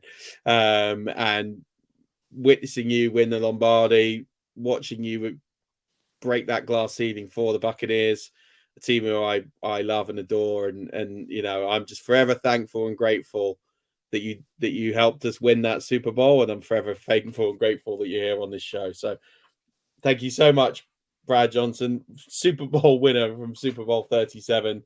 And I just, you know, from every Buccaneers fan that I've ever spoken to, just a massive thank you for everything you did for our franchise. And we all appreciate everything that you did. Yeah, man, I appreciate having me on your podcast here and your show. And then tell all my friends over there in London hello, and look forward to getting back. Will do, absolutely. And if I'm still trying to hunt down someone who's got a Monarchs Brad Johnson jersey, maybe I can get one, take a picture and send it to you. So if you do have one. There's my jersey up there. I mean, there's my helmet and stuff up there. I don't know if you can see it. So. Brad Johnson, thank you so much for coming on. Forever appreciate you. And, you know, good luck and enjoy Super Bowl Sunday this coming Sunday. Very good. Thank you, buddy. Unbelievable to have Brad Johnson on the show, quarterback of Super Bowl 37 winning Tampa Bay Buccaneers. And now it's your chance to win a signed Brad Johnson Buccaneers jersey. So if you want that piece of history of having a signed item of a quarterback who has won the Super Bowl, whether you're a Bucs fan or not, now here is your chance. All I need you to do is find the video link and it will be our pinned tweet over at 5 Yard Rush. Find this pinned tweet. I'm going to need you to retweet it, and then also to reply underneath with the hashtag Big Bad Brad. So that's hashtag Big Bad Brad, and then find our pinned tweet of this video, of this podcast, and it's hit the like, hit the retweet button, and then reply with the hashtag Big Bad Brad, and you will be drawn with a chance to win the Brad Johnson signed jersey. Terms and conditions on this, same as the one before. We'll close entrance on the 19th of February. That's 1 week after the Super Bowl. Announce the winners on the 20th of February. And again, if you live outside of the UK, I will ask for a contribution on postage. But I'll liaise and contact you, and we'll work out how to do that and what that would be, depending on where you are. So same rules apply. On the 20th, I'll let you know who wins. If somebody does not claim the prize, then I will do a redraw at a later date later on that week. So again, find our pinned tweet, like, retweet, and then also make sure you hit the hashtag Big Bad Brad. I will check that you've done all three things. If someone hasn't, they will not be eligible to win the prize. Instructions are important.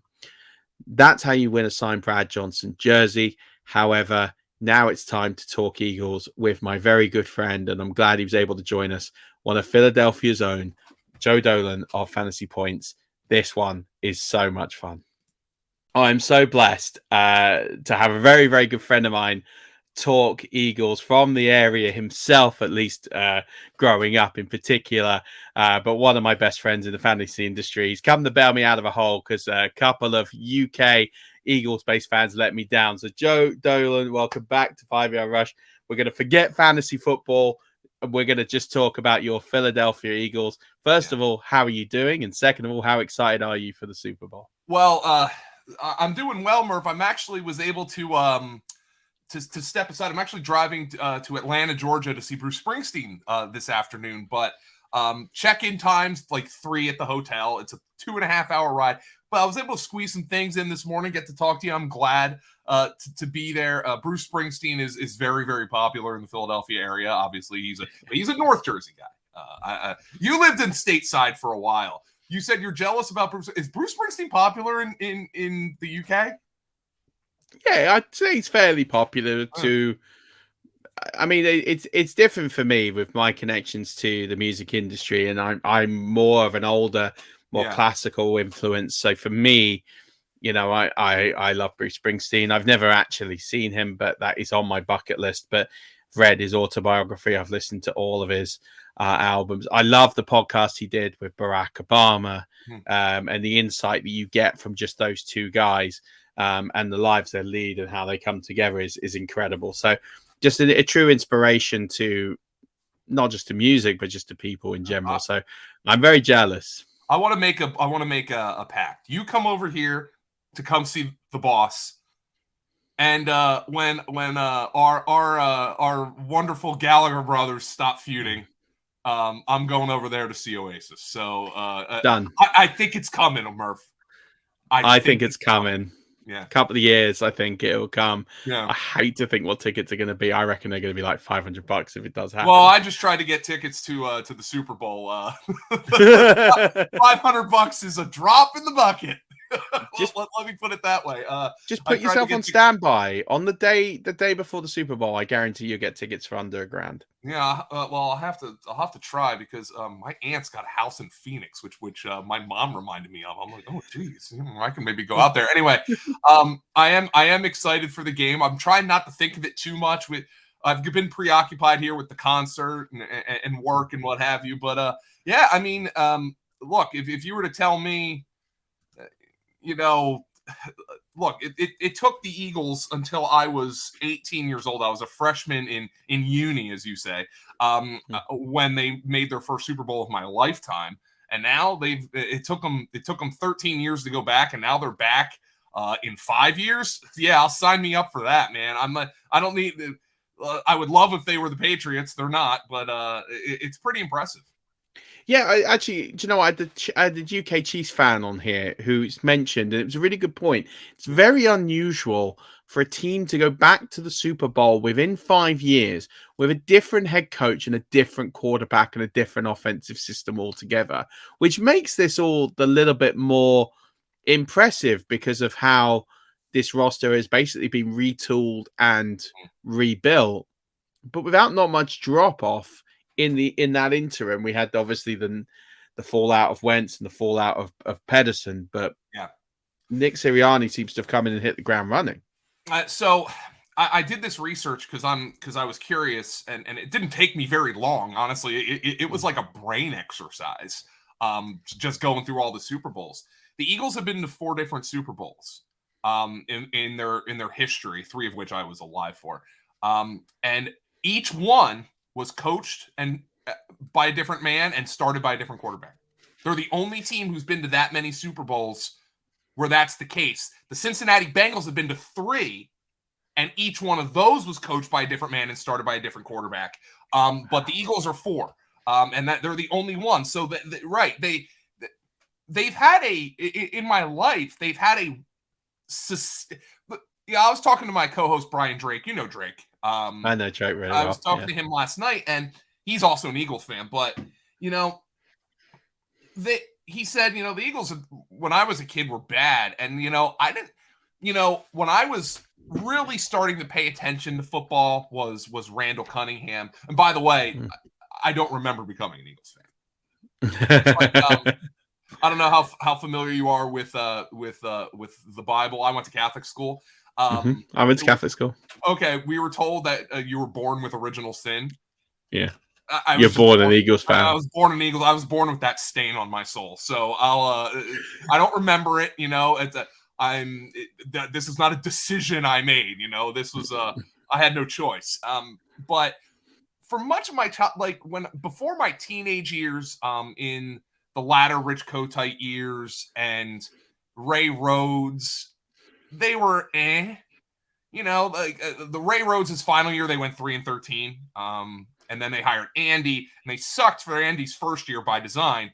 And then since 2000, in 2000, they made the playoffs. They lost to the Giants, Jason Sehorn. But I mean, since then, they've been consistently competitive. And I think it probably starts with the top with Jeffrey Lurie, who's in my mind, in as much as an owner can be good in pro sports, he's one of them. And it's just they haven't hit the quarterback lottery. It looked. I mean, Donovan was great. They made some mistakes with not getting him wide receivers. And Donovan, I think. I would make that that phrase that's out there. He's got that dog in him.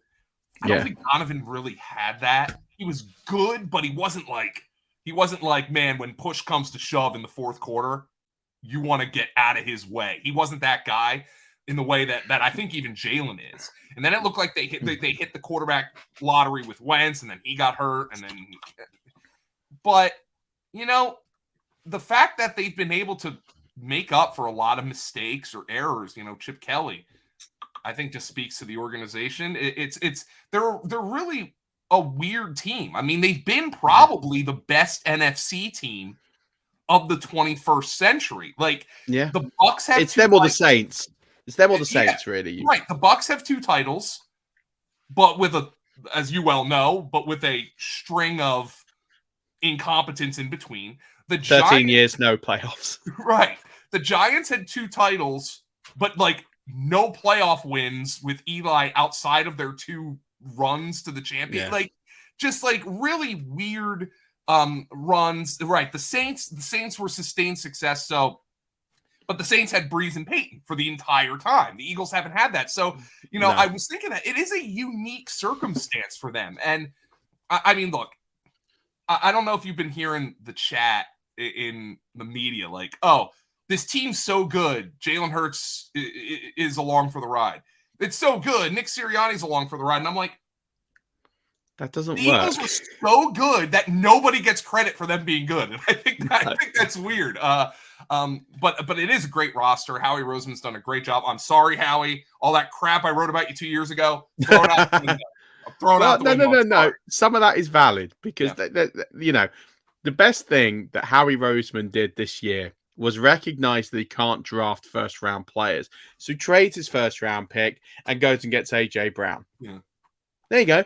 Just do if the Eagles stick to the Rams model of just trading all your first round picks and getting players in return, the Eagles will probably be a lot better than they will going forward, because you can't pick first round players. And it was interesting. I was having a chat with an Eagles friend, and we were having the quarterback debate.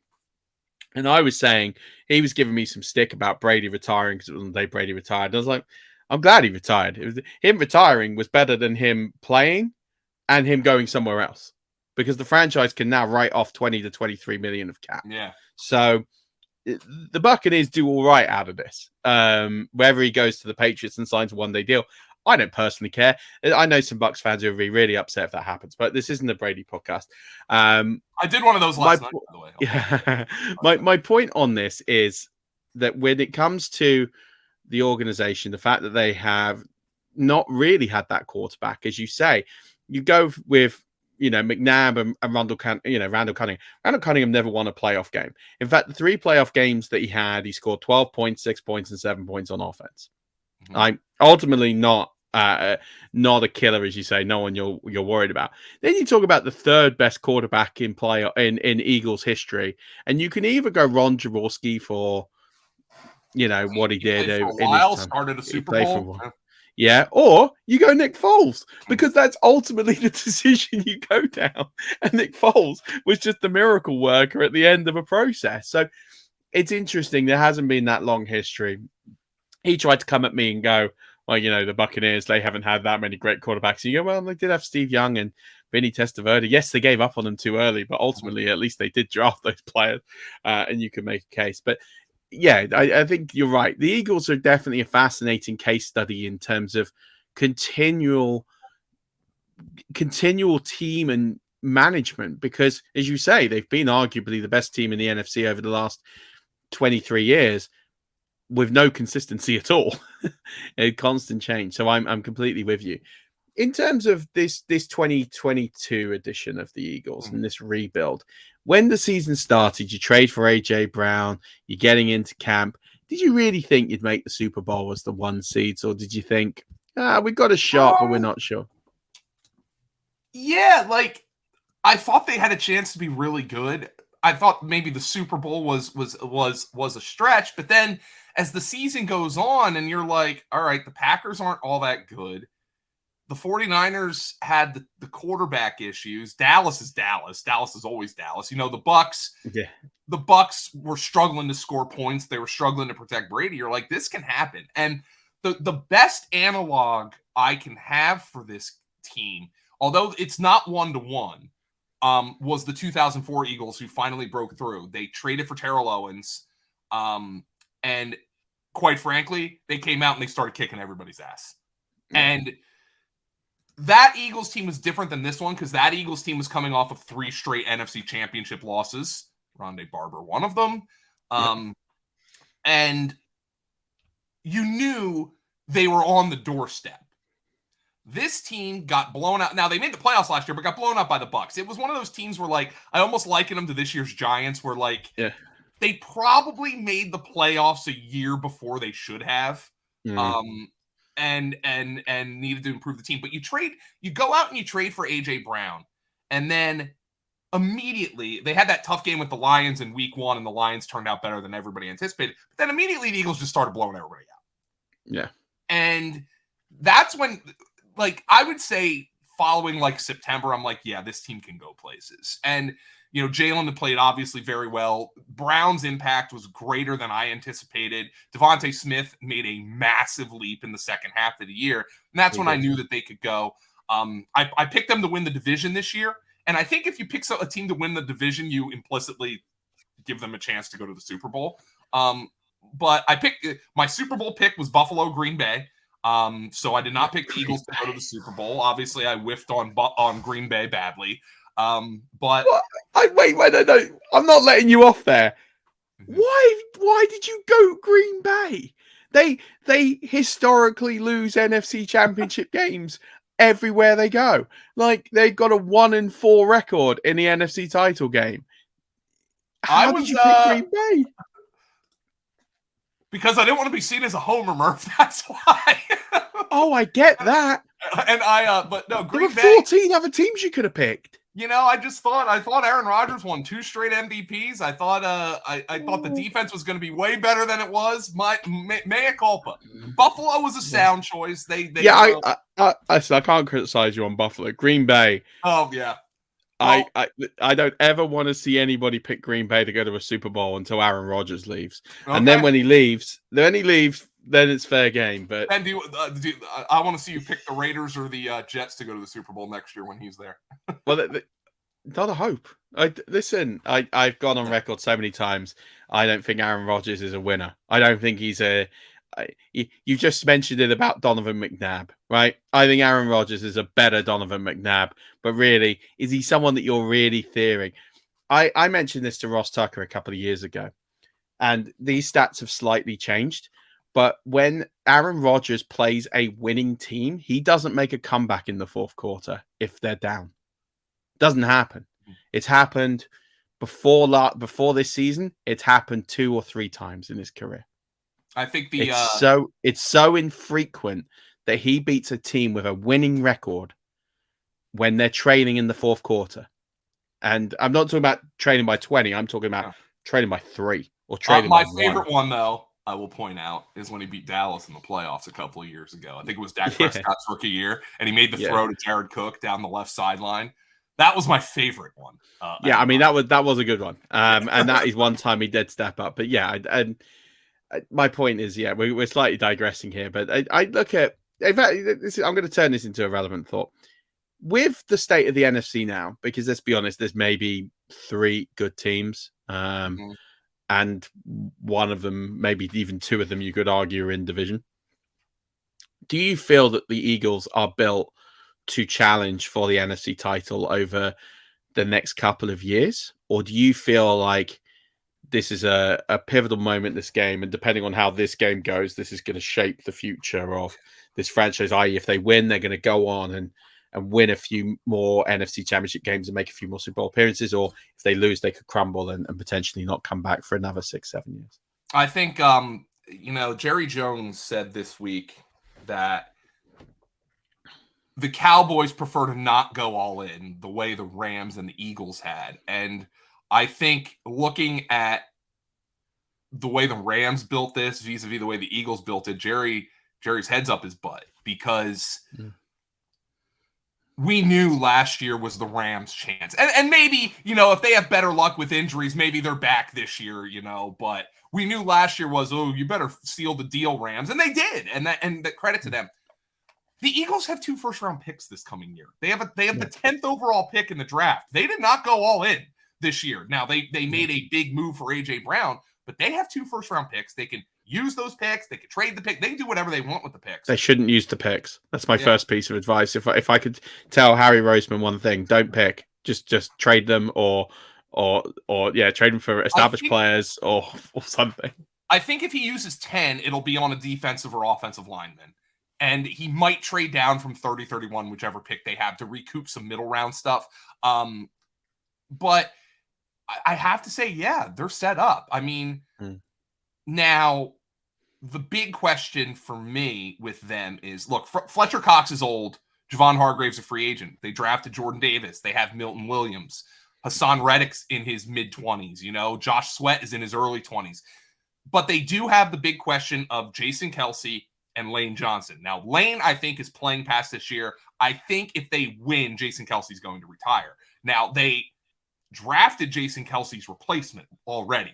Cam Jurgens is his hand-drafted replacement, so they're preparing for that. But there's no guarantee that Cam Jurgens is even on the same planet as Jason. Jason Kelce's a Hall of Famer, and if Cam Jurgens is 65% of Jason Kelce, that's a pretty good pick.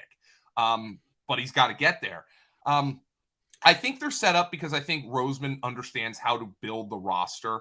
I think he understands his mistakes from the last time. I think a lot of people are going to say, oh, the Eagles let this guy go. The Eagles let that guy go. The Eagles let this guy go. Well, the last time they won the Super Bowl, Roseman extended a bunch of the older guys on that team. He know, give Alshon Jeffrey the big contract, and they started to fall apart a little bit with injuries. And I don't think he's going to make that same mistake. I think he's going to retool.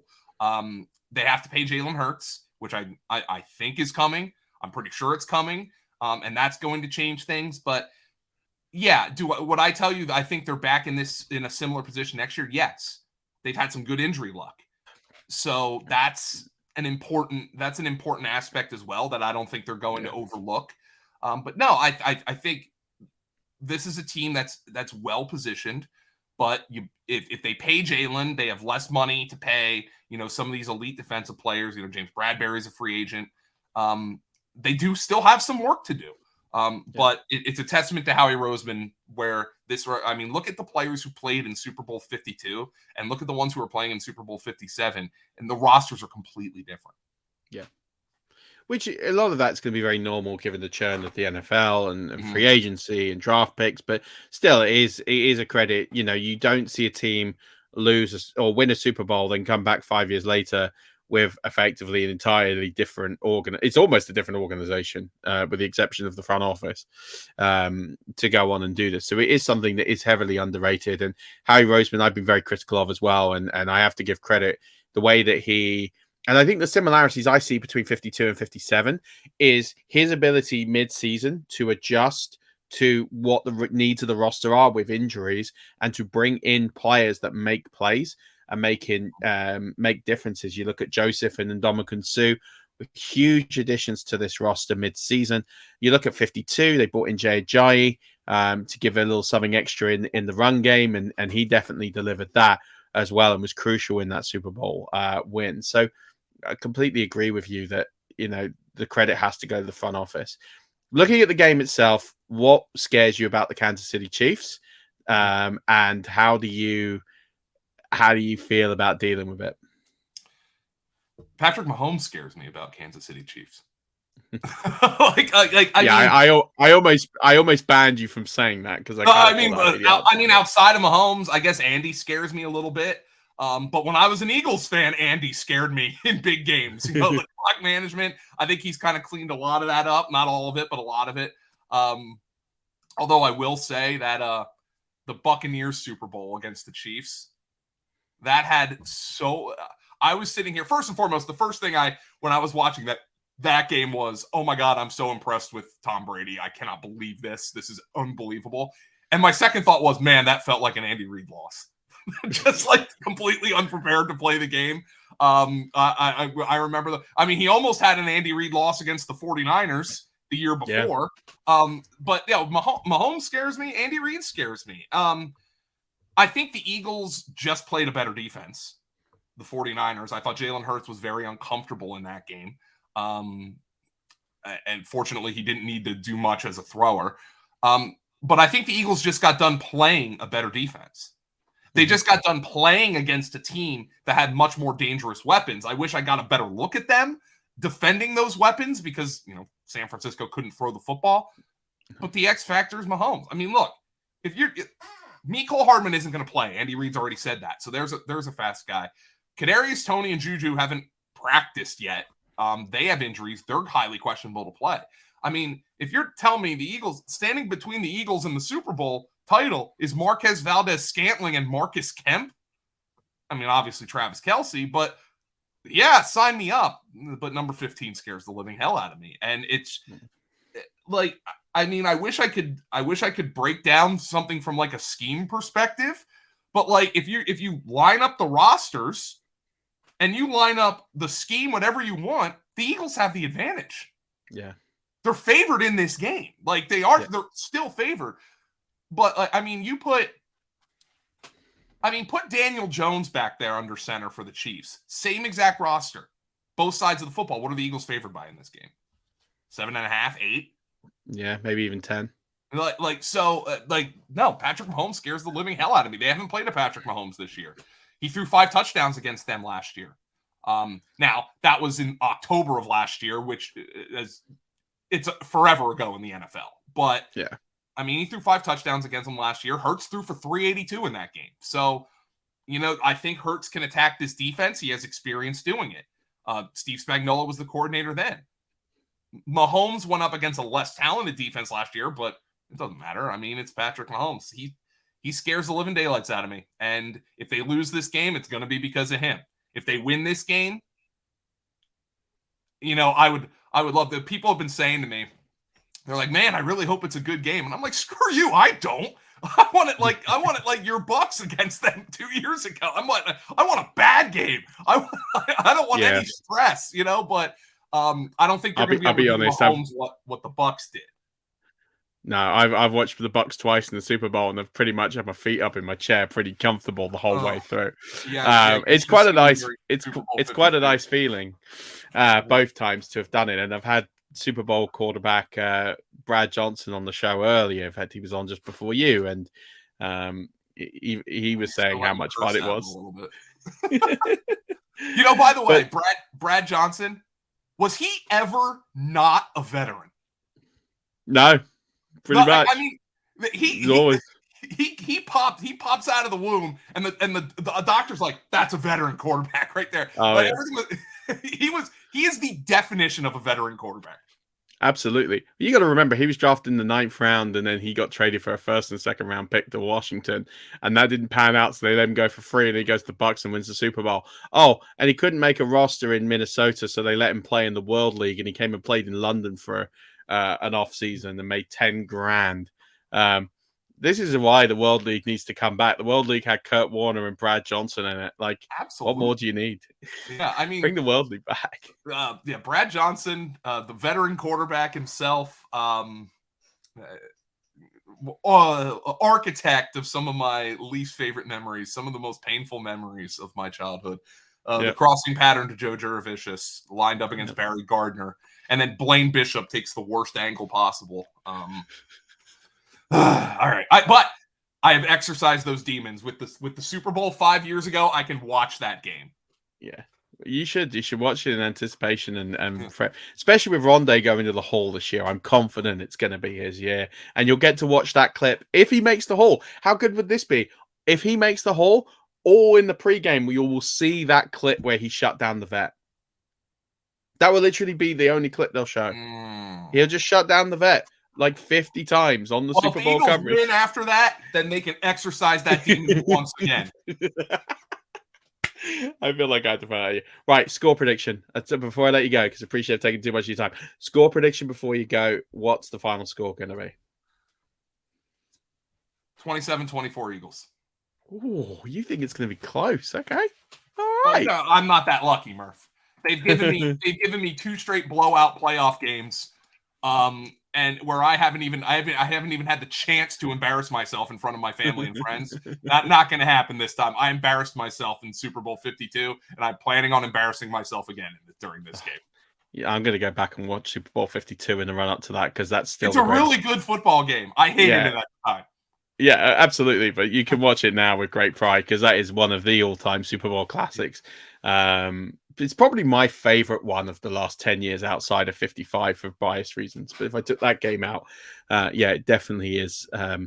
That of 53 was good. 52 and 53 were great games.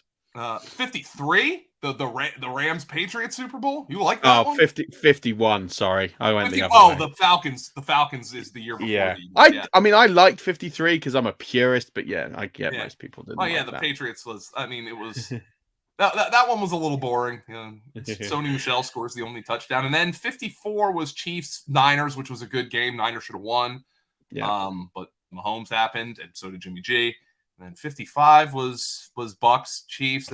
Last year was a solid Super Bowl. It wasn't like crisply played or anything like that, but it was a competitive game.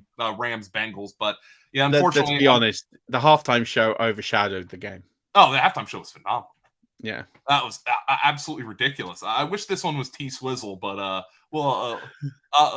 I'll probably be curled up in a ball somewhere during halftime. Well, I'm going to let you enjoy Springsteen and then enjoy the Super Bowl. Thank you so much for coming on. Tell us where people can listen to the new 2 Point Stance podcast with Brian Drake and where people can find all of your excellent work. Well, I'm at fantasypoints.com. I'm at FG_Dolan on Twitter, Murf. And you can follow my feed with Brian Drake on the Fantasy Points YouTube. Just search for 2 Point Stance Fantasy Points. You can subscribe on Apple Podcasts. It's on Spotify. We've had some issues with our Apple Podcast feed. I'm really not very pleased with Apple right now. Them's the breaks, right? When you podcast for a company that is owned by Spotify. So we use Anchor for that. But anyway, Murph, thank you for having me. Thank you for reaching out. I'm glad you're back in the game. That's all I care about. Thanks, man. Well, look, we'll get you on in a few weeks' time, and we'll start strategizing best ball in 2023. But go enjoy the boss, enjoy the game. Wish you all the best luck, and I'm looking forward as well to seeing some antics and some videos of you celebrating or commiserating on Super Bowl Sunday. And most people should follow you on the YouTube for that. Amazing segment there, talking about the Eagles' perspective and how their potential routes to the Super Bowl will come about and where their potential vulnerabilities are, as well as also some great insight about how the roster is building and the decisions made by the front office there. So really impactful and insightful. And now we've had the perspective of both teams in this Super Bowl. It's now time to focus on some fantasy. So coming and joining me now is the reigning fan team Super Bowl contest champion. He does our DFS podcast. He also does the Putting for Dough podcast with Jack Humphrey and his co-host Nick Owen, who we wanted on this show, but unfortunately was ill at the time of recording. And hopefully he is feeling a lot better now. But it gives me an absolute pleasure and honor to introduce to you Mark Ferguson, who is going to help you potentially win some money here on the Super Bowl. Joining me now is one of our own. I'm delighted to bring on Mark Ferguson here. Now, Mark is the reigning fan team Super Bowl contest champion from last year with his amazing pickup of picking Bryson Hopkins in his winning lineup. But if you don't know who Mark is, Mark does content for 5 Yard Rush for our betting side, and he's here to help you potentially try and win some money, along with Nick, who sadly can't be here tonight. He's unfortunately a little bit unwell. So we send, first of all, Nick, our best wishes and get well soon, buddy. And you also do a bit of work on golf with Jack Humphrey and Putting for Dough. So Mark, welcome. How are you doing? I'm great. It's so good to be talking to you, Murph. It's been so long. It's been so long. I was literally saying to my wife earlier today, it's like been a couple of years, I think, easily. I think when me and Nick first started this journey with 5 Yard, you came onto one of our very early pods. Yeah. Because we were recording it at like 9 a.m. or something. Yeah, like it was early. Yes. We haven't done one since. No, it's just mad, isn't it? And the time has flown. It really has. But it's been great. We talk a fair bit offline, but it's good to spin up. And you know, I couldn't think of a better person to have on and talk about some prop bets and some DFS play. So let's kick off first of all with the prop bets. This is obviously something that's becoming larger every year. I think 3-4 years ago, you had a few sort of niche markets here in the UK. Sky Bet, probably the most popular, did the most. But since, you know, American podcasts in particular, American media now focusing a lot more on the gambling side and therefore opening up more markets, we're starting to see potentially a little mirror here to more prop bets here in the UK. So for the game, and appreciate that we're recording this, you know, several days before the game, close to 10 days before the game. So there might be some props. I'm going to put a little asterisk here that there might be a prop bet you suggest and somebody is no longer playing in the game. So please check the injury news on the day you cast the bet. But in terms of your expertise, are there any prop bets that you are excited about or things that you think are good value? The one which you have to do almost every year in the Super Bowl is you bet the over on the total points after the first quarter, because historically Super Bowls are always very low scoring in the first quarter, and the total points levels come down and stuff. So that's been very lucrative over the years, and I don't see this year any reason not to do that for this year. That's just a generic sort of bet. Should do that everywhere. Talking about actual looking for value really as much as anything, because a lot of the bets to do with individual players, I don't see masses of value. We have so many unknowns in this game. You know, when I was going to talk about the DFS plays and stuff, there's only 3 safe DFS plays, and I feel that there's the same. You're really punting too much, for want of a better phrase, with, you know, with some of these overs and unders on receiving yards and passing yard, rushing yards and things like that. So the only one of those style of bets I'm really interested in is actually Jarrett McKinnon at the moment. Receiving yards are around 22.5 yards for over. And he can do that in one play, can't he? Yeah. And he had that. I know he's been quiet the last few weeks, but he had that run of games where he was just doing that in his sleep. Absolutely. So, tail end of the regular season, he was very, very influential. He was getting 100-yard scrimmage games, and the receiving yards was making a large portion of that. So I completely agree. That looks like an absolute snip. 22.5 receiving yards. That looks like a really, really, really good bet. And I think that's a really good one to parlay with other things, because it's an evens bet as well. Looking for things which are a little bit better odds, I think, which are a good value. If you can find this bet, because I can't find it at the moment, you probably have to request a bet. I'd love to be able to bet a rushing TD from a Kansas City tight end. That sort of jet sweep that they run with a tight end and stuff. I wouldn't be brave enough necessarily to choose the tight end. And I'm thinking like, Noah Gray, Fulton or Blake Bell here. But the actual anytime TDs for those 3 are pretty good anyway. They're between 13-2 and 17-2 at the moment. So those Kansas City tight ends just suddenly turn up, don't they, with something, with some sort of big play. You can never really tell who it is. Obviously, I'm excluding Kelsey. Kelsey's like a really giant wide receiver. Let's not. It's like he's listed as a tight end, but he's like a So yeah, I really anything to do with those Kansas City tight ends. I really like Jalen Hurts as well to score 2 touchdowns on the ground. You can get it like 9-2 at the moment. I suspect one of them is going to be one of those battering ram style sneaks that they put him in for, which I do not understand why they risk injury of him for that play at all. And I suspect as soon as somebody gets a concussion from that sort of play, the league will ban it. Or something. Literally they just pick him up and throw him over the line, don't they? It's like, it's crazy. But 2 TDs on the ground for him, I think, is pretty good. I think it's well within the realm of possibility. I think so, especially given the fact that his throwing arm is injured. He's still recovering from that shoulder injury that kept him out end of the season. And we've seen in this playoff run, the number of pass attempts has gone down significantly. Now, that's been helped because of the game script. They've been up really early in games and been up a lot early in games. So it's been much easier to do.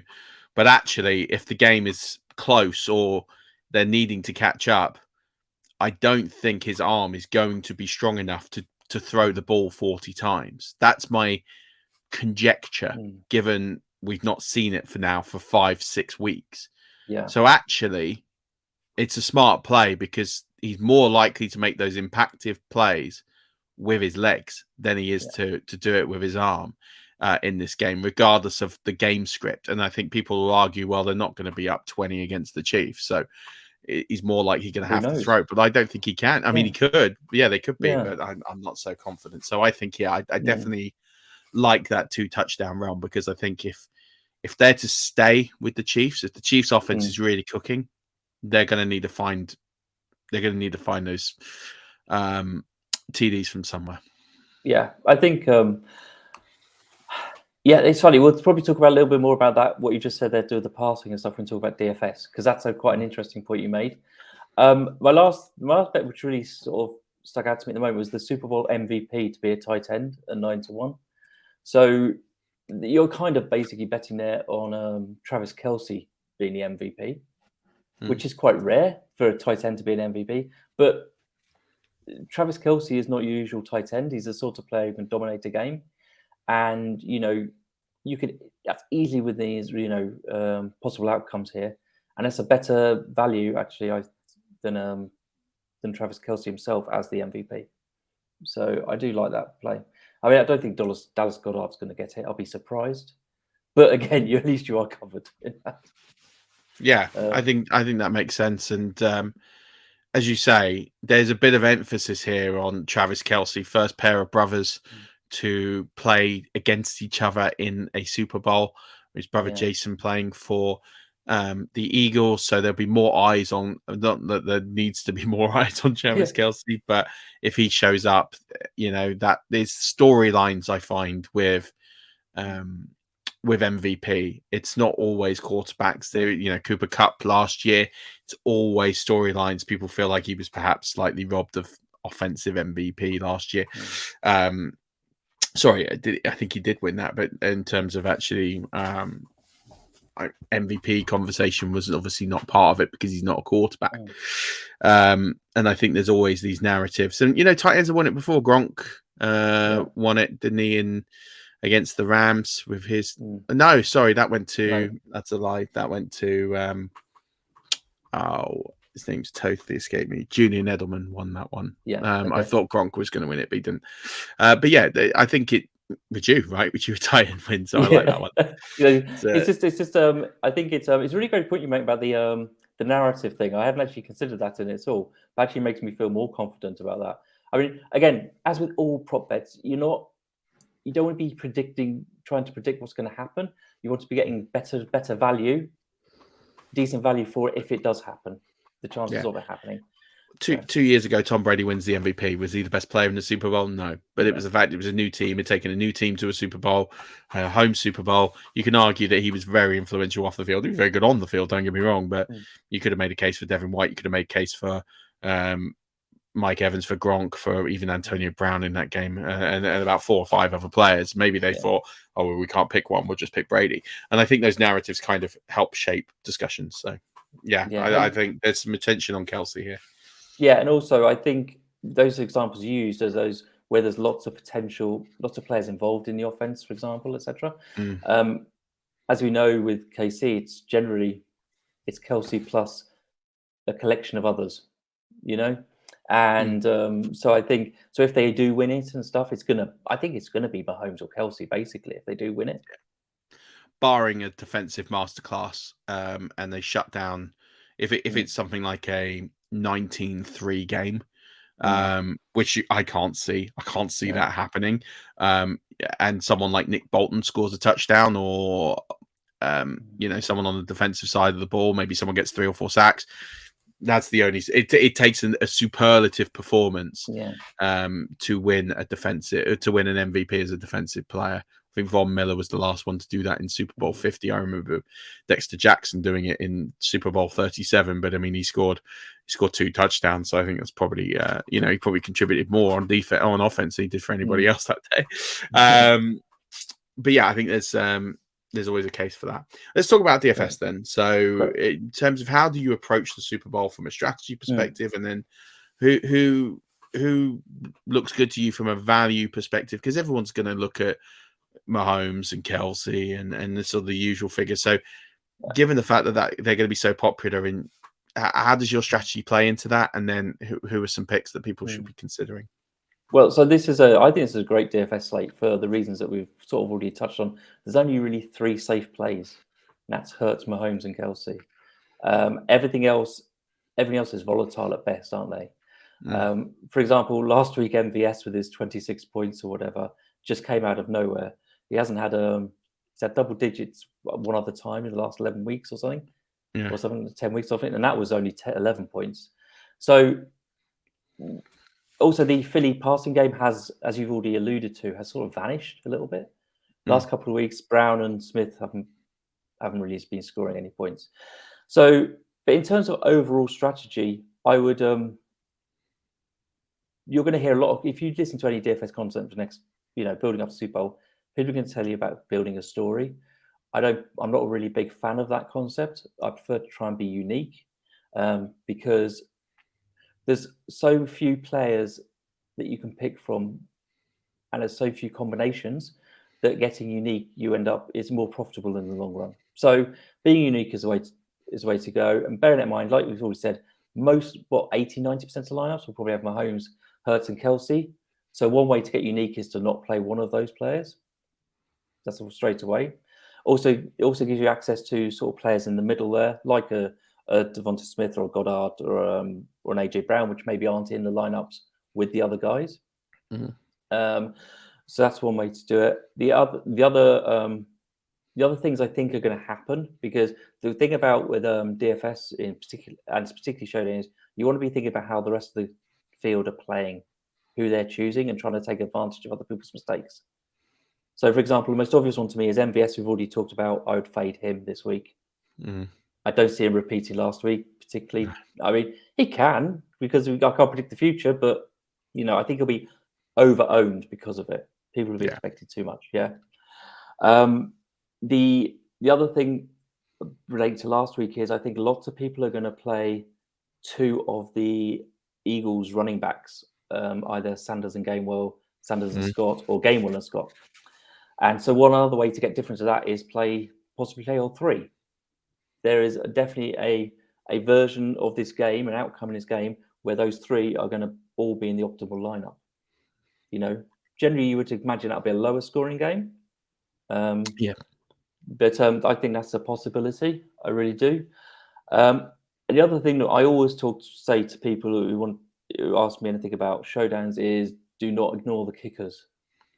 Buck has scored 13 points in the last 2 weeks. How many players on the Chiefs are going to score 13 points this week, for example? Not many. No, because it all gets spread out, doesn't it?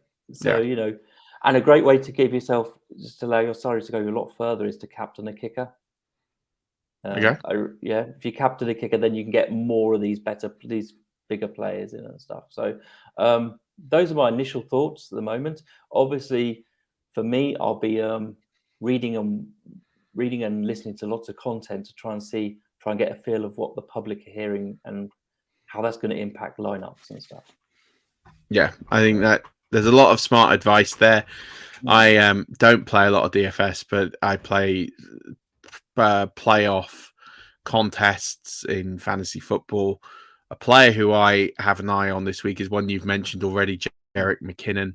I just think he's going to be a more vital part of this game than we've seen in the last few weeks. He's someone I don't know what his value is. I don't know where he kind of sits in the story building or the lineup builds, but he's someone I would, if you're struggling to think of, or if you want to be different, he's someone that could be an option for you in that regard. Jerick McKinnon is a sort of player you wouldn't necessarily get to if you're going to play the main three. He's somebody quite hard to get to. The other guys, of course, in here, when you're talking about, value plays and stuff, and then we mentioned them already loads, I think, way more than probably they normally get mentioned, but these tight ends of Kansas City, we can see one of them at least getting a touchdown. Yeah. Gray or Bell or Ford. You can just see it. And that could be all they do in the game. But if the game goes a certain way, your showdown lineup, that'll be optimal. There you go. So, yeah. It's out of the box thinking, and that's why we got you on here. So it's a really it's interesting. Like I said, I don't play a lot of DFS, but it's definitely good to get the strategy on, which is why I bring the experts like Mark on. Before I let you go, I'm not a betting man. I don't really gamble. But the one thing I do know about prop bets are things like length of the anthem, something about halftime shows, and then the color of the Gatorade. Is that something that you ever indulge in for a laugh, or do you ever have any inside knowledge or think there's some strategy behind that? I just want to know if there's any strategy behind the length of the anthem or picking the Gatorade. Length of the anthem will be somebody, I presume, who's been in the rehearsals and timed it and stuff, I imagine.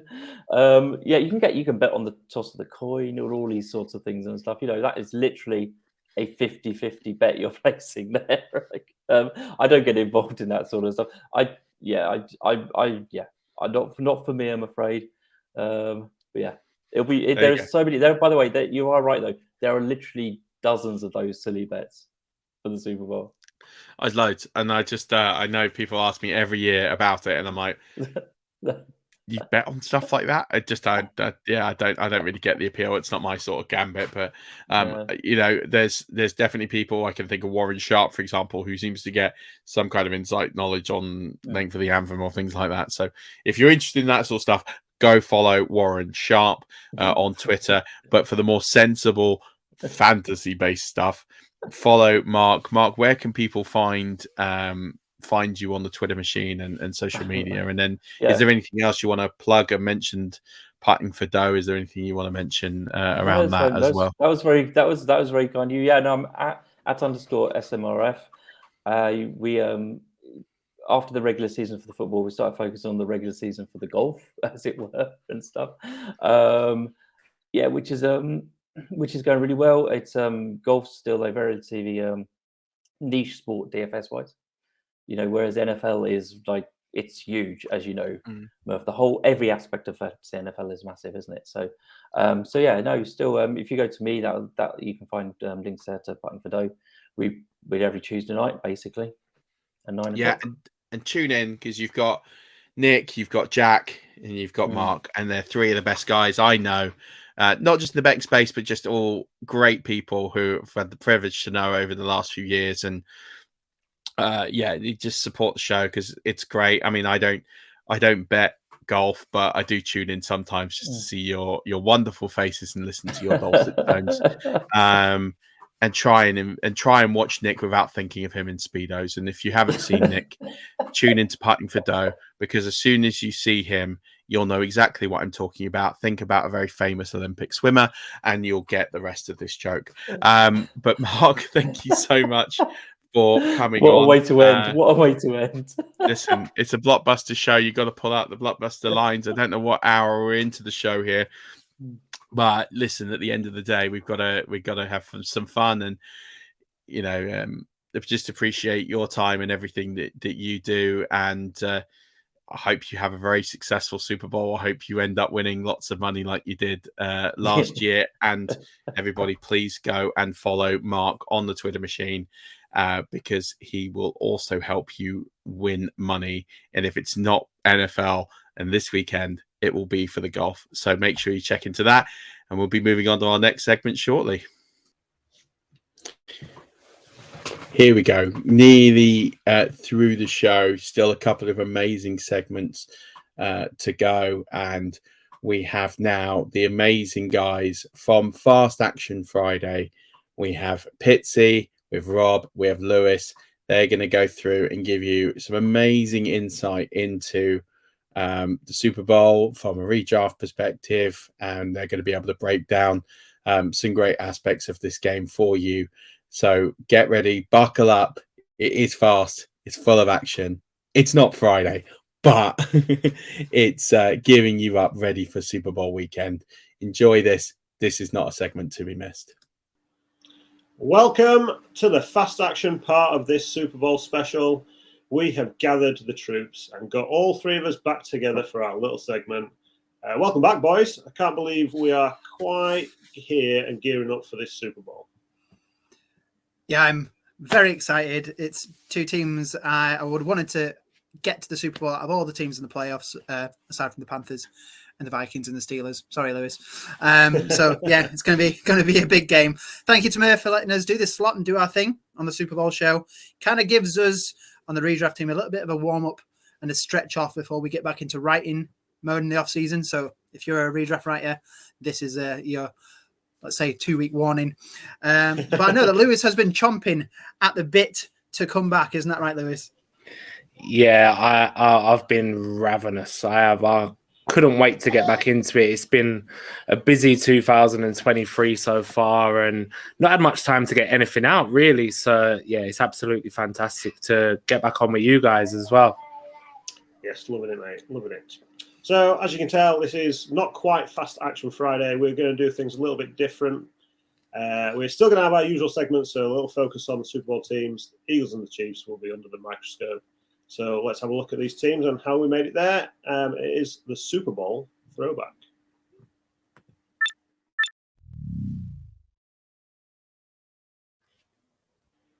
All right, so it's been quite a journey for both these teams. Both teams passed through the bye week, so perhaps benefited from the extra rest. The Eagles have since beaten their divisional rivals, the Giants, 38-7, and more notable, the Niners in the championship round, 31-7. The Chiefs have had closer scorelines against their opponents, beating the Jags 27-20, and in the divisional rounds. And Harrison Butker obviously saw them pass the Bengals in a closely called 23-20 match. So we usually do our coverage of the quarterbacks, the offense and the defense. So we're going to do that right now. So I'll start with the quarterbacks. And what a battle this should be. Two young quarterbacks have massively helped their teams along the way this season and getting them into the Super Bowl. Mahomes has done it before and he'll be making his third appearance, whilst Hurts has turned the corner and made a huge impact on the Eagles offense this year. Both have had great passing ability, and when healthy, both have got the footwork to match it as well. Hurts, with his run game, is huge for the Eagles, but he's also got better wide receiver weapons as well, so it'll be interesting to see what they cook up for that.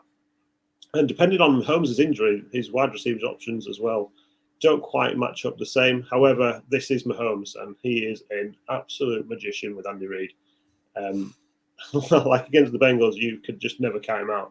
He was supposed to be injured and down and out, but yeah, we'll get to that in a second. The two playoff games, Hurts saw him have a very similar stat for both games. Against the Giants, it was 16 completed passes, 154 yards, 2 passing touchdowns, also adding 9 rushes for 34 and a rushing touchdown. Against San Fran, 15 completions, 121, but no passing touchdowns, adding 11 rushes for 39 yards and that extra rushing touchdown. Mahomes, on the other hand, against Jacksonville, 22 completions, 195 yards, 2 passing touchdowns. And against Cincy, it was 20. You remember, Cincy, this is where he was supposed to be all banged up and not be able to move. 29 completions, 326 passing yards, and 2 passing touchdowns. So these two are going to be. I'm hoping it's not going to be one of those matches where it all just falls apart. But I want to see these two absolutely flying. Yeah, that Jacksonville defense really came to life towards the end of the regular season and in the playoffs as well. Like, they were quite impressive, especially going forward into next year. Like, it was, their first year together with a new head coach and everything like that. It took a little while to gel, and they went on a crazy unbeaten run as well, didn't they? But yeah. Cracking on with the offensive coverage, and where to start other than two of the best tight ends in the league, really. So Dallas Goedert came off the IR, ready for the playoffs. He was tearing it up before his injury as well. And Travis has been and will continue to do Travis Kelce things, won't he? He is the tight end one. The banged up wide receiver room in Kansas City, but it's a 2-week break, so they might be able to get Juju back, who was rolling himself before injury earlier in the season. But then you've got AJ Brown and Devonta Smith. They've been fantastic for the Eagles. You mentioned Jalen Hurts coming to that next level in the passing game when he needs to, because they have that complexity of the run game with Miles Sanders as lead back. And then obviously you had Kenny Gainwell. He came to fruition the last couple of weeks. Even Boston Scott, he put a touchdown in last week. And of course, Jalen Hurts with his rushing upside as well. Yeah, so much potential there. It's absolutely amazing what they've actually got when you look at it, and with all the draft capital and things to come. But anyway, Jerick McKinnon on the other side, when we're talking about running backs, led all running backs with 9 receiving touchdowns in the regular season. Pacheco, the 7th round draft pick out of Rutgers, I believe, he has been the lead back through the playoffs. 121 yards over his 2 games he's put up.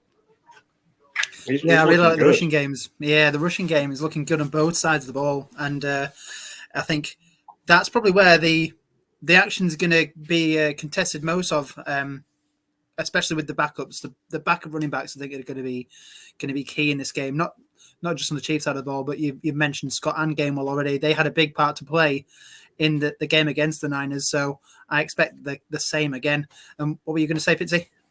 No, just that the run game has come on massively from both teams, and like you just said, it's going to be so interesting how both offenses play this one out, because They've both got both attacking in the air and on the ground, and I'm hoping it's just going to be a massive, massive game.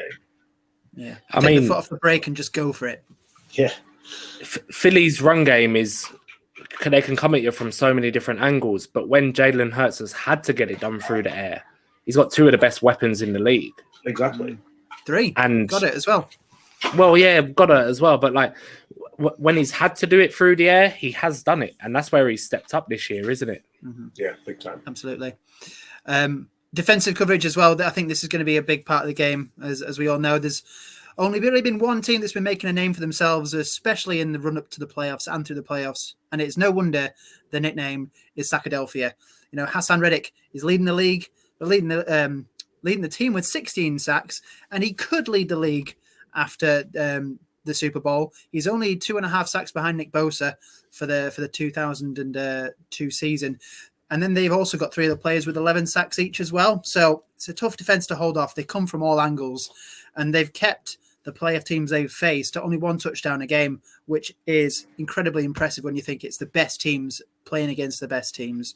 The Chiefs have conceded more points, but you could argue, like you've said already, that they may have played against more potent offenses like the Jags and the Bengals especially. And, you may consider them to be healthier than some of the other teams that the Phillies played. Frank Clark and Chris Jones have been the big QB threats. They've had 2.5 and 2 sacks respectively so far in the playoffs. And then rookie Justin Watson, he's been making interceptions, key interceptions in both the playoff games so far this season. Turnovers, that could be a key factor in this game as well. Philly haven't given away a fumble or an interception on the offense, but then they've also claimed 3 fumbles and an interception in these 2 games. And then the Chiefs, 3 interceptions and 1 fumble have been picked up by the defense, and they've only given away 1 fumble. And funnily enough, they rank behind the Los Angeles Chargers, who've only played 1 game in the playoffs, but they managed 4 interceptions and 1 fumble recovery. So it just shows that they are completing the top 3 in terms of turnovers. It could be a big game for defenses, and that could be the key for who wins. The game of 2 halves from wildcard weekend, weren't it? When Asante Samuel Jr., I think he had 3 of them, didn't he? In the first half. And absolutely crazy. But touching on the defense, I'm kind of glad Joe Burrow isn't going up against this Eagles team this weekend for him, just for him. But yeah. He could be in serious danger if he was up against this team. You just saw how many times he was sacked against the Chiefs. It was just ridiculous, the pressure that he got. See, the Chiefs are very impressive, their line and things like that, but the Eagles are just... We'll get more onto that in a bit anyway. But next up is the Super Bowl version of the injury report.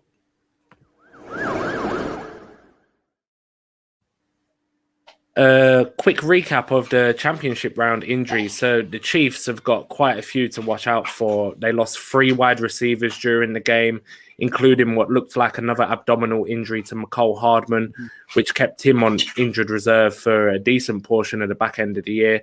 Juju Smith-Schuster, he also had an injury in the regular season. And Kadarius Toney seemed to be injured the whole time he was in New York. They both left the game with injuries. The Eagles, on the other hand, they seemed to scrape through the Niners match with 1 injury, and it was someone on the offensive line, I think. Yeah, I think it was Lane Johnson, and I think he's actually been playing with the injury through the playoffs anyway. So it's one that he went out for a little bit and then came back in. So, it was business as usual for him. Quarterback injuries. So Jalen Hurts has missed time this year during the regular season, and I think we can all agree Philly looked the worst for it. But then the team made the playoffs, and Hurts has come back healthy, and he's been a big part of it. He's been fine fettle entering these games, and actually it'll be the other half of the matchup who will have the concerns over their quarterback. So Patrick Mahomes made it through the regular season without any serious injury of note, but then he had the injury against the Jags, and that's kind of left question marks over his health entering these games. Perhaps it's actually been to his benefit, because maybe the defense have thought, well, he's not going to be part of his run game. He's not going to be as healthy, but he's helped guide his team to the final. But he's the one to watch out for here. And then running backs, both sets of running backs have come through the playoff games. You could argue that the Eagles running backs are in a healthier state because of Clyde Edwards-Helaire being the injured reserve player here. He hasn't exactly been a bell cow when he's been playing, though, considering he was a first-round draft pick in 2020. And in fact, they've just split the play between Pacheco on the ground and Jerick McKinnon, as we've talked about, being the pass-catching piece in the room. Nice. So on to the wide receivers then. As we said before, the Chiefs have lost some first-string receivers.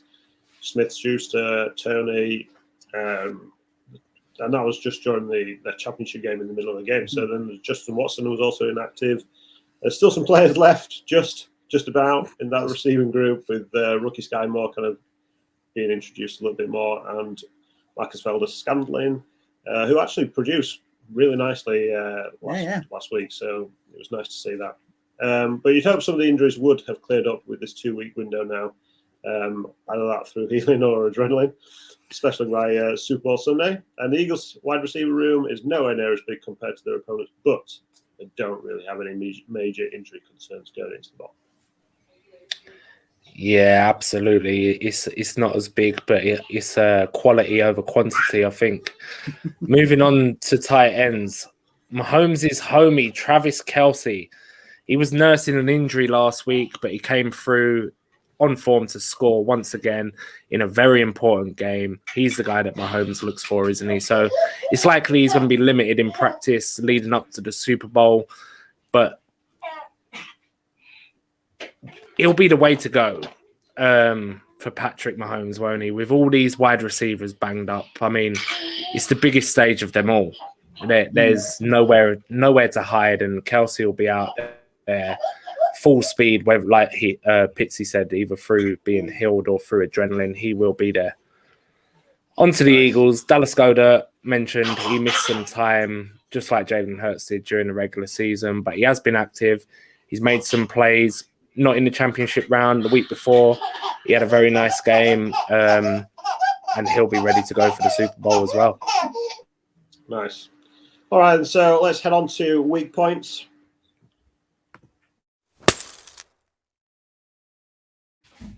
It is a Super Bowl special weak points. So weakest against the quarterbacks in the regular season, the Chiefs ranked second worst against quarterbacks, giving up an average of 23.3 points per game, with only the Lions conceding more fantasy points to this position. They have conceded one passing touchdown in each of their playoff games on an average of 243.5 passing yards, 28 rushing yards on the ground from the quarterback position. Comparatively, Eagles have only conceded 16.1 points against quarterbacks in the regular season, which was 27th overall. So there's a big difference there. In the playoffs, they've conceded an average of 116 aerial yards and 13 yards on the ground from quarterbacks. But the key here is that they haven't conceded a passing touchdown during these last two games.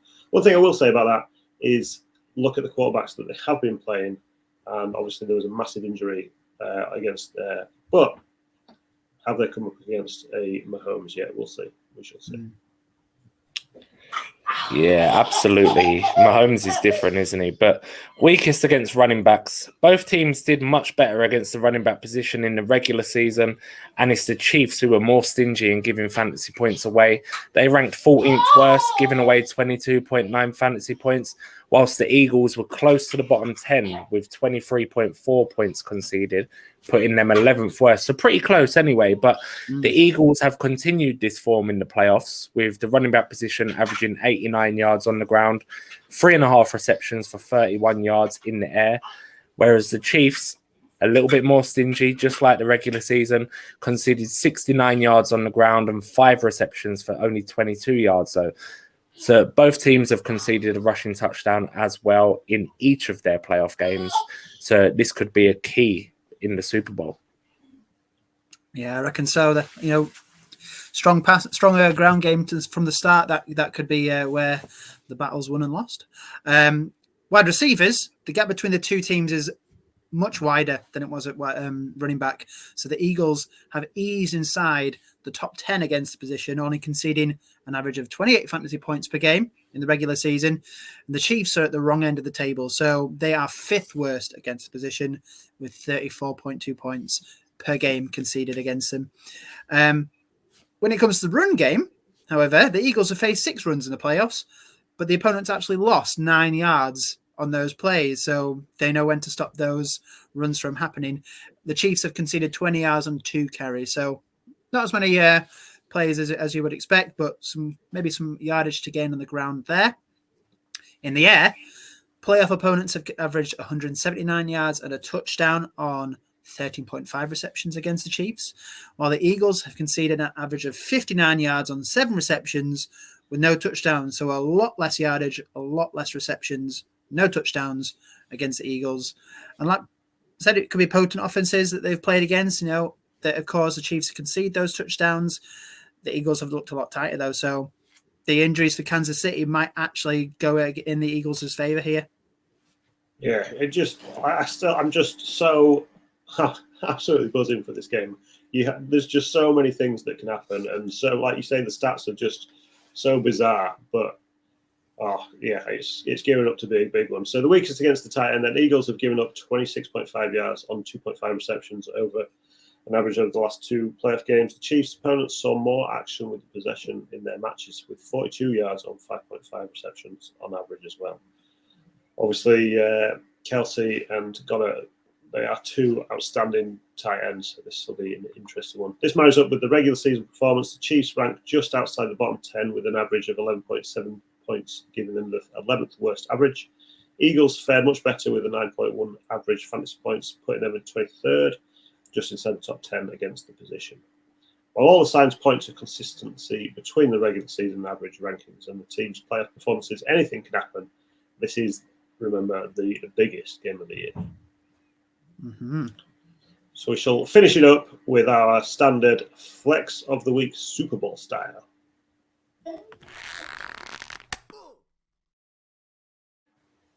So, as Pitsy mentioned there, it's Flex of the Week, but we're doing it Super Bowl style. So, finding 3 players on 2 of the best offenses in the league that are only flex plays would be hard enough. So, we've switched it up a bit and we're going with a Super Bowl special. So, I'll kick it off with my absolutely wild, the interior of the Eagles defensive line. They are my flex for this Super Bowl match. And it's amazing, really, because they signed Sue and Linval Joseph, 2 vets, 7 Pro Bowls between them to help the Eagles stop the run halfway through the year. They obviously had Jordan Davis, 1st round pick. They got Fletcher Cox there, but the experience they've brought to the D-line group, and it's worked. So these vets, they debuted in week 11, Sue and Joseph, but weeks 1 to 10, they was giving up the 15th most yards. Week 11 until the end of the regular season, 8th least yards on the ground given up. I don't see why they can't shut the Chiefs' run game down. So you got the 7th round rookie running into basically a brick wall.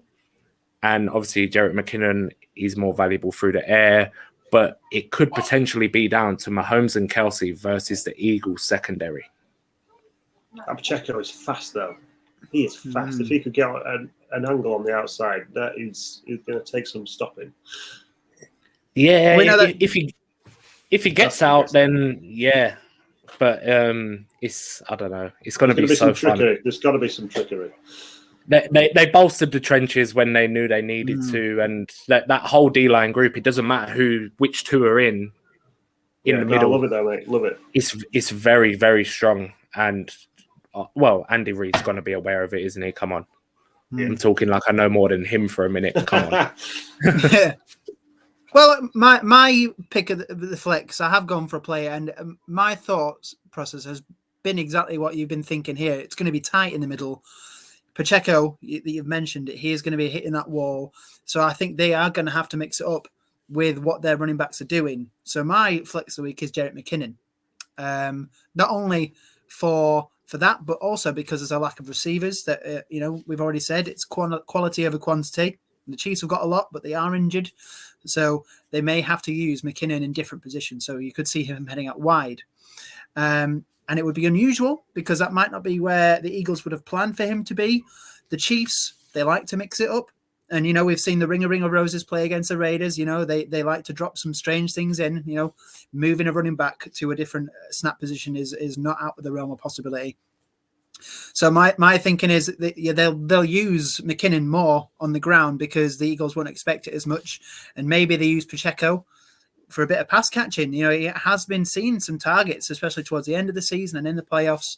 They have to mix it up, especially against, like you said, a tough run defense. And McKinnon, he is a pass outlet in clinch plays. We've seen it in the red zone. You already mentioned how many receiving touchdowns he's had. It's going to be Kelsey making moves in the end zone. It's going to be McKinnon making moves in the end zone, whatever wide receivers have got left. And, you know, I think, as we've mentioned, the Eagles have conceded yards on the ground and in the air against running back positions compared to the other positions. I think they need to use the running backs in an innovative way and keep using McKinnon in the red zone, and that's why he is my flex of the week. Nice. Yeah, I really like that. Go for sorry. It. No, go for Pacheco has doubled the targets of McKinnon in the playoffs as well. Exactly. So I think it's 7-4, so almost double. But who knows? We've seen Damian Williams win the Super Bowl for him before, didn't we? It could be Ronald Jones's turn, just for a wild one out there. Just send everybody hyper and make them draft him in the 10th round next year. Carry on. I'm all for it, Andy Reid. Go on. Brilliant. All right, so my flex of the Super Bowl. Normal style, I think I would have gone someone like Gainwell. Like, I love how they've been using him, and he's been playing quite well in these playoffs as well. But this is the Super Bowl, and as with most people, this is the Kelsey Bowl, and I cannot wait to see how this pans out. Jason is a fantastic centre, and you saw how useful he is in that short yardage needed with a scrum-like attack, drilling his feet into the ground and pushing forwards for either a touchdown or a first down. He is one of the best centres out there. And just like his brother, Travis, he's just a massive play, huge for Mahomes. I mean, we all know. Just possibly one of my favourite players in the league. He's just an absolute beast and just pops out of nowhere. Him and Mahomes just get it. They just have that little magic where they don't even have to talk to each other, and Mahomes just knows where he is. He knows he's a step ahead of him. The ball's to him, and you get himself either that first down or that touchdown. It's going to be amazing just to see both of them in their own little family bowl as it is. So, yeah, I can't wait. Cannot wait. I absolutely love that. Jason Kelsey doesn't get enough attention, especially when obviously with fantasy football, they get none the O-line, but he's fantastic. He's hilarious as well. Yeah, he is. Their podcast is amazing, so yeah. But just even for Hurts this season, like he's made it so much easier for him, and he's just solid, isn't he, as a centre goes.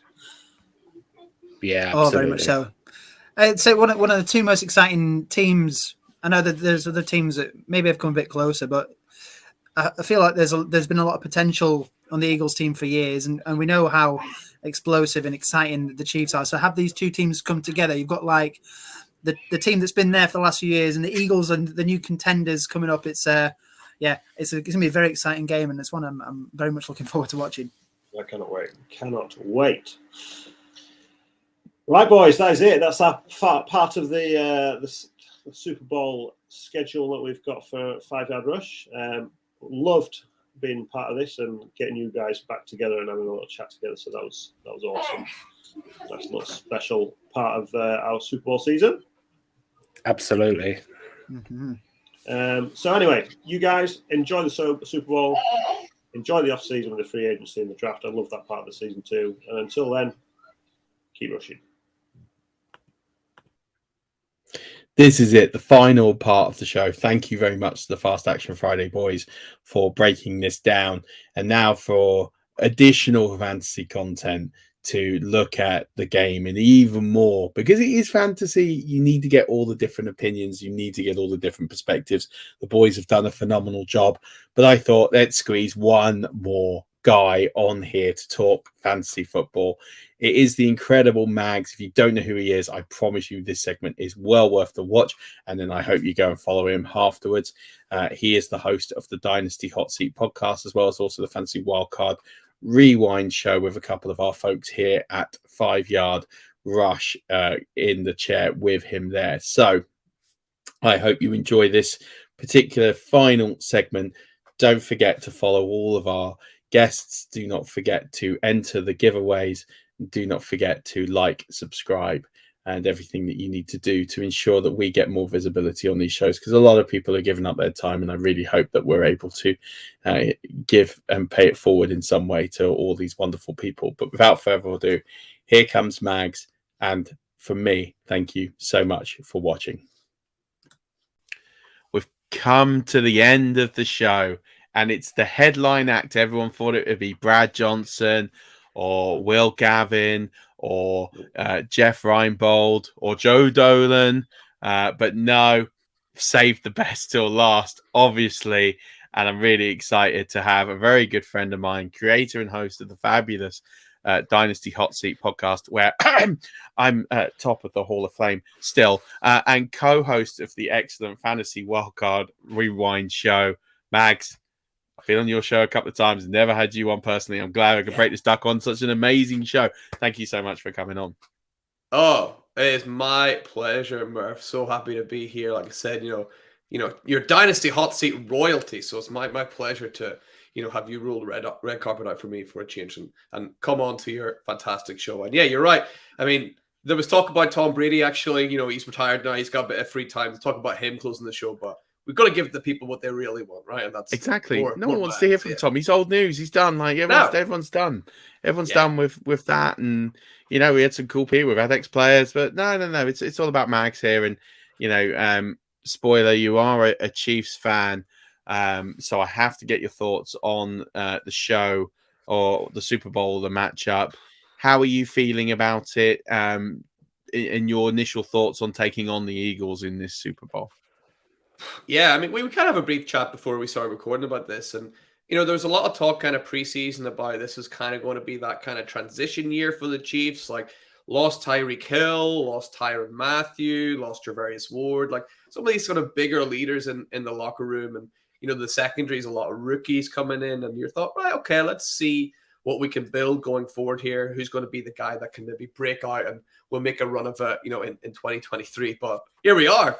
Super Bowl, baby, right? Nobody really seen that coming, but yeah, just delighted to be, at another Super Bowl. Patrick Mahomes back to back AFC championship games.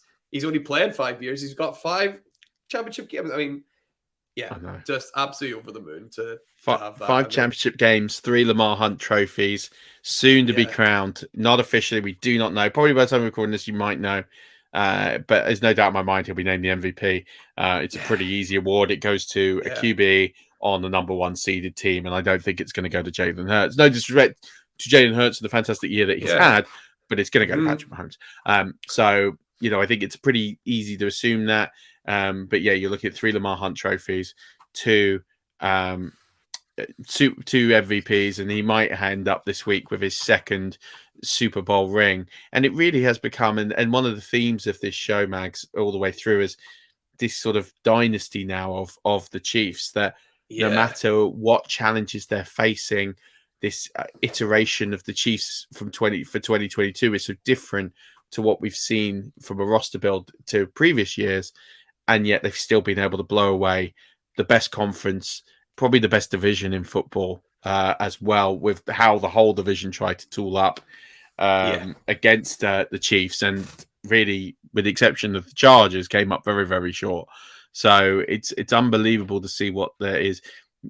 Forget Patrick Mahomes, because everyone, it's easy to, and all show we've given so much praise to Patrick Mahomes. I feel like we need to lower it a little bit, and even Andy Reid to a certain degree.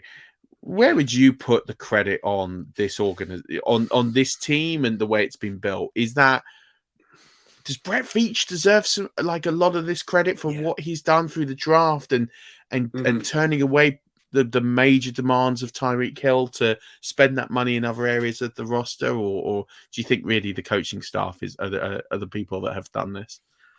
Yeah, I'm glad that you brought up Brett Veach there, actually, because he's a guy you don't really hear GM's names a lot, really, but he's done an absolutely fantastic job. He's a young guy as well, so he's really only getting started, I think, too. But the Chiefs have drafted really well. I mean, just look, we talked about the rookies. Like, most of that secondary is made up of rookies. Like, you got Watson, you got Trent McDuffie, who's been fantastic this year, and they've really come along.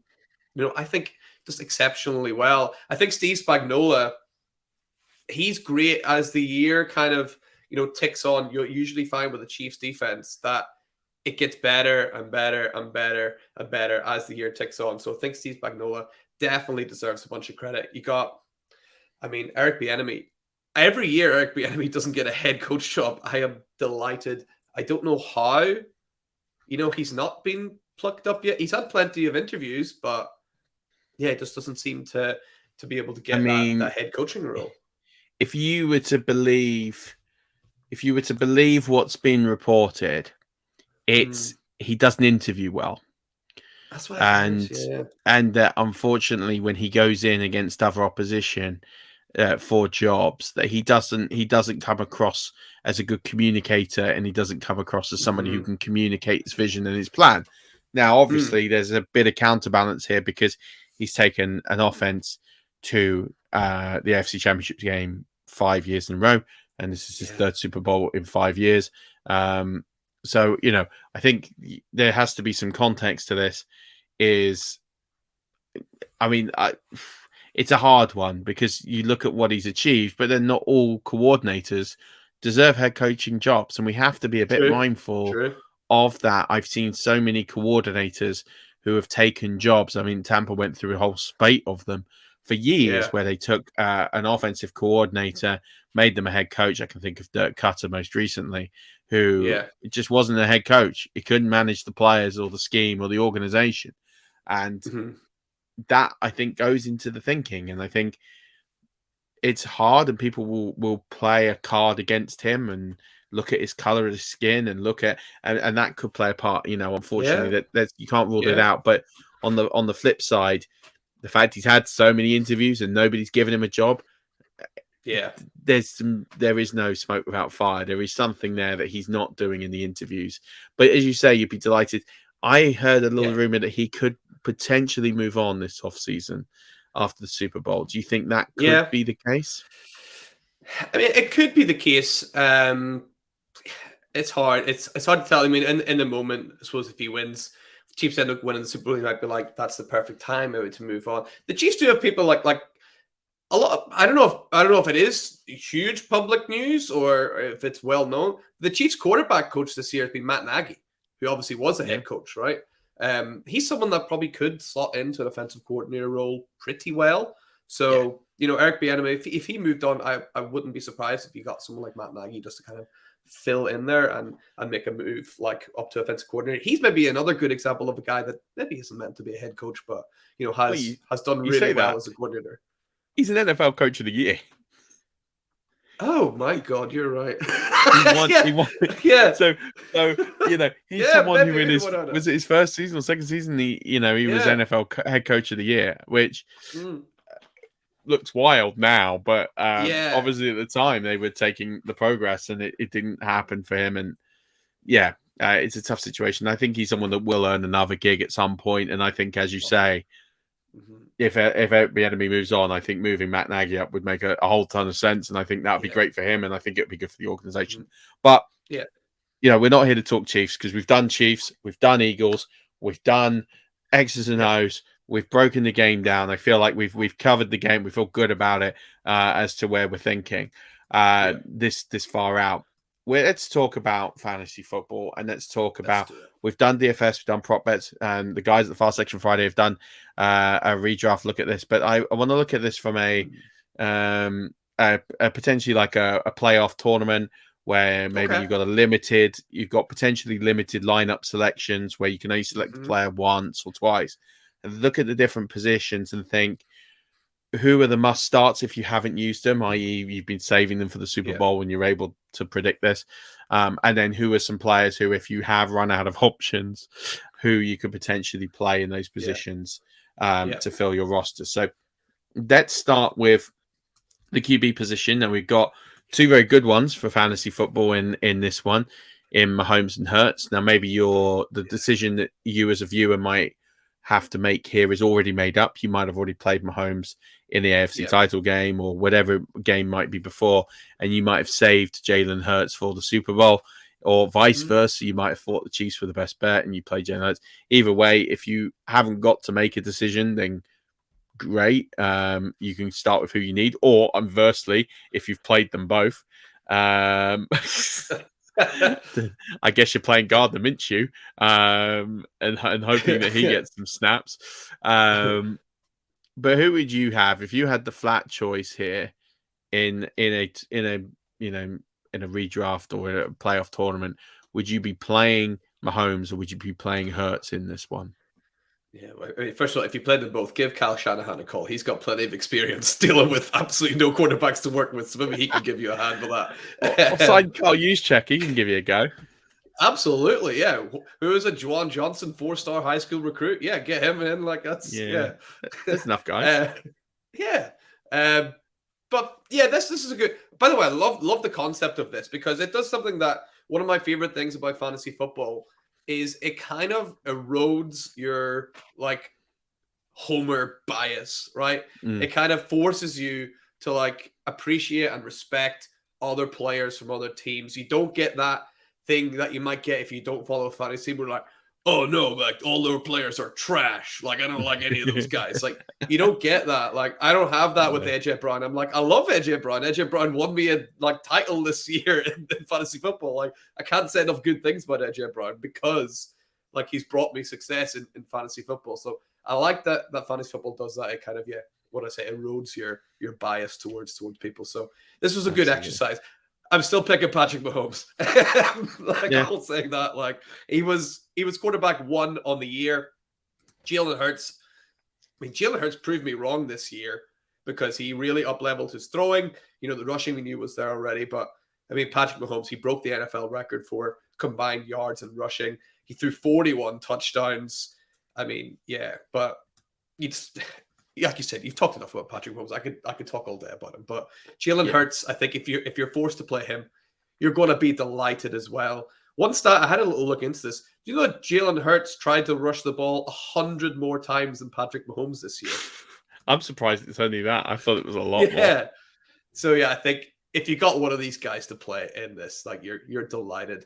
And you know, Patrick Mahomes obviously finished quarterback 1 again this year. I wouldn't be shocked. In fact, I'd actually be surprised if Jalen Hurts doesn't finish as a quarterback 1 overall in his career at some stage. So both guys absolutely amazing. But I'd lead Mahomes. Yeah, I'm the same. I talked about this in a DFS segment earlier on that I'm slightly concerned about the shoulder of Jalen Hurts. It is his throwing arm, and I think he's not going to throw the ball as much.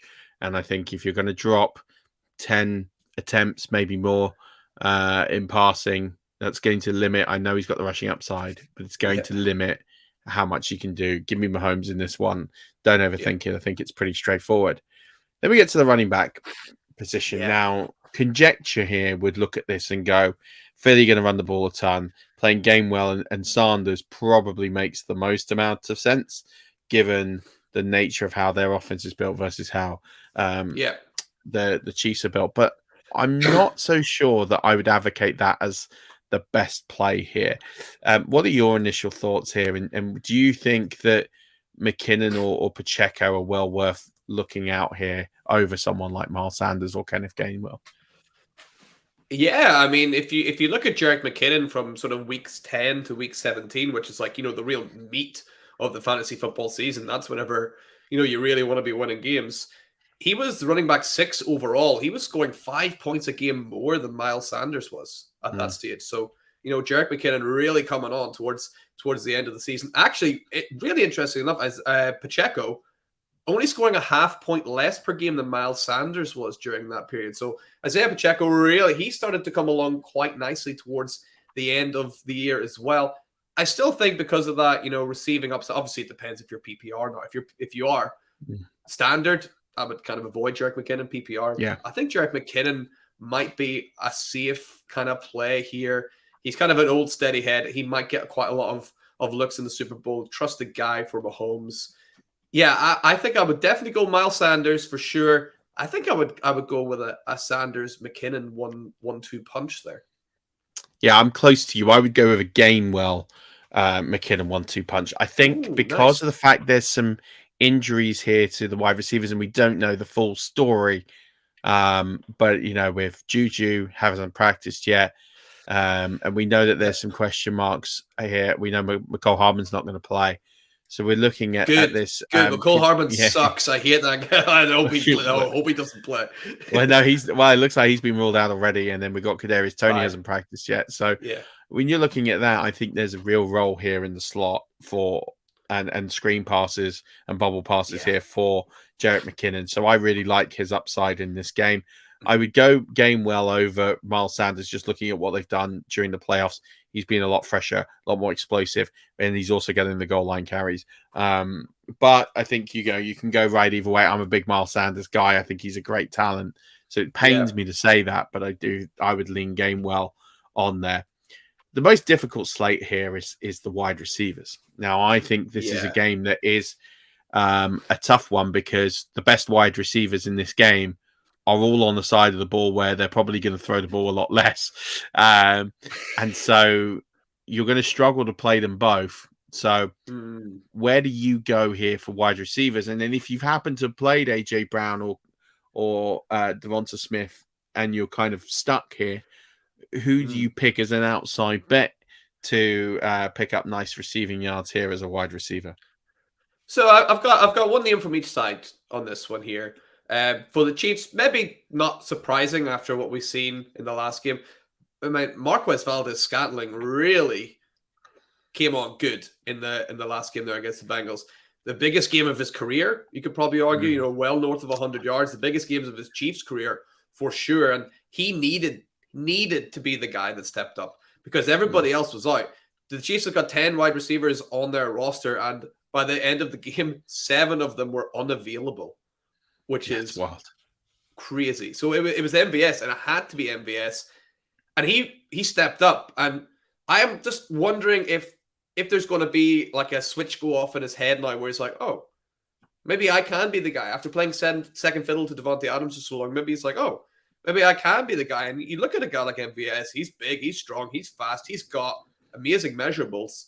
So maybe this is a moment where MVS, has a bit of that confidence boost and starts hitting the ground running going on. And if there's anyone that's going to get your head right and coach you towards greatness, it's probably Andy Reid. He's one of the best in the league at, that mental side of the game. So hopefully MVS now realizes he's got that talent and he's kind of unlocked another tier to his game. So he'd be my guy for the Chiefs. What do you think about it, Murf? You think that's a good shot for the Chiefs side?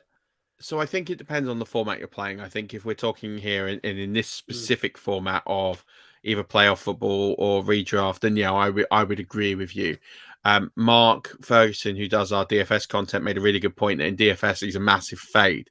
And the reason he's a fade is because the ownership's going to be really high because of his performance 2 weeks ago when the game's played, and also the injury concerns of everybody else.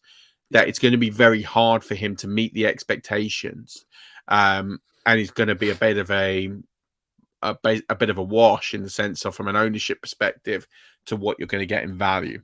So he would pivot away from DFS, and that makes sense. Although I don't play a lot of DFS, but I got the logic, and would look at other receivers in this game. For me, the one I would have really under the radar that I think got a boost from the game, not in the role that you would have expected, but more as a kick returner, was Sky Moore. And I think actually he made a very big play towards the end of the game on that kick return. And I think if he can get some confidence, I think he could be someone that steps up and does something. But that is a bit more of a risk than someone like MVS. But I agree with you. I probably wouldn't be looking at Juju or Tony, especially wouldn't look at Tony in this game. I think this is more a case of it could be MVS, it could be Sky Moore. It could go all to Travis Kelce. I mean, we'll have to see how that goes. But the problem on the other side of the ball is you've got to pick one of the receivers, and it's either going to be Smith or it's going to be Brown. I don't see both these guys putting up big numbers because of the fact they're going to limit how much Hurts is going to throw this ball. And I don't know. I don't know who, because they've been fairly even. I think it's very tough to pick. So I think you maybe your ownership choices, and you might have already played an AJ Brown in an earlier round. Maybe your decisions become so much easier. But if you haven't and you have to make the option, I'd lean Smith.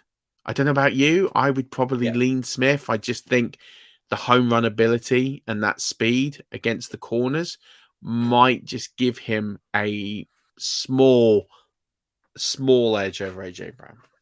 Yeah, I would lean Devonta Smith as well, mainly because the Chiefs have been game planning for a similar kind of player, Jamar Chase, for a long time now. Jamar Chase has been the kryptonite to the Kansas City Chiefs for a while. AJ Brown, while not being the exact same player, has got a lot of similar traits. So the Chiefs might be able to cut and paste the game plan for Jamar Chase and apply it to AJ Brown.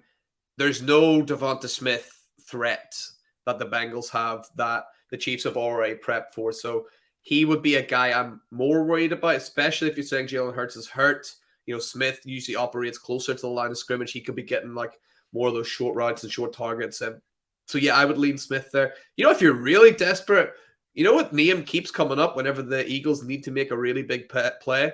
It's Quez Watkins. That name pops up all the time. When it's fourth downs, when it's in the fourth quarter, he's a guy that they really do look for because everyone else is looking, like you said, at AJ Brown and Devonta Smith. So if you're really, really desperate, Quez Watkins is a very boom or bust player. But hey, I love that. Yeah, I love that. The next two positions I think are pretty easy to pick if you've got full availability. Yep. If you can pick from the field, you're picking Travis Kelce. I think that's an easy one. I think everyone knows he's going to get the ball 8 to 10 times. I think you're going to get similar numbers to what he did the last time he was in the Super Bowl. Wouldn't shock me. If you can't pick him, you're picking Dallas Goedert more out of necessity. If for some weird construction and you've picked both, the name I would go for is Noah Gray. Yeah. Because you just never know. He might pop up in the end zone and get you a touchdown. It's a desperation play. But I think that position doesn't require a lot of conversation. It's a huge tier gap between Kelce and Goddard. And I think the same at the kicker position. I think I look at the kicker position here and think, you're going Butker. He's got the leg. He's got the consistency. And in the playoffs, he's been absolute money. He's been scoring 10 to 13 points a game in the playoffs. He's getting more than most wide receivers are. So I don't think you need a big one here to work out which kicker. No. And of course, if you've used him, you need to flip over to the other side of the fence. And of course, that happens. So DST, I think, is a little bit closer. If you're playing in a playoff contest with a DST, and I know if the NFL.com ones do, some don't. Who are you going with here if you had a free reign to pick both? And I think you probably would, actually. I don't think either of these teams had high ownerships going into championship week. And maybe the Eagles might have been used already and you have to go Chiefs, which is fine. But if you had the free reign, who are you picking? Yeah, this is a really interesting one. For like the special teams, it depends if Kadarius Toney is healthy. Because I think on the special team side, he's definitely the most explosive punt returner, kick returner, and he's got the most home run ability on those for a chance to get big points. On just the defensive side, I think the Eagles are probably a stronger play defensively. But I didn't look up the stat for this, Murf, but I can only assume that it's true that the two teams that get to the Super Bowl are incredibly good at not turning the ball over. So I wouldn't expect a huge amount of points coming your way on the DST side. Both these quarterbacks are really, really good at not getting sacked and getting away from things. In fact, Patrick Mahomes is historically great when he's pressured. In fact, the less you pressure him, the better generally. And, we all know about Jalen Hurts. He gets away from everybody. So it could be a very low scoring affair on the defensive side because I just don't see either team turning the ball over a lot or getting sacked a lot, but I would give this slight edge to the Eagles, I think, on that side.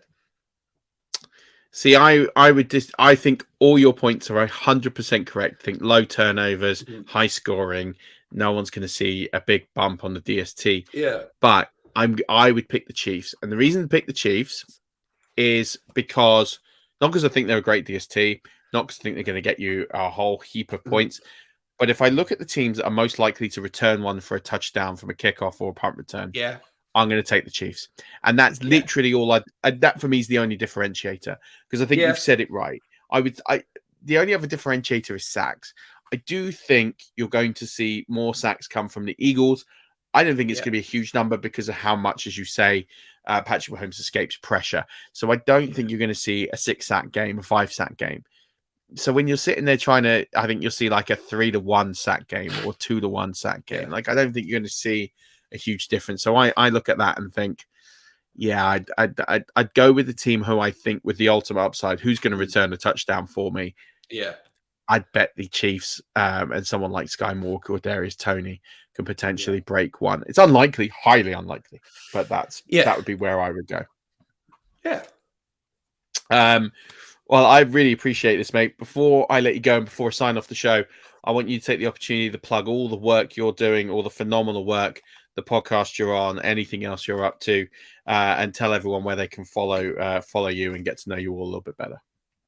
Yeah, well, first of all, before I go, I can't end on saying something nice about the Eagles. So I'm gonna quote the legendary voice of the Chiefs. It's Mitch Holthus. In his legendary words, he said, "You can doubt the Chiefs, you can dislike the Chiefs, you can disrespect the Chiefs, but you're going to have to deal with the Chiefs."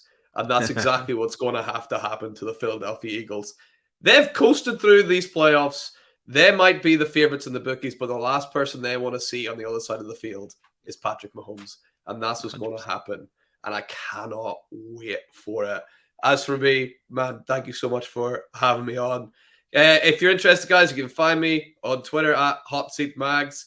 If you like a bit of Dynasty, I run a show called The Dynasty Hot Seat. Check that out as well. And if you're not into fantasy at all and you just like watching the NFL, watching the games, go check out the Wildcard Rewind show I do with Paul Picken and the queen of fantasy football, Hannah Rowland. Go follow those guys as well. Absolutely great 5-yard guys, and amazing show that you do. Big fan of it, so definitely go and check that out. Mags, thank you very much for joining. Everybody at home, this is it. This is the end of the show. This is coming up on just short of 5 hours. It's been a long show. It's been an incredible ride with incredible guests. Please do follow all of our guests and thank them for their time and enjoy their content. And in the case of Brad Johnson, follow him on TikTok and listen and watch all of his trick shots. I'm told they're all real. That's